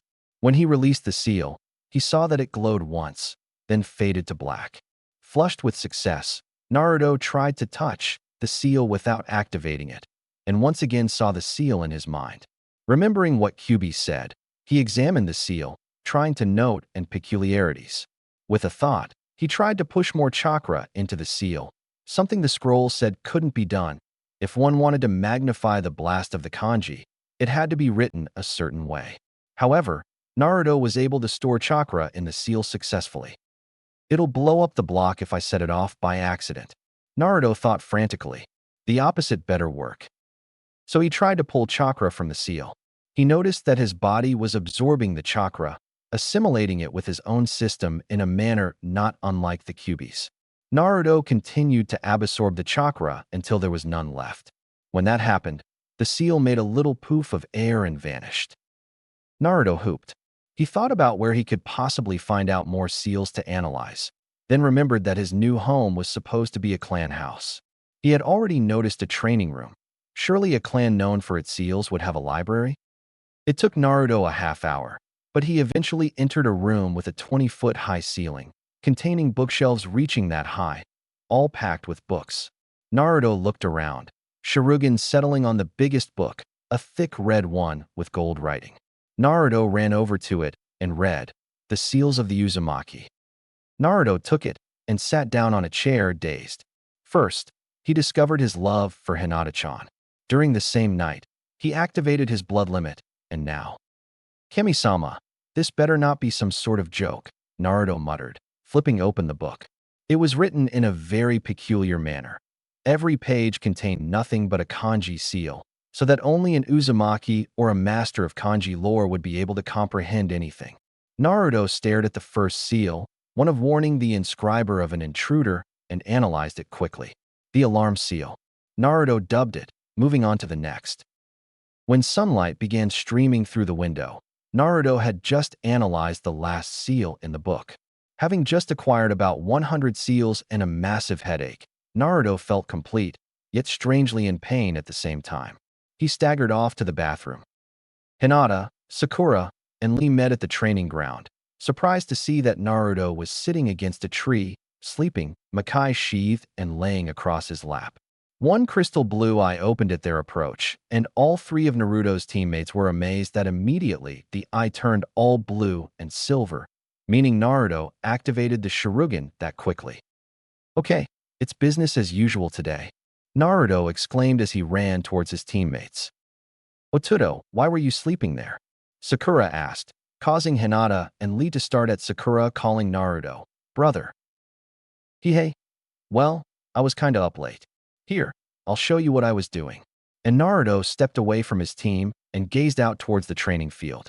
Suddenly, a huge explosion rocked the ground, forcing them to use chakra to stay on their feet. Naruto had used the Katon explosion, forcing extra chakra into the kanji he inscribed in midair, something he had never tried before. He turned to his teammates. Cool, huh? Hinata reacted first by leaning over and pecking Naruto on the cheek. The Shurugan? Naruto nodded. I know a little more than 100 kanji seals now, so I'll try to incorporate them into the training. So for now. The rest of the week passed as such. Every morning Naruto would wake up and proceed to the training ground to practice with Makai in his new Shurin form until his teammates showed up. Hinata would greet him with a kiss, and they would proceed with their team training. Their coordination improved in leaps and bounds, which pleased Naruto greatly. Naruto was also perfectly happy in his relationship with Hinata. The formerly shy genin had been replaced with a confident kunoichi with incredible strength. Naruto was pleasantly surprised by her wit and her personality quirks, all of which Naruto found adorable. He felt sure that he knew that he loved Hinata more than all his other precious people and told her this frequently. Her beautiful pearl eyes would shine, and she would tackle him in a hug. Naruto's Shurugan also increased in power. He was able to keep it active all the time, and his speed at writing kanji greatly increased. He began to experiment with his father's Hiraishin no Jutsu, frustrated at the fact that it required the use of an inscribed kanji. Naruto sought to find a way through which he could instantaneously use the jutsu to appear anywhere he wanted to just as quickly, though he had no results by the time the day of their departure arrived. The mission, Naruto thought as he shouldered his pack and left his home to meet his team outside the gates of Konoha. This mission will decide everything.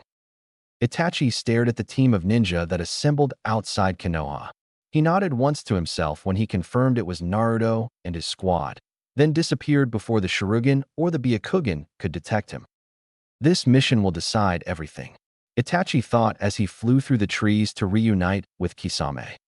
Sasuke glanced back at Oto village, then reset his stare towards where he knew Konoha was. He sighed once, then began to leap through the air towards his target. This mission will decide everything, Sasuke muttered, trying to figure out why he sounded like a broken record. Chapter 16, Blast from the Past. Whoosh. Kabiom. Zing. Thunk. Fum. Bielyum. Shsha. Pow. SSSSSHHHHHH. Explosions of noise, shrapnel, and fire peppered Naruto like mortar shells as he raced through the forest. Something alerted his senses, and he held up his right hand, making a funny sign. Hinata, Lee, and Sakura perceived the motion and leapt into the trees, zigzagging through the branches as kunai began to whistle through the air. Kyuso, Naruto yelled as he failed to dodge all of them, resulting in a flesh wound for his shoulder. Sakura leapt down and healed him, jumping away as another set of kunai whizzed by. Naruto jumped as well after another minute of running, dodging exploding tags eager to deny him his next breath. Naruto, Hinata, Sakura, and Lee ran along the forest path at a measured pace until the first trap went off. Naruto and Hinata barely yelled out a warning to Sakura and Lee before a massive explosion went off. Naruto immediately signaled evasive maneuvers, and since then they had dodged trap after trap, sustaining no injury that Sakura and Hinata couldn't take care of. Naruto wondered just who was trying to kill them so badly. He suspected it was simply Oto scouts who had decided they were straying too close to Orochimaru's lair. He was brought out of his musings by a cry from his girlfriend. He glanced sideways at her as she focused ahead with her Byakugan's superior range. He watched as, somehow, Hinata went paler. "Hinata-chan, what do you see?" Naruto yelled. A tall man wearing white robes. He has no forehead protector visible. He is laughing. He sees me. He sees us. He has the Byakugan. I can see it clearly. Hinata called out. Naruto frowned. The Hyuga were Konoha ninja. It didn't add up that they would attack his entire team just to assassinate one Uzumaki. Then again, Kyuubi spoke. How many Konoha ninja do you know that would assassinate an entire clan? Naruto was about to offer a scathing reply when he realized who Kyuubi was referring to. Hyuga Kasari. The one and only. I suggest you warn the others, kid, because if he's survived this long it's not because he's been running away. He's been waiting for this moment for a long time, and now he's going to try and kill you. Naruto nodded to himself and relayed the Kyuubi's revelations to his flying teammates. If he thinks he has a chance of killing you, Naruto and Aisan, he's got us to deal with too. Sakura growled as she caught an errant kunai. At that moment, the traps stopped coming and a wind blew through the clearing they had stopped in. It was perfectly circular, and now that Naruto noticed it was huge. This, Lee began. This is where you and I and Gaara fought Kimimaro, Naruto-kun. Naruto looked around, suddenly saddened. You're right, Lee. Anything Naruto might have said afterwards was cut off as the man Hinata saw earlier jumped out of the forest to land before them. Tall and resplendent in clean white robes, he had the pale pupil-less eyes of the Hyuga. However, somehow they reflected a manic glint. Uzumaki Naruto, I presume? Yes, it dash. Yes, you do presume. Too much, I think, Naruto interrupted. Hyuga Kasari team, you have exactly 1 minute to tell me why you have attacked my team and I.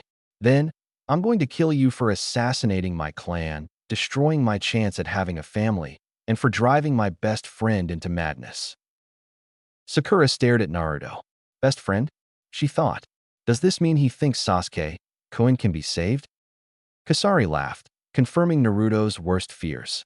He was completely insane, matched only in his madness by Orochimaru. Ha ha ha. Oh, Naruto, you are so cute.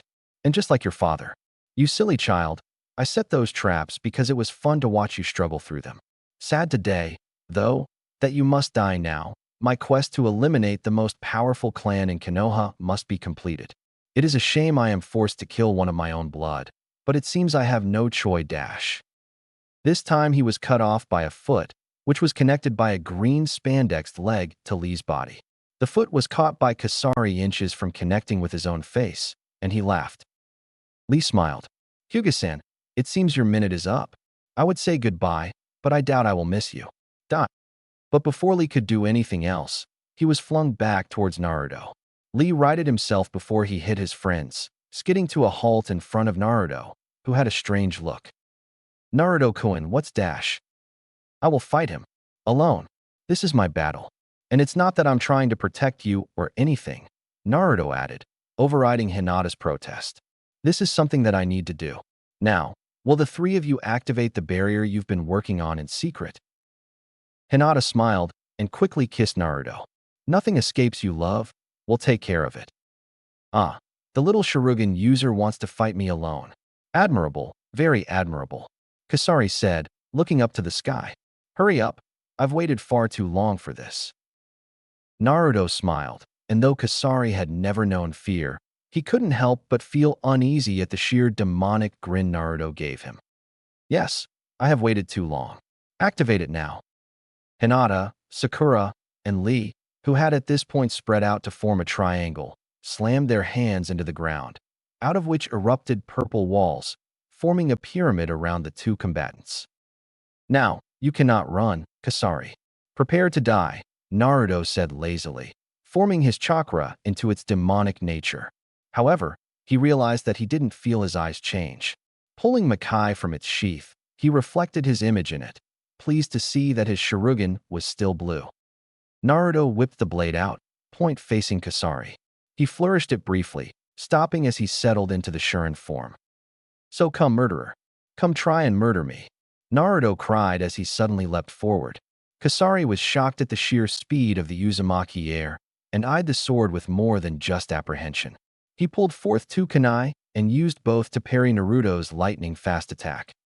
Kasari realized that he needed to fight farther away as Makai sheared through the first kunai and cut deeply into the second. He let go of the kunai handles and tried to jump away, but Naruto simply yanked upwards on Makai, sending the broken kunai flying upwards. As he did so, he pivoted on his back foot, driving his other deep into Kasari's stomach. The force of the kick drove Kasari back a few feet, but Naruto noticed that the Hyuga had stolen some momentum from the blow at the last minute. "You're good, boy," Kasari remarked, spitting out some blood. "But not good enough. Come, put your toy away and face me in the ancient interclan tradition, taijutsu match, to the death." Naruto frowned for a minute. "Any taijutsu? Any taijutsu at all?" he asked mock innocently. "Yes, any. Now come on, boy. I want to taste your blood." Kasari growled in frustration. Naruto looked towards Lee's corner of the barrier and winked once. Then, as Kasari settled into the Juken stance of the Hyuga, Naruto did the same. Kasari's eyes widened. "What is this? Has that brat girlfriend of yours been teaching you Juken?" Naruto grinned mockingly. "No, you fool, you are. Take a look at my eyes, pitiful man, and see why your Byakugan is no match for me." Kasari noticed once again how blue the boy's eyes were. "The Shurugan. Kyuso," Kasari swore. He dashed towards Naruto, who waited patiently. For some reason, he recalled the fight between Neji and Hinata years ago during the Chunin exam. He nodded to himself as he saw Kasari prepare for a 1-2 open palm thrust aimed at his heart. In an impressive display of agility, Naruto slid one leg out to the side, ducking under the first strike and catching Kasari's hand as it stopped where Naruto just was. Naruto twisted it, eliciting a gasp from Kasari, then used it to pull himself forward. He had watched Kasari's entire strike, seeing how chakra was ejected in almost a reverse spike to maximize damage. "Paf!" went Naruto's palm on Kasari's shoulder, who was knocked back a step.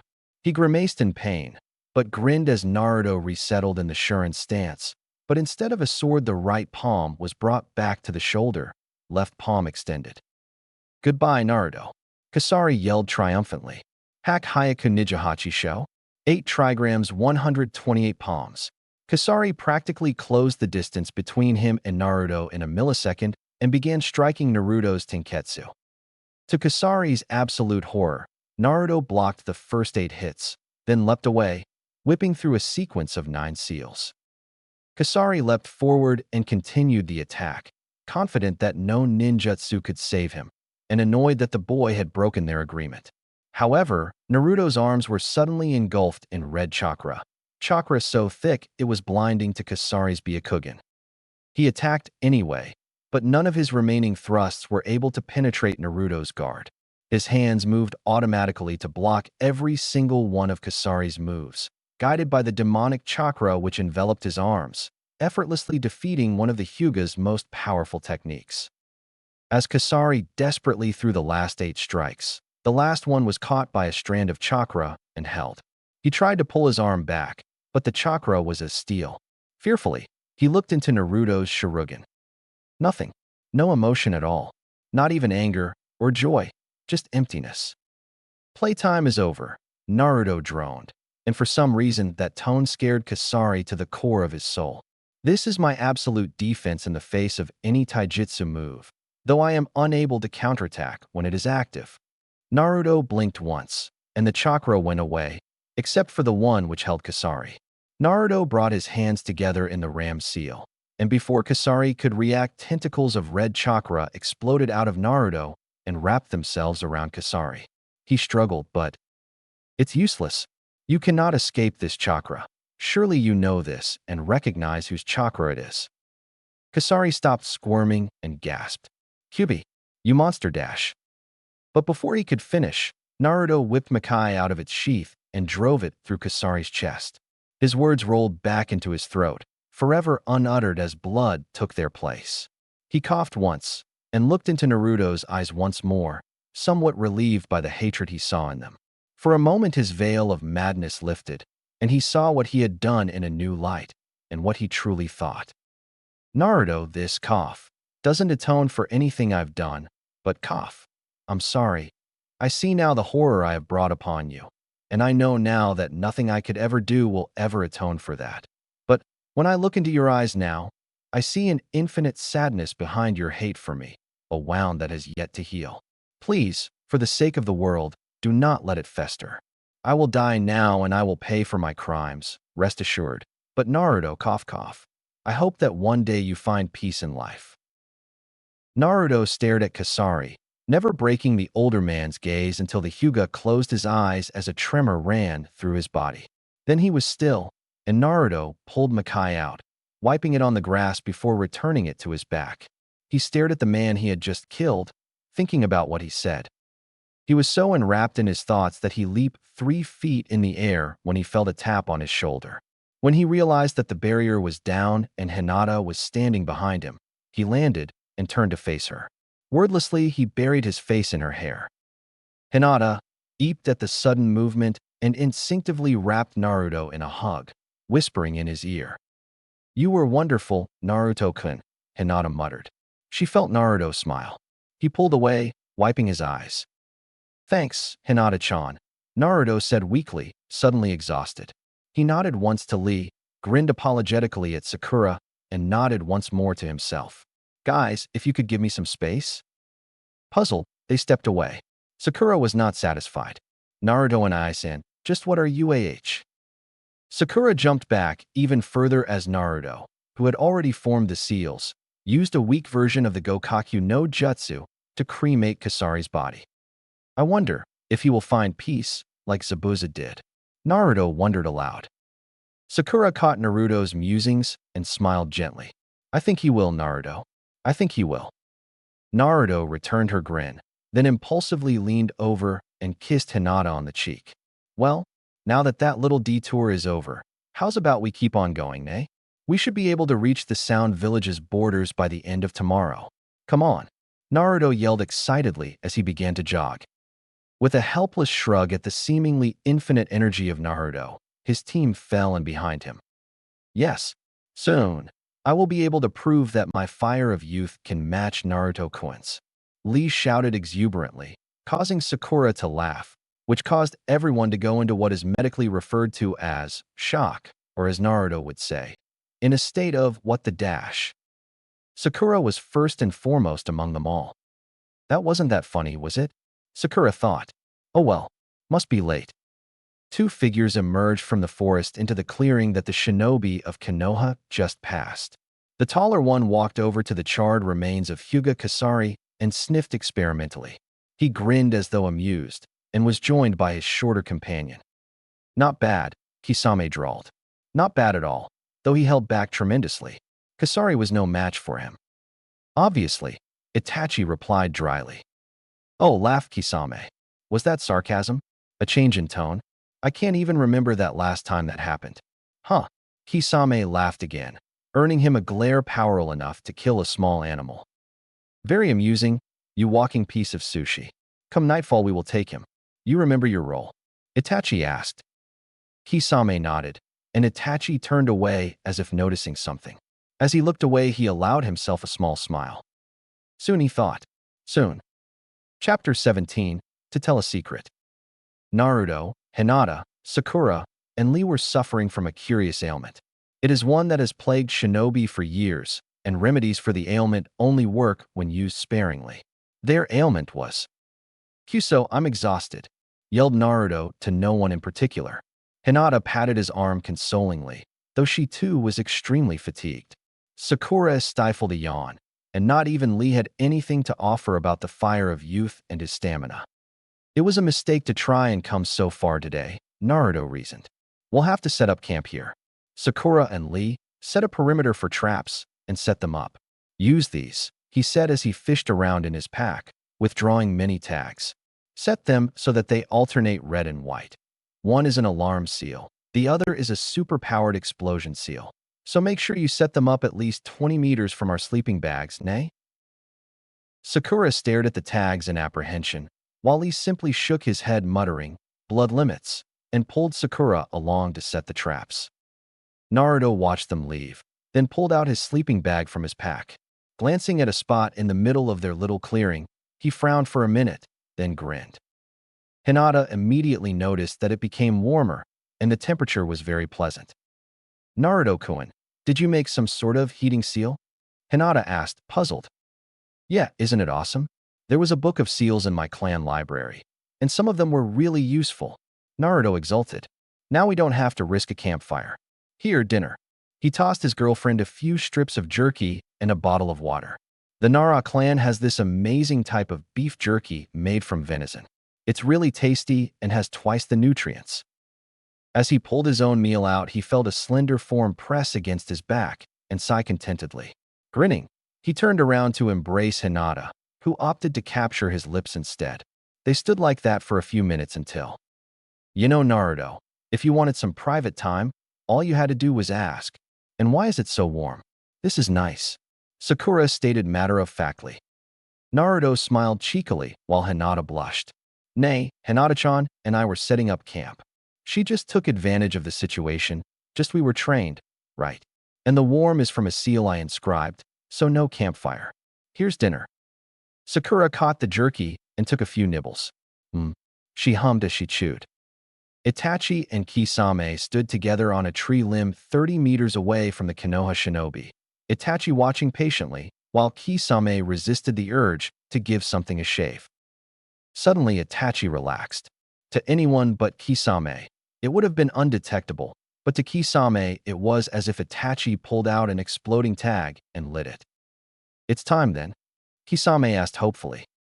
Itachi nodded. Move in quietly. They're exhausted, and we may be able to keep the element of surprise.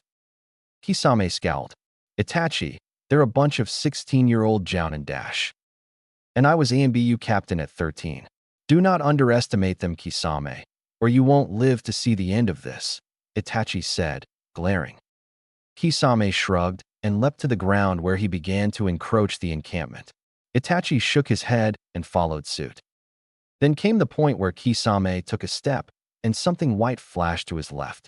He spared it a glance, then dismissed it. Itachi, however, watched as the churka flare dissipated, wondering what it was intended to do. Obviously an alarm, he thought. But this is Naruto-kun we're talking about here. As if on cue, Kisame was suddenly caught in an explosion 15 meters across. As he jumped away from the blast, 6 more erupted, and then a chain of them went off around the camp, forming a circle of fire behind them. Itachi cursed. Kisame, he began, then shook his head once more. No, they obviously are awake and know that we are here. We must proceed. You know our mission. Do not kill any one of them. If we do, it could jeopardize our success. Kisame sighed. Why can't we, Itachi? What's the point? Itachi just smiled, and Kisame had to turn away to hide his unadulterated fear. As one, they suddenly sprinted towards the camp, only to encounter a scene that was downright hilarious. Sakura and Hinata were still fast asleep. Lee was running around the camp trying to see where the intruders were, and Naruto was just waking up. Itachi paled. Well, I thought they were Jounin. Incapacitate them all. Kisame grinned. The fun part. He leapt towards the running Lee, bringing his sword around in a diagonal cut, when there was another explosion, this time in the middle of the camp. The flash blinded Kisame, and he jumped back, unable to sense anything. Itachi frowned. Bunchins, he thought, or an illusion. He brought his hands together. Kai, he said forcefully, and immediately the scene changed.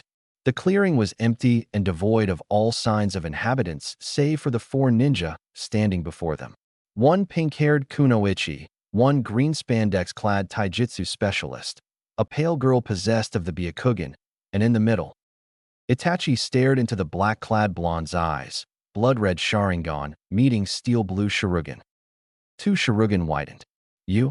It's you. No wonder Sakura-chan's Genjutsu was dispelled so easily. You're Uchiha Itachi. And the walking sushi. Sakura stifled a giggle. Despite the fact that they were confronted by two S-class missing means, she couldn't help but laugh at her chosen brother's treatment of two of the most powerful ninja in the world. Well, she reasoned in her mind, Itachi is innocent. I wonder what Naruto wants us to do. Sakura and Lee, you two will take Kisame. Hinata and I will handle Itachi, Naruto stated confidently. His voice carried all around them, causing Itachi to wince. Kai, he shouted, and once more he felt a Genjutsu dispel, though the scene didn't change. Naruto, for his Sharingan saw that it was him, grinned. And now you know just how powerful we are. That Genjutsu was Sakura's idea. Everyone always goes on about, oh, a trap within a trap. So she thought, why not a Genjutsu within a Genjutsu? Itachi nodded. It is truly ingenious. The Haruno clan has always had a knack for Genjutsu and precise chakra control. Well done, Sakura. Sakura stuttered. Thanks. I think. Naruto narrowed his silvery orbs. So why the small talk, Itachi-san? I can see quite clearly that the two ninja in front of me are the real deals. So, why are you here? If you have any sort of decent intelligence, you know that the QB can no longer be extracted. Itachi nodded. This is known to Akatsuki. However, he trailed off. He turned to face Kisame and tapped him on the shoulder. What? Kisame howled as he turned to face Itachi. Itachi's Sharingan met Kisame's eyes. The stare was held for 5 seconds. Then Itachi caught Kisame as he slumped to the ground. Naruto's eyes widened. What did you do to him? The Manjikyu. Itachi nodded. I fed him sleeping pills for hours. He won't wake up for a few days, but when he does it will be with no side effects. He will also probably remember what I did. He may attack me, but I can handle him. He sagged for a moment. Dispelling those Genjutsu took more out of me than I thought. Itachi mentioned. You still haven't explained why you're here. Are you going to knock someone else out if I ask again? Naruto demanded, settling into a battle stance. I am here because I have a proposal, Uzumaki Naruto, so you can dispel your shadow clone army, Itachi said coldly. I do not like being threatened. Naruto paled, then reassumed his fox-like grin. Well played, Itachi-san. They're gone now. What could you want or need? Itachi smiled with relief, and though it was odd coming from the rock-hard face of the Sharingan wielder, it was oddly comforting. Since you have activated your Shurugan, you must have the box. Thus, you know of the conspiracy the Hyuga and the Uchiha entered into against the Uzumaki. This conspiracy was started by the Akatsuki leader in an effort to destroy Konoha's most powerful clans to remove their threat when the next war is instigated. Naruto's eyes widened. So that's what Akatsuki wants with the Bijou. They want the power to control a war. What? Because that's all anyone in Akatsuki wants. Power and control, Itachi spat out. You're a member of Akatsuki, Sakura pointed out. Unless you joined because of the pretext with which you approached your father about the conspiracy. Itachi nodded. You are smart. It is a good thing I was not forced to incapacitate you all, because I don't think I would have been able to without bloodshed. You got that right, Lee exclaimed, immediately shrinking as Naruto shot him a death glare. We all know the truth of what happened those years ago, Itachi. We were on our way to find Sasuke and try to make him see reason. Also, I think I can completely remove the curse seal from him, but that would paint a target on me as Orochimaru's next container, Naruto explained. I'm not sure how to proceed now that you're here though. Itachi nodded, contemplating all that he knew. Yes, your awakening, so to speak, brings my action in this conspiracy to full circle. And so, Itachi looked pointedly at Kisame's slumbering form, then back at Naruto with the same piercing stare. Naruto matched Itachi's eyes, then started. What? No way, are you kidding? There's no way I'm just gonna kill him like that. Naruto yelled suddenly. causing Sakura and Hinata to cringe and Lee to settle halfway into a Guken stance. Itachi just glared harder. You will, because you must. Akatsuki must be destroyed, Naruto. Surely you know this. Naruto nodded furiously, then shook his head just as hard. Hinata feared for her love's brain. Of course I do, but that's not the point. Why can't we just wait for him to wake up, and then I'll beat him up, huh? Naruto protested, a pleading note entering his tone. It hit Hinata suddenly. He doesn't want to kill. Not in cold blood. Itachi sighed, having come to the same conclusion. Naruto, you have grown tremendously in the past few years, but you still have so much farther to go. Sometimes we have to do things we aren't proud of, and we simply have no choice but to do what is necessary and accept the consequences. This is one of those times. I could kill him myself, but it is better if you do it. Itachi's eyes narrowed. This won't be the last time you have to do something like this, Naruto. When you chose to keep your emotions as a shinobi, this was the price, and now it must be paid. Kill him now. He finished suddenly, Sharingan blazing. Naruto hung his head, but when he raised it his Shurugan blazed briefly, settling back into its usual silver glow. He choked. It's done. I used the Uzumaki seal of life on him, only to be used when there is no other course of action possible. It destroys his chakra circulatory system and makes revival impossible. You can check if you want, Itachi. It's not a near-death state. Itachi nodded. You did well, Naruto. Itachi shot the corpse of the mist Nin with his black fire, nodding as the body disappeared without a trace. We'll make camp here then. Hinata? Yes, Itachi-san, she replied automatically, still slightly overwhelmed. Can you prepare some food from my pack? Kisame was the far better cook than I. I could burn a salad.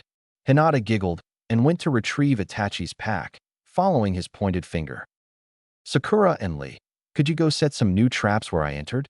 I'm afraid Kisame and I set off all of Naruto's seals in that area. Shouldn't Naruto do that? He's got the Shurugan. Sakura exclaimed. He'll do a much better job. Itachi grinned. Nah, you two will do fine. Besides, I need to talk to Naruto for a moment. Surprisingly, it was Lee who nodded in understanding and dragged a still protesting Sakura into the woods. Itachi turned to Naruto once more. Naruto, do you think you can remove the cursed seal from Sasuke and Aizen? Itachi blurted out rather uncharacteristically. Naruto, taken aback, nodded.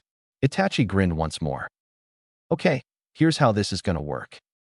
Sakura leaned over one tree root to set a few wires in the way Shikamaru once taught her. Lee caught himself staring and sighed, returning his attention to the paper bombs he was setting. That looks good, Lee-san.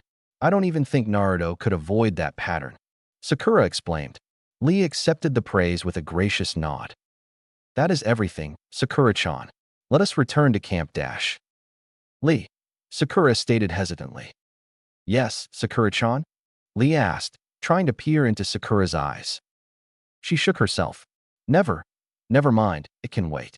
Besides, we need food, she finished. Lee watched her for a minute before following. Could it be? Could she be falling for no? I mustn't get my hopes up. Still. Lee's thoughts were interrupted by a most exquisite smell. It wafted into his nose and made his mouth water. He stretched onto his toes and took a Herculean sniff, almost passing out from the sheer pleasure of the smell. Oi, fuzzy brows. Dinner is served. In style. Naruto shouted. Lee ran over to find Itachi and Naruto sitting next to each other around a real fire, bowls in hand. Sakura sat across from Itachi, looking caught between intimidation and hunger. Lee took a seat next to Itachi and Sakura. Hinata came over and handed Lee a bowl, cradling her own as she sat next to Naruto and leaned into him slightly. Naruto smiled and kissed the top of her head before turning to his stew. Lee sniffed the bowl experimentally, detected the same amazing aroma. It looked as simple beef broth, but when he brought his wooden spoon out from the stew, for that was what Hinata had concocted, bits of food, which turned out to be beef and pepper. Do you like it, Lee-san? Hinata asked hopefully. Lee stared at her. Are you kidding? He asked incredulously.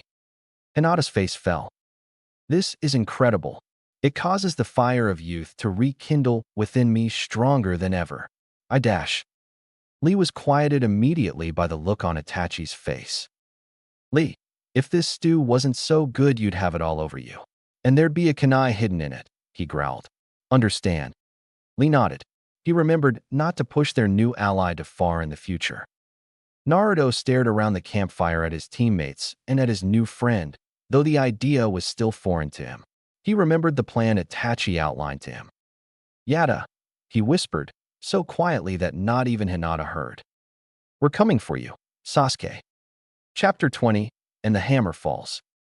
Uchiha Sasuke stood calmly in the midst of a forest, looking out at the entrance to his sensei's lair, waiting. Advanced Sound Scouts had warned him that a group of ninja were heading towards the compound. Their identities were unknown. However, the scouts had detected 2 massive chakra signatures and had fled before they were discovered. The ninja were less than half a day away. But Sasuke didn't need that information. He knew that Konoha would only send a few people out to Oto country. Only a few were qualified. Dobe, he thought. They'll have sent the Dobe and that pathetic excuse for a kunoichi Sakura. But who are the others? Sasuke shrugged. It didn't matter. They would all die.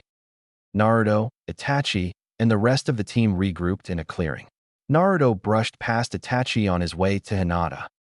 Did you send the message to Akatsuki? Naruto whispered. Itachi nodded. They will arrive at the compound soon after we do. They were greatly interested to hear the location of Orochimaru's lair.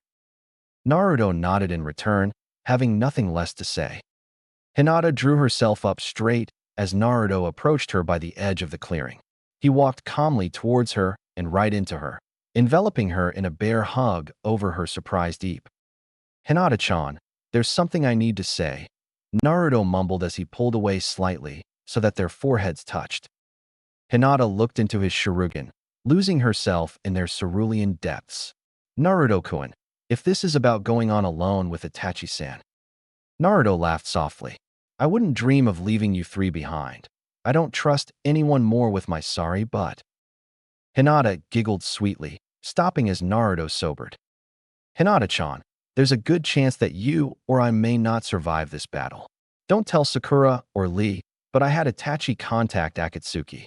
They're sending a pair to assist Itachi in the assassination of Orochimaru. While Orochi team is occupied with them, we will engage Sasuke. Hopefully we'll be able to get his attention away from Itachi, and I think I know just the way. Hinata stared at Naruto-kun, who looked as if he expected to be slapped. Instead, Hinata grabbed a fistful of blonde hair and pulled. Naruto found himself being dealt a kiss that would have scorched him to the ground had he not half expected such a reaction from the Hyuga of his dreams. He returned the kiss, deepening it, causing him to feel the heat of Hinata's blush. When Hinata pulled away, Naruto grumbled softly, causing Hinata to giggle again. Naruto-kun, I don't think anyone is going to die. We have you, Hinata said encouragingly. We trust you, Naruto-kun. I trust you. What needs to happen now is you need to trust you. Remember what I told you before the Chunin exams? That's not true, Hinata exclaimed, shocking herself with her initiative. Naruto was rocked back on his heels as his jaw dropped slightly. I think you are a proud man who makes mistakes, but you learn from them. I think this makes you truly strong. Hinata retreated behind a wooden post. At least, that's what I think. Naruto did remember.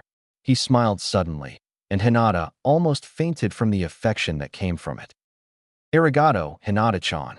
Let's go, Naruto murmured, taking her hand in his and leading her back to the camp. Sakura and Lee looked at them expectantly. Naruto grinned. Let's get wild. Follow my lead. Box formation, Sakura and I leading. Lee and Sakura yelped, though Lee beat Sakura to voicing a coherent protest. Naruto-kun, usually I lead with you. Are you sure Sakura will be able to keep up? Lee wondered aloud. Sakura became very serious. Lee-kun, Sasuke is waiting up ahead. The apprentices of the legendary Sannin must meet in battle for the first and last time. You and Hinata must engage the Oto ninja that Orochimaru will most likely send to back Sasuke up. Itachi will most likely handle Orochimaru if he decides to make an appearance. Am I right, Naruto and I-san? Naruto nodded, as perceptive as ever. Sorry, Lee, but this is something that Sakura and I need to settle with Sasuke alone. Hinata squeezed Naruto's hand in response. Naruto nodded to himself, then handed each of his teammates a strange seal. Here, place this on your clothing somewhere. If you need assistance during the fight, gather some chakra to your finger and tap it. Help will come. Naruto looked strangely excited as they stuck the seals to their shoulders. Finally, let's see if I can truly surpass my father. Suddenly, Itachi stiffened as the ring on his hand glowed briefly, then faded. It's time, he shouted to Naruto and his team. Deidara and Sasori are close. We need to begin our assault. His hands blurred in the seals for which Sakura recognized as a powerful genjutsu, and suddenly, and instead of Itachi, Hatake Kakashi now stood before them. Naruto gave the thumbs up to his team and winked at Hinata. They all shared one last smile and leapt away after Itachi. Almost immediately, they found themselves outside a small door built into a small hill, around which the trees did not grow. Naruto frowned at the emptiness, then his eyes widened. Down, he shouted, spinning around and drawing Makai at the same time. Itachi did not drop, but instead caught every single one of the kunai that was thrown at him. Naruto quickly assumed his sword's stance and danced about, slicing at the kunai.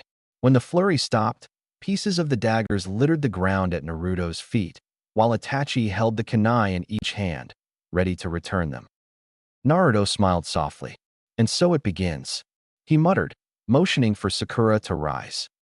Come on out, Sasuke team. Let's see how the Uchiha brat has changed over the years. Naruto called out in the most sarcastic voice Sakura had ever heard.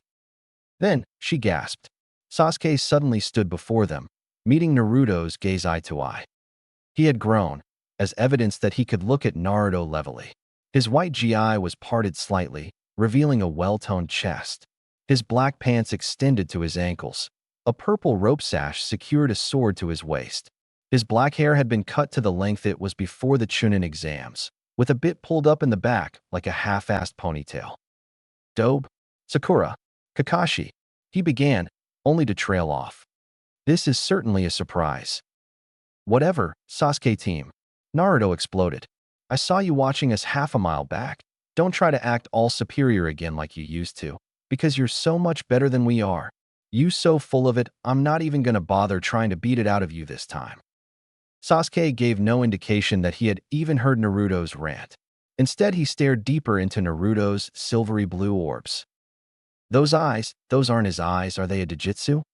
Those eyes are different since the last time I saw them, Dobe, Sasuke stated monotonously. Where'd you get them? Naruto grimaced. It is called the Shurugan. Would you like me to warn you what it can do, or shall I demonstrate? Sasuke returned Naruto's twisted smile with a smirk of his own. No doubt whatever bloodline you've activated is a result of the QB.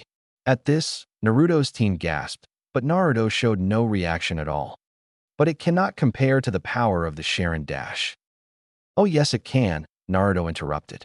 In fact, Sasuke team, you'd be surprised at what you would have learned had you stayed in Konoha. Did you know that there were once 3 noble clans of Konoha who defended the village? Did you know that the Uzumakis were the most powerful of those clans? Did you know that I'm the son of the Yondaime Hokage, Uzumaki Erasure? For the first time in the taunting, Sasuke looked shocked. However, it was immediately buried under his stoic facade. No, I didn't. You being the son of the Hokage? That makes sense, with your hair. You having a Kekii Genkai?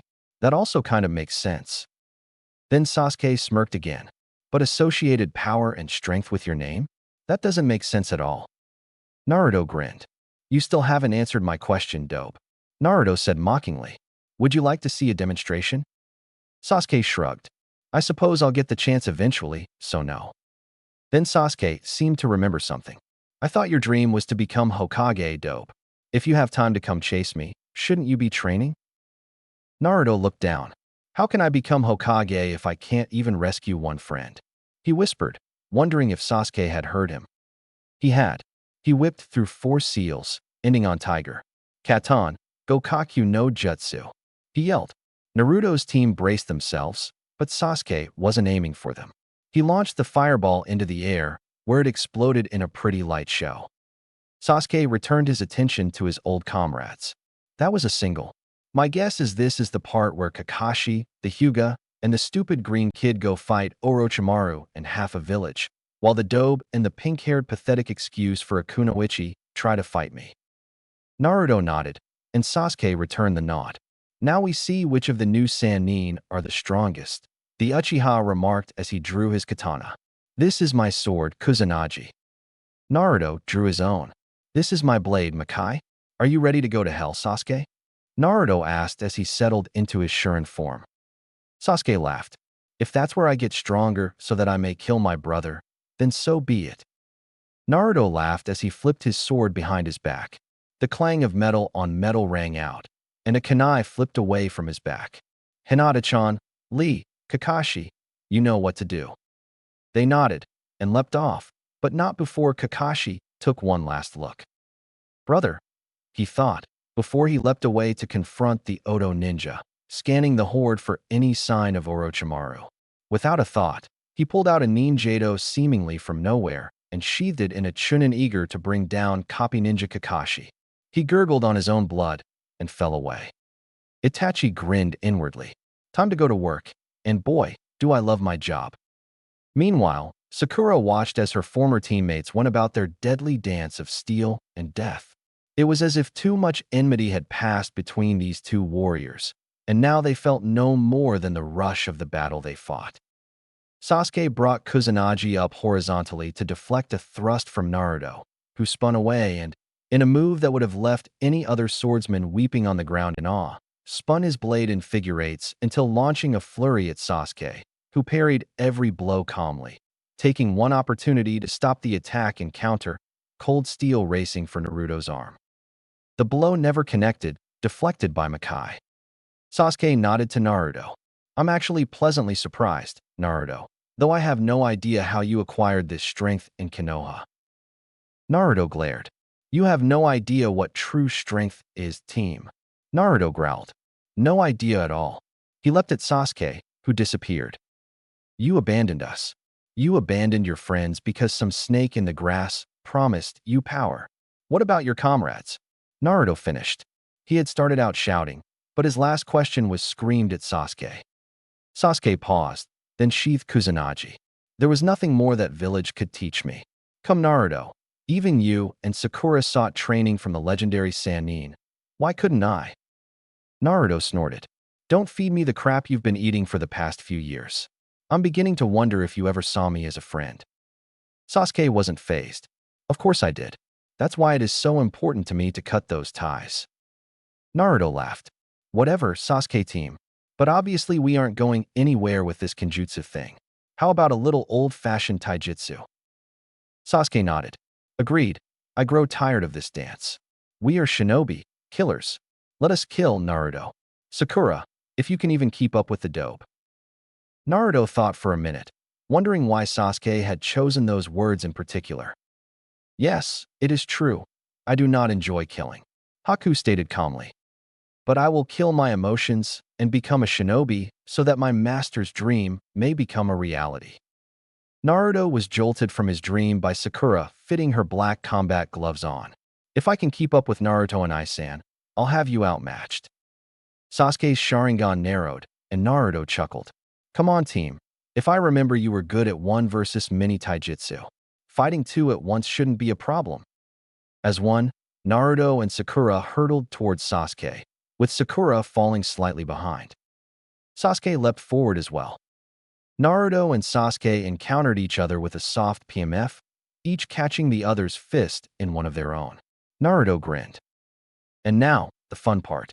Naruto remarked offhandedly, as one might say, nice weather, or I just stabbed myself in the leg. Sasuke glared, then jumped backwards to avoid Sakura's boot, which crashed into the ground. She pulled it out and shook off the rocks, ready to attack again. Naruto nodded once, then twice, then once more. Sakura grinned.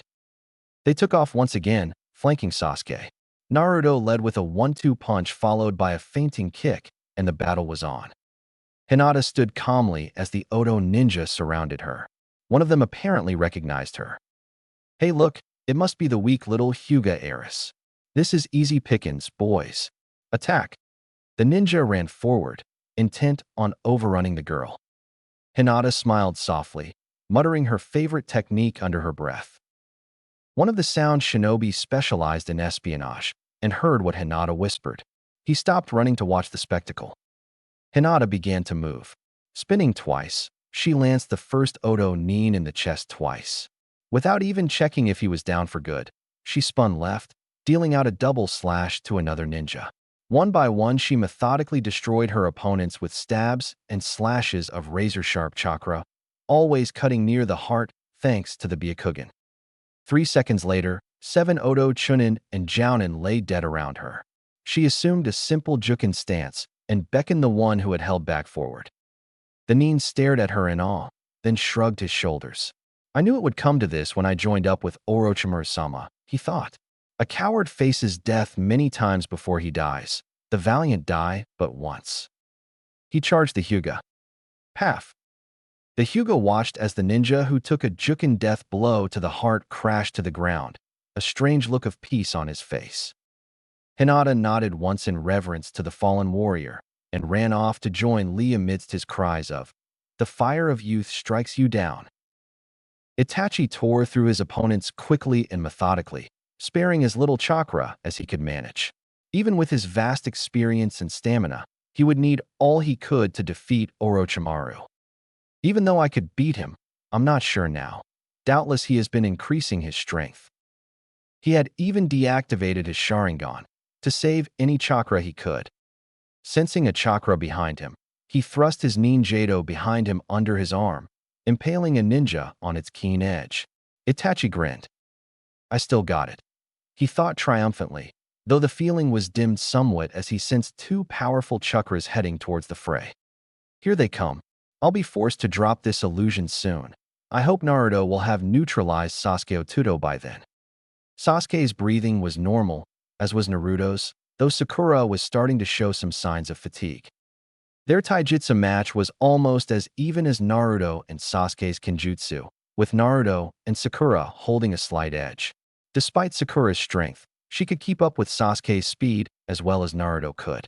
However, working together had allowed them to land some hits on Sasuke, though it looked as though they hardly affected them. Sasuke was feeling the pressure. Sakura will tire out soon, but will I be strong enough when she goes down to face Naruto? His power is incredible. I've never felt such chakra before, not even from Orochimaru. He emerged from his planning to catch Sakura's foot, not one to waste an opportunity. He slammed her into the ground and flung some kunai at critical points in her muscles. Sakura took the hits to her legs, but was able to avoid the shots at her arms. Sasuke paid for spending too much time, as Naruto's foot collided with his head. Shocked by the blonde's speed and strength, Sasuke flew away, though he righted himself in midair and landed firmly on both feet, hand dragging to stop his motion. Naruto sent a worried glance to Sakura, who was healing her wounds. She grimaced as the last kunai wound was healed.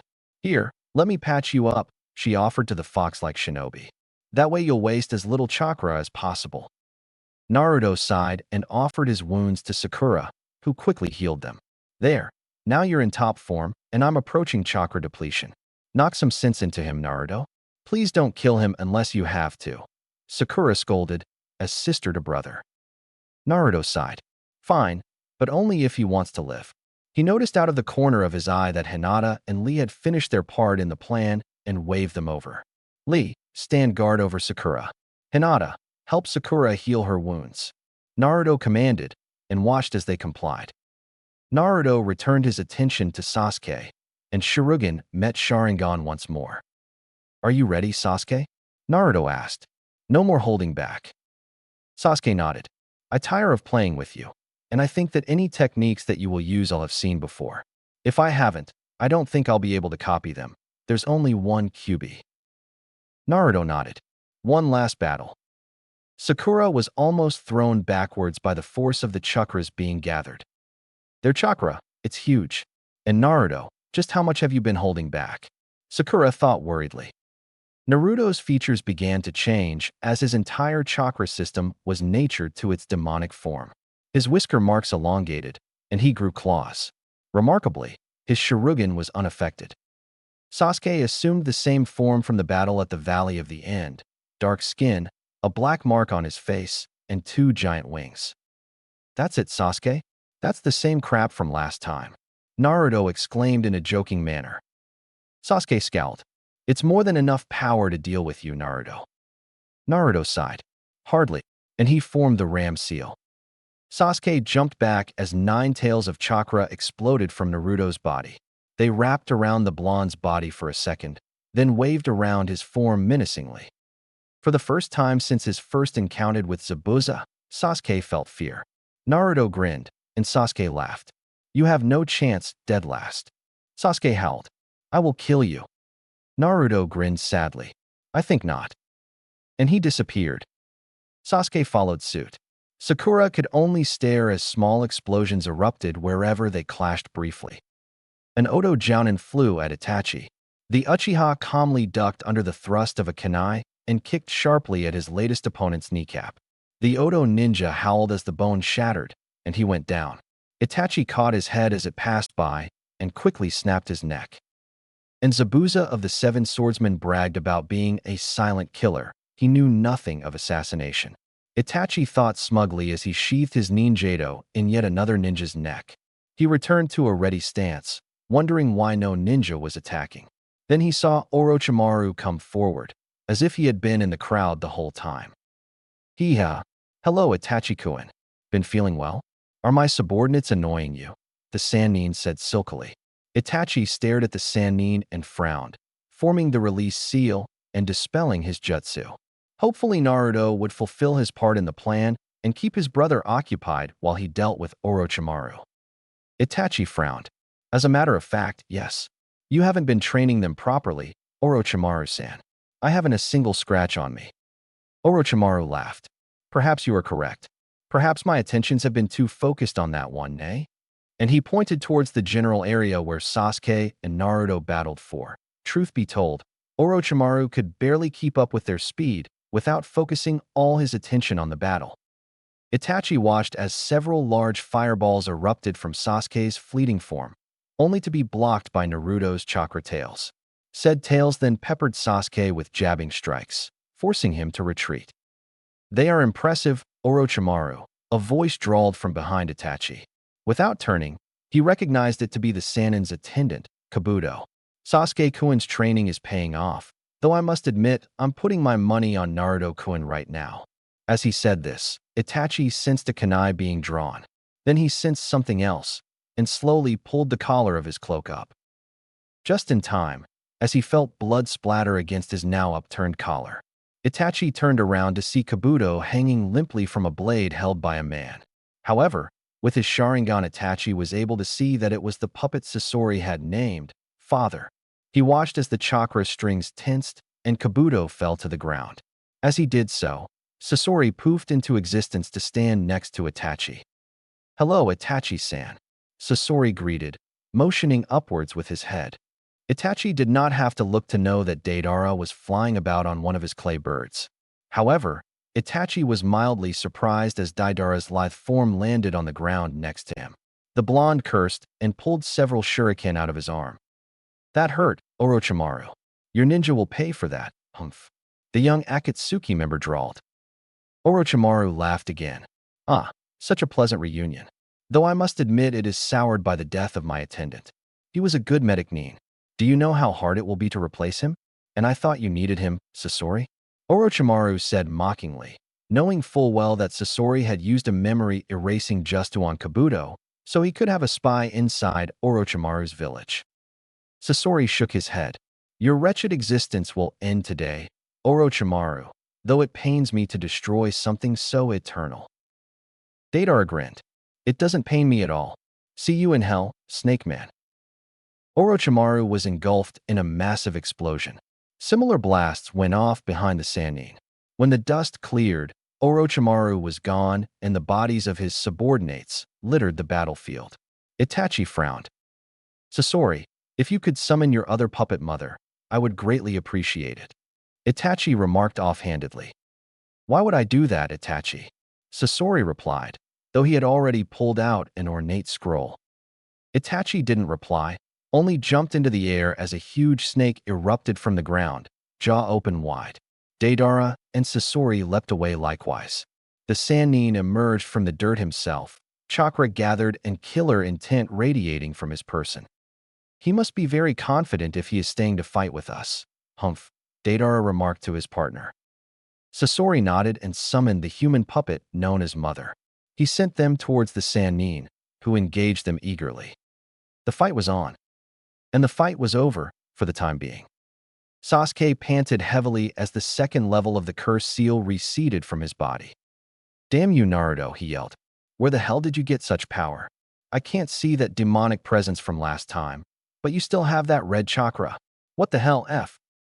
Naruto glared at his old teammate. "This power is mine. I've been paying for it since I was old enough to walk. I said I was sorry for all those years, brat. I don't even protest you using my power anymore. Look. And now it is mine to command. I am strong, Sasuke. We've been over this before. You lost your family. I never had one. Yada yada yada. Grow the hell up." Naruto screamed. "Yeah, we've suffered. Get over yourself. There are people who've suffered even more than we have, and you think they have the power we do? No. We're lucky, you bastard, and I'm sick and tired of your arrogant. I am the last Uchiha, and the world owes me a favor attitude." Naruto finished, noticing that a demonic edge had crept into his voice. Filing it away and making a mental note to ask the fox about it later, Naruto concentrated for a moment. "You don't know what it is to be strong, Sasuke team," Naruto said, the demonic taint to his voice gone. "You have no idea at all. You rejected true strength when you left Konoha." Sasuke reeled. "The hell I did. I need power. I have to kill my brother. I must avenge my clan. My parents," he yelled back. Naruto smiled sadly, remembering once again Haku's words. "Do you have someone precious to you?" the girl asked quietly. Naruto thought for a minute, thinking of Sakura, Kakashi, even Sasuke, and Iruka-sensei. "Yeah, I do. I'll protect them with my life," the blonde fox-like boy shouted triumphantly. The girl smiled. "Then you will become truly strong." As the girl left, she tossed over her shoulder. "Oh, and by the way, I'm a boy." Naruto fell over in shock. "Sasuke, you've perverted what it means to be strong," Naruto stated calmly, chakra tails flailing about. "You're fighting for people who have passed from this world. You need to let them go and realize what you have in this world before it passes, just like your clan would have done so, even without their massacre. You know, my clan was killed off too," Naruto said as if this explained everything. Sasuke laughed. "Yet another thing that we share. The Uzumakis were clan then?" Despite the fact that Sasuke seemed to be thinking rationally, Naruto refused to get his hopes up. Yet, he nodded. "Yeah, they were the most powerful clan in Konoha. Don't listen to what the Hyuga claim or what the Uchiha say. The Uzumaki were number one." Then Naruto did a complete turnaround. "That's why the Uchiha and the Hyuga conspired to kill them all." Sasuke's Sharingan widened. "No," he whispered. A little voice in his head told him the demon container was lying. Sasuke went with the little voice. "Liar," he yelled and hurled himself at Naruto. Hinata yelped, but Naruto just sighed and, with a flick of his wrist, planted a chakra seal on Sasuke's forehead. The Uchiha froze in mid-step and almost fell over if Naruto didn't set his legs properly. It would have been comical to Naruto if killer intent wasn't rolling of Sasuke in waves. "Hold still, O mighty and prodigal Uchiha. I'd like to take a look at your cursed seal with these eyes of mine. Oh, and by the way, I've been toying with you. My Shurugan's abilities overlap with your Sharingan and the Hyuga's Byakugan, as both are mutations of the Uzumaki bloodline. My specialty, however, lies in kanji seals. So hold still, not that you have a choice." Sasuke struggled against the hold seal Naruto had slapped on him. Damn him, he's going to take the source of my power. "No, I'm not. The power you have has been in you your entire life. I'm just going to remove what has perverted it," Naruto said calmly. Sasuke's eyes widened, remembering that his old sensei Kakashi had pulled the same mind-reading trick on Zabuza years ago. Naruto focused on the cursed seal and analyzed it. Damn, Orochimaru may have been a lying, cheating, evil SOB of the First Order, but the old Sannin came by his reputation honestly. The seal permeated Sasuke's chakra system on every level and was tied to his well-being. I can't simply remove the chakra from the seal. It'll kill him. That's a bad thing. Kyubi chimed in. Yeah, I don't really want to kill him yet. He has to learn the truth first. Then, I decide whether to kill him or not. Naruto thought back. Hey, that's my kid. Ignoring the fox's last comment, Naruto began to unravel the ties Orochimaru's seal had on Sasuke. Itachi, Deidara, and Sasori were literally removing Orochimaru's ties to Sasuke. The snake Sannin was losing. Badly. At the rate he was losing, Itachi figured they would kill him in the next few attacks. What unnerved the usually unnervable Uchiha was that Orochimaru wouldn't stop smiling, as if the Sannin still had one last completely unbeatable trump card. Suddenly, Deidara screamed as his shoulder began spewing blood all over his severed right arm, which was lying on the ground. A loud tunneling sound alerted Itachi and Sasori to a large hole in the ground, out of which dirt flew. Kyuso, no matter how much pain training you go through, nothing prepares you for dash. But his last swords rolled back into his throat unuttered as he was swallowed whole by an extremely large white snake, which burst from the ground. Instead of scales, the large snake posseed skin consisting of smaller snakes coiled around its body. Impressive, nay? I made it myself, my new body for my new rebirth. I no longer wanted Sasuke-kun's delicious body as my own. I just wanted to see how many Akatsuki he could rid me of. But I see that as the old adage goes, if you want something done, do it yourself. The snake thing cackled delightedly. A small thump was heard as the Orochimaru's newly revealed form bulged slightly in the middle. I do prefer my Akatsuki well done. Thus ends the fleeting Deidara. A fitting end, if you ask me, Orochimaru said as a large tongue darted out and licked his chops. There are so many things I could say right now, but I'm not going to waste my time, Sasori growled. However, you've angered me. Now I need a new partner. He flicked his wrists and waggled his fingers, and his two puppets launched themselves at Orochimaru, one for the head, one for its midsection. The oversized snake caught father in its jaws and shredded it to bits, but mother made it to the body and drew forth a large needle slathered in poison. Before it could pierce the snake, however, several of the tinier snakes unraveled from the body and constricted the puppet, trapping it as Orochimaru crushed it with his tail. Pointless. Goodbye, Sasori. And with that, Orochimaru's snakes coiled around the dropped poison needle and, before Sasori could so much as replace himself with one of his puppets or dodge out of the way, Orochimaru had impaled him upon his own spear. Puppeteers were always poor ninja up close. Orochimaru hissed, tasting the air for any scent of his last opponent. He hissed louder and in pain when several kunai pierced his outer skin through his snakes. He twisted around to Itachi leaping away. Naruto wiped the sweat from his brow and stepped back, waving his hand over Sasuke's forehead. Sasuke stumbled as control over his limbs was returned to him, and he scowled. So you've removed the curse seal. I didn't think that was possible, Sasuke said in his usual monotone. So what now? I'll admit, I should be dead. What is it you want? Naruto smiled. For you to read this piece of paper. If, when you're done, you still want to continue on this path of yours, I will kill you. If you decide otherwise, well, just read the note. Sasuke took the proffered envelope from Naruto and examined it for traps, though in his heart he knew there wouldn't be any.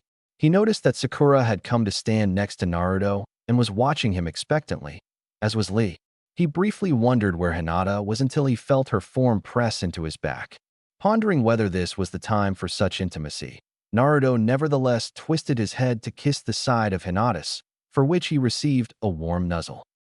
Sasuke eyed them cautiously before taking out the two slips of paper, the letter from the yondaime to Naruto, and the mission report filed by Uchiha Itachi. Sasuke read the letter first, and as Naruto watched, his eyes got wider and wider. When he finished, he looked up at Naruto and stared. I had no idea. No one ever. And the way you were treated. How? Sasuke spluttered in a very Hinata-ish manner. Naruto motioned for him to continue reading, and he did so. When Sasuke finished reading the mission report from those years ago, his face had assumed a calm countenance. The Sandaime is dead. I don't suppose I can confirm this with him? Sasuke asked softly, and Naruto shook his head. Not unless we use Orochimaru's undead summoning jutsu. I understand this is a lot to handle right now. So all that I'll ask is this. Will you return to Konoha with us? You can ask the Hyuga elders if they have anything to say about it. Naruto offered. I've been meaning to have a word with them myself, but I wanted to wait and see if you could back me up. Why? Sasuke asked. Why would you wait for me, a traitor and one who caused you personal pain? Because you failed, Sasuke. Naruto stated, a grin forming on his face. You tried to break the bonds you had to Konoha years ago, but you failed miserably. Here we are. Sasuke sighed, a small smile forming. I haven't smiled in a while, he thought sadly. I almost don't remember how. Sasuke looked Naruto in the eye. There's still something I'm missing. If my brother is innocent, where the hell is he? Naruto pointed to where Itachi was dodging the large white snake that was now Orochimaru. He's over there, but frankly he's in no mood to talk. It's not you. Hell, it's not even him. It's that stupid snake Orochi team. Shall I? And Naruto pointed to his Shurugan. Naruto, what are you planning? Hinata said, stepping away from his warmth. Naruto chuckled. Planned, Hinata-chan. I told Itachi that if I succeeded in getting Sasuke to agree to return to Konoha with me, I would be safe in using a very powerful, very dangerous seal. Sasuke, do I have your word that you will at least return to Konoha with us to question the Hyuga? Sasuke nodded. I will. Naruto nodded. Stand back, everyone. This is going to get ugly. Sasuke, I need all my chakra for this one. Send a Katon Jutsu towards Orochimaru. It's the signal I preset with Itachi. Sasuke nodded and gathered the chakra. It feels weird, but strangely liberating without that seal, as if a weight has been lifted from my chakra system. He finished with Tiger and launched a simple fireball at the giant snake.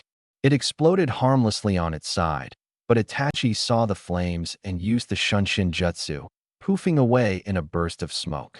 A few seconds later, he poofed back into existence next to Naruto. He glanced at Sasuke before averting his eyes, though not before Sasuke caught the shame that appeared on his brother's face. So different from last time, Sasuke thought, remembering when he had chased Naruto to a border village to warn him that Itachi was after him. Naruto focused, and suddenly a very large seal appeared on Orochimaru's head.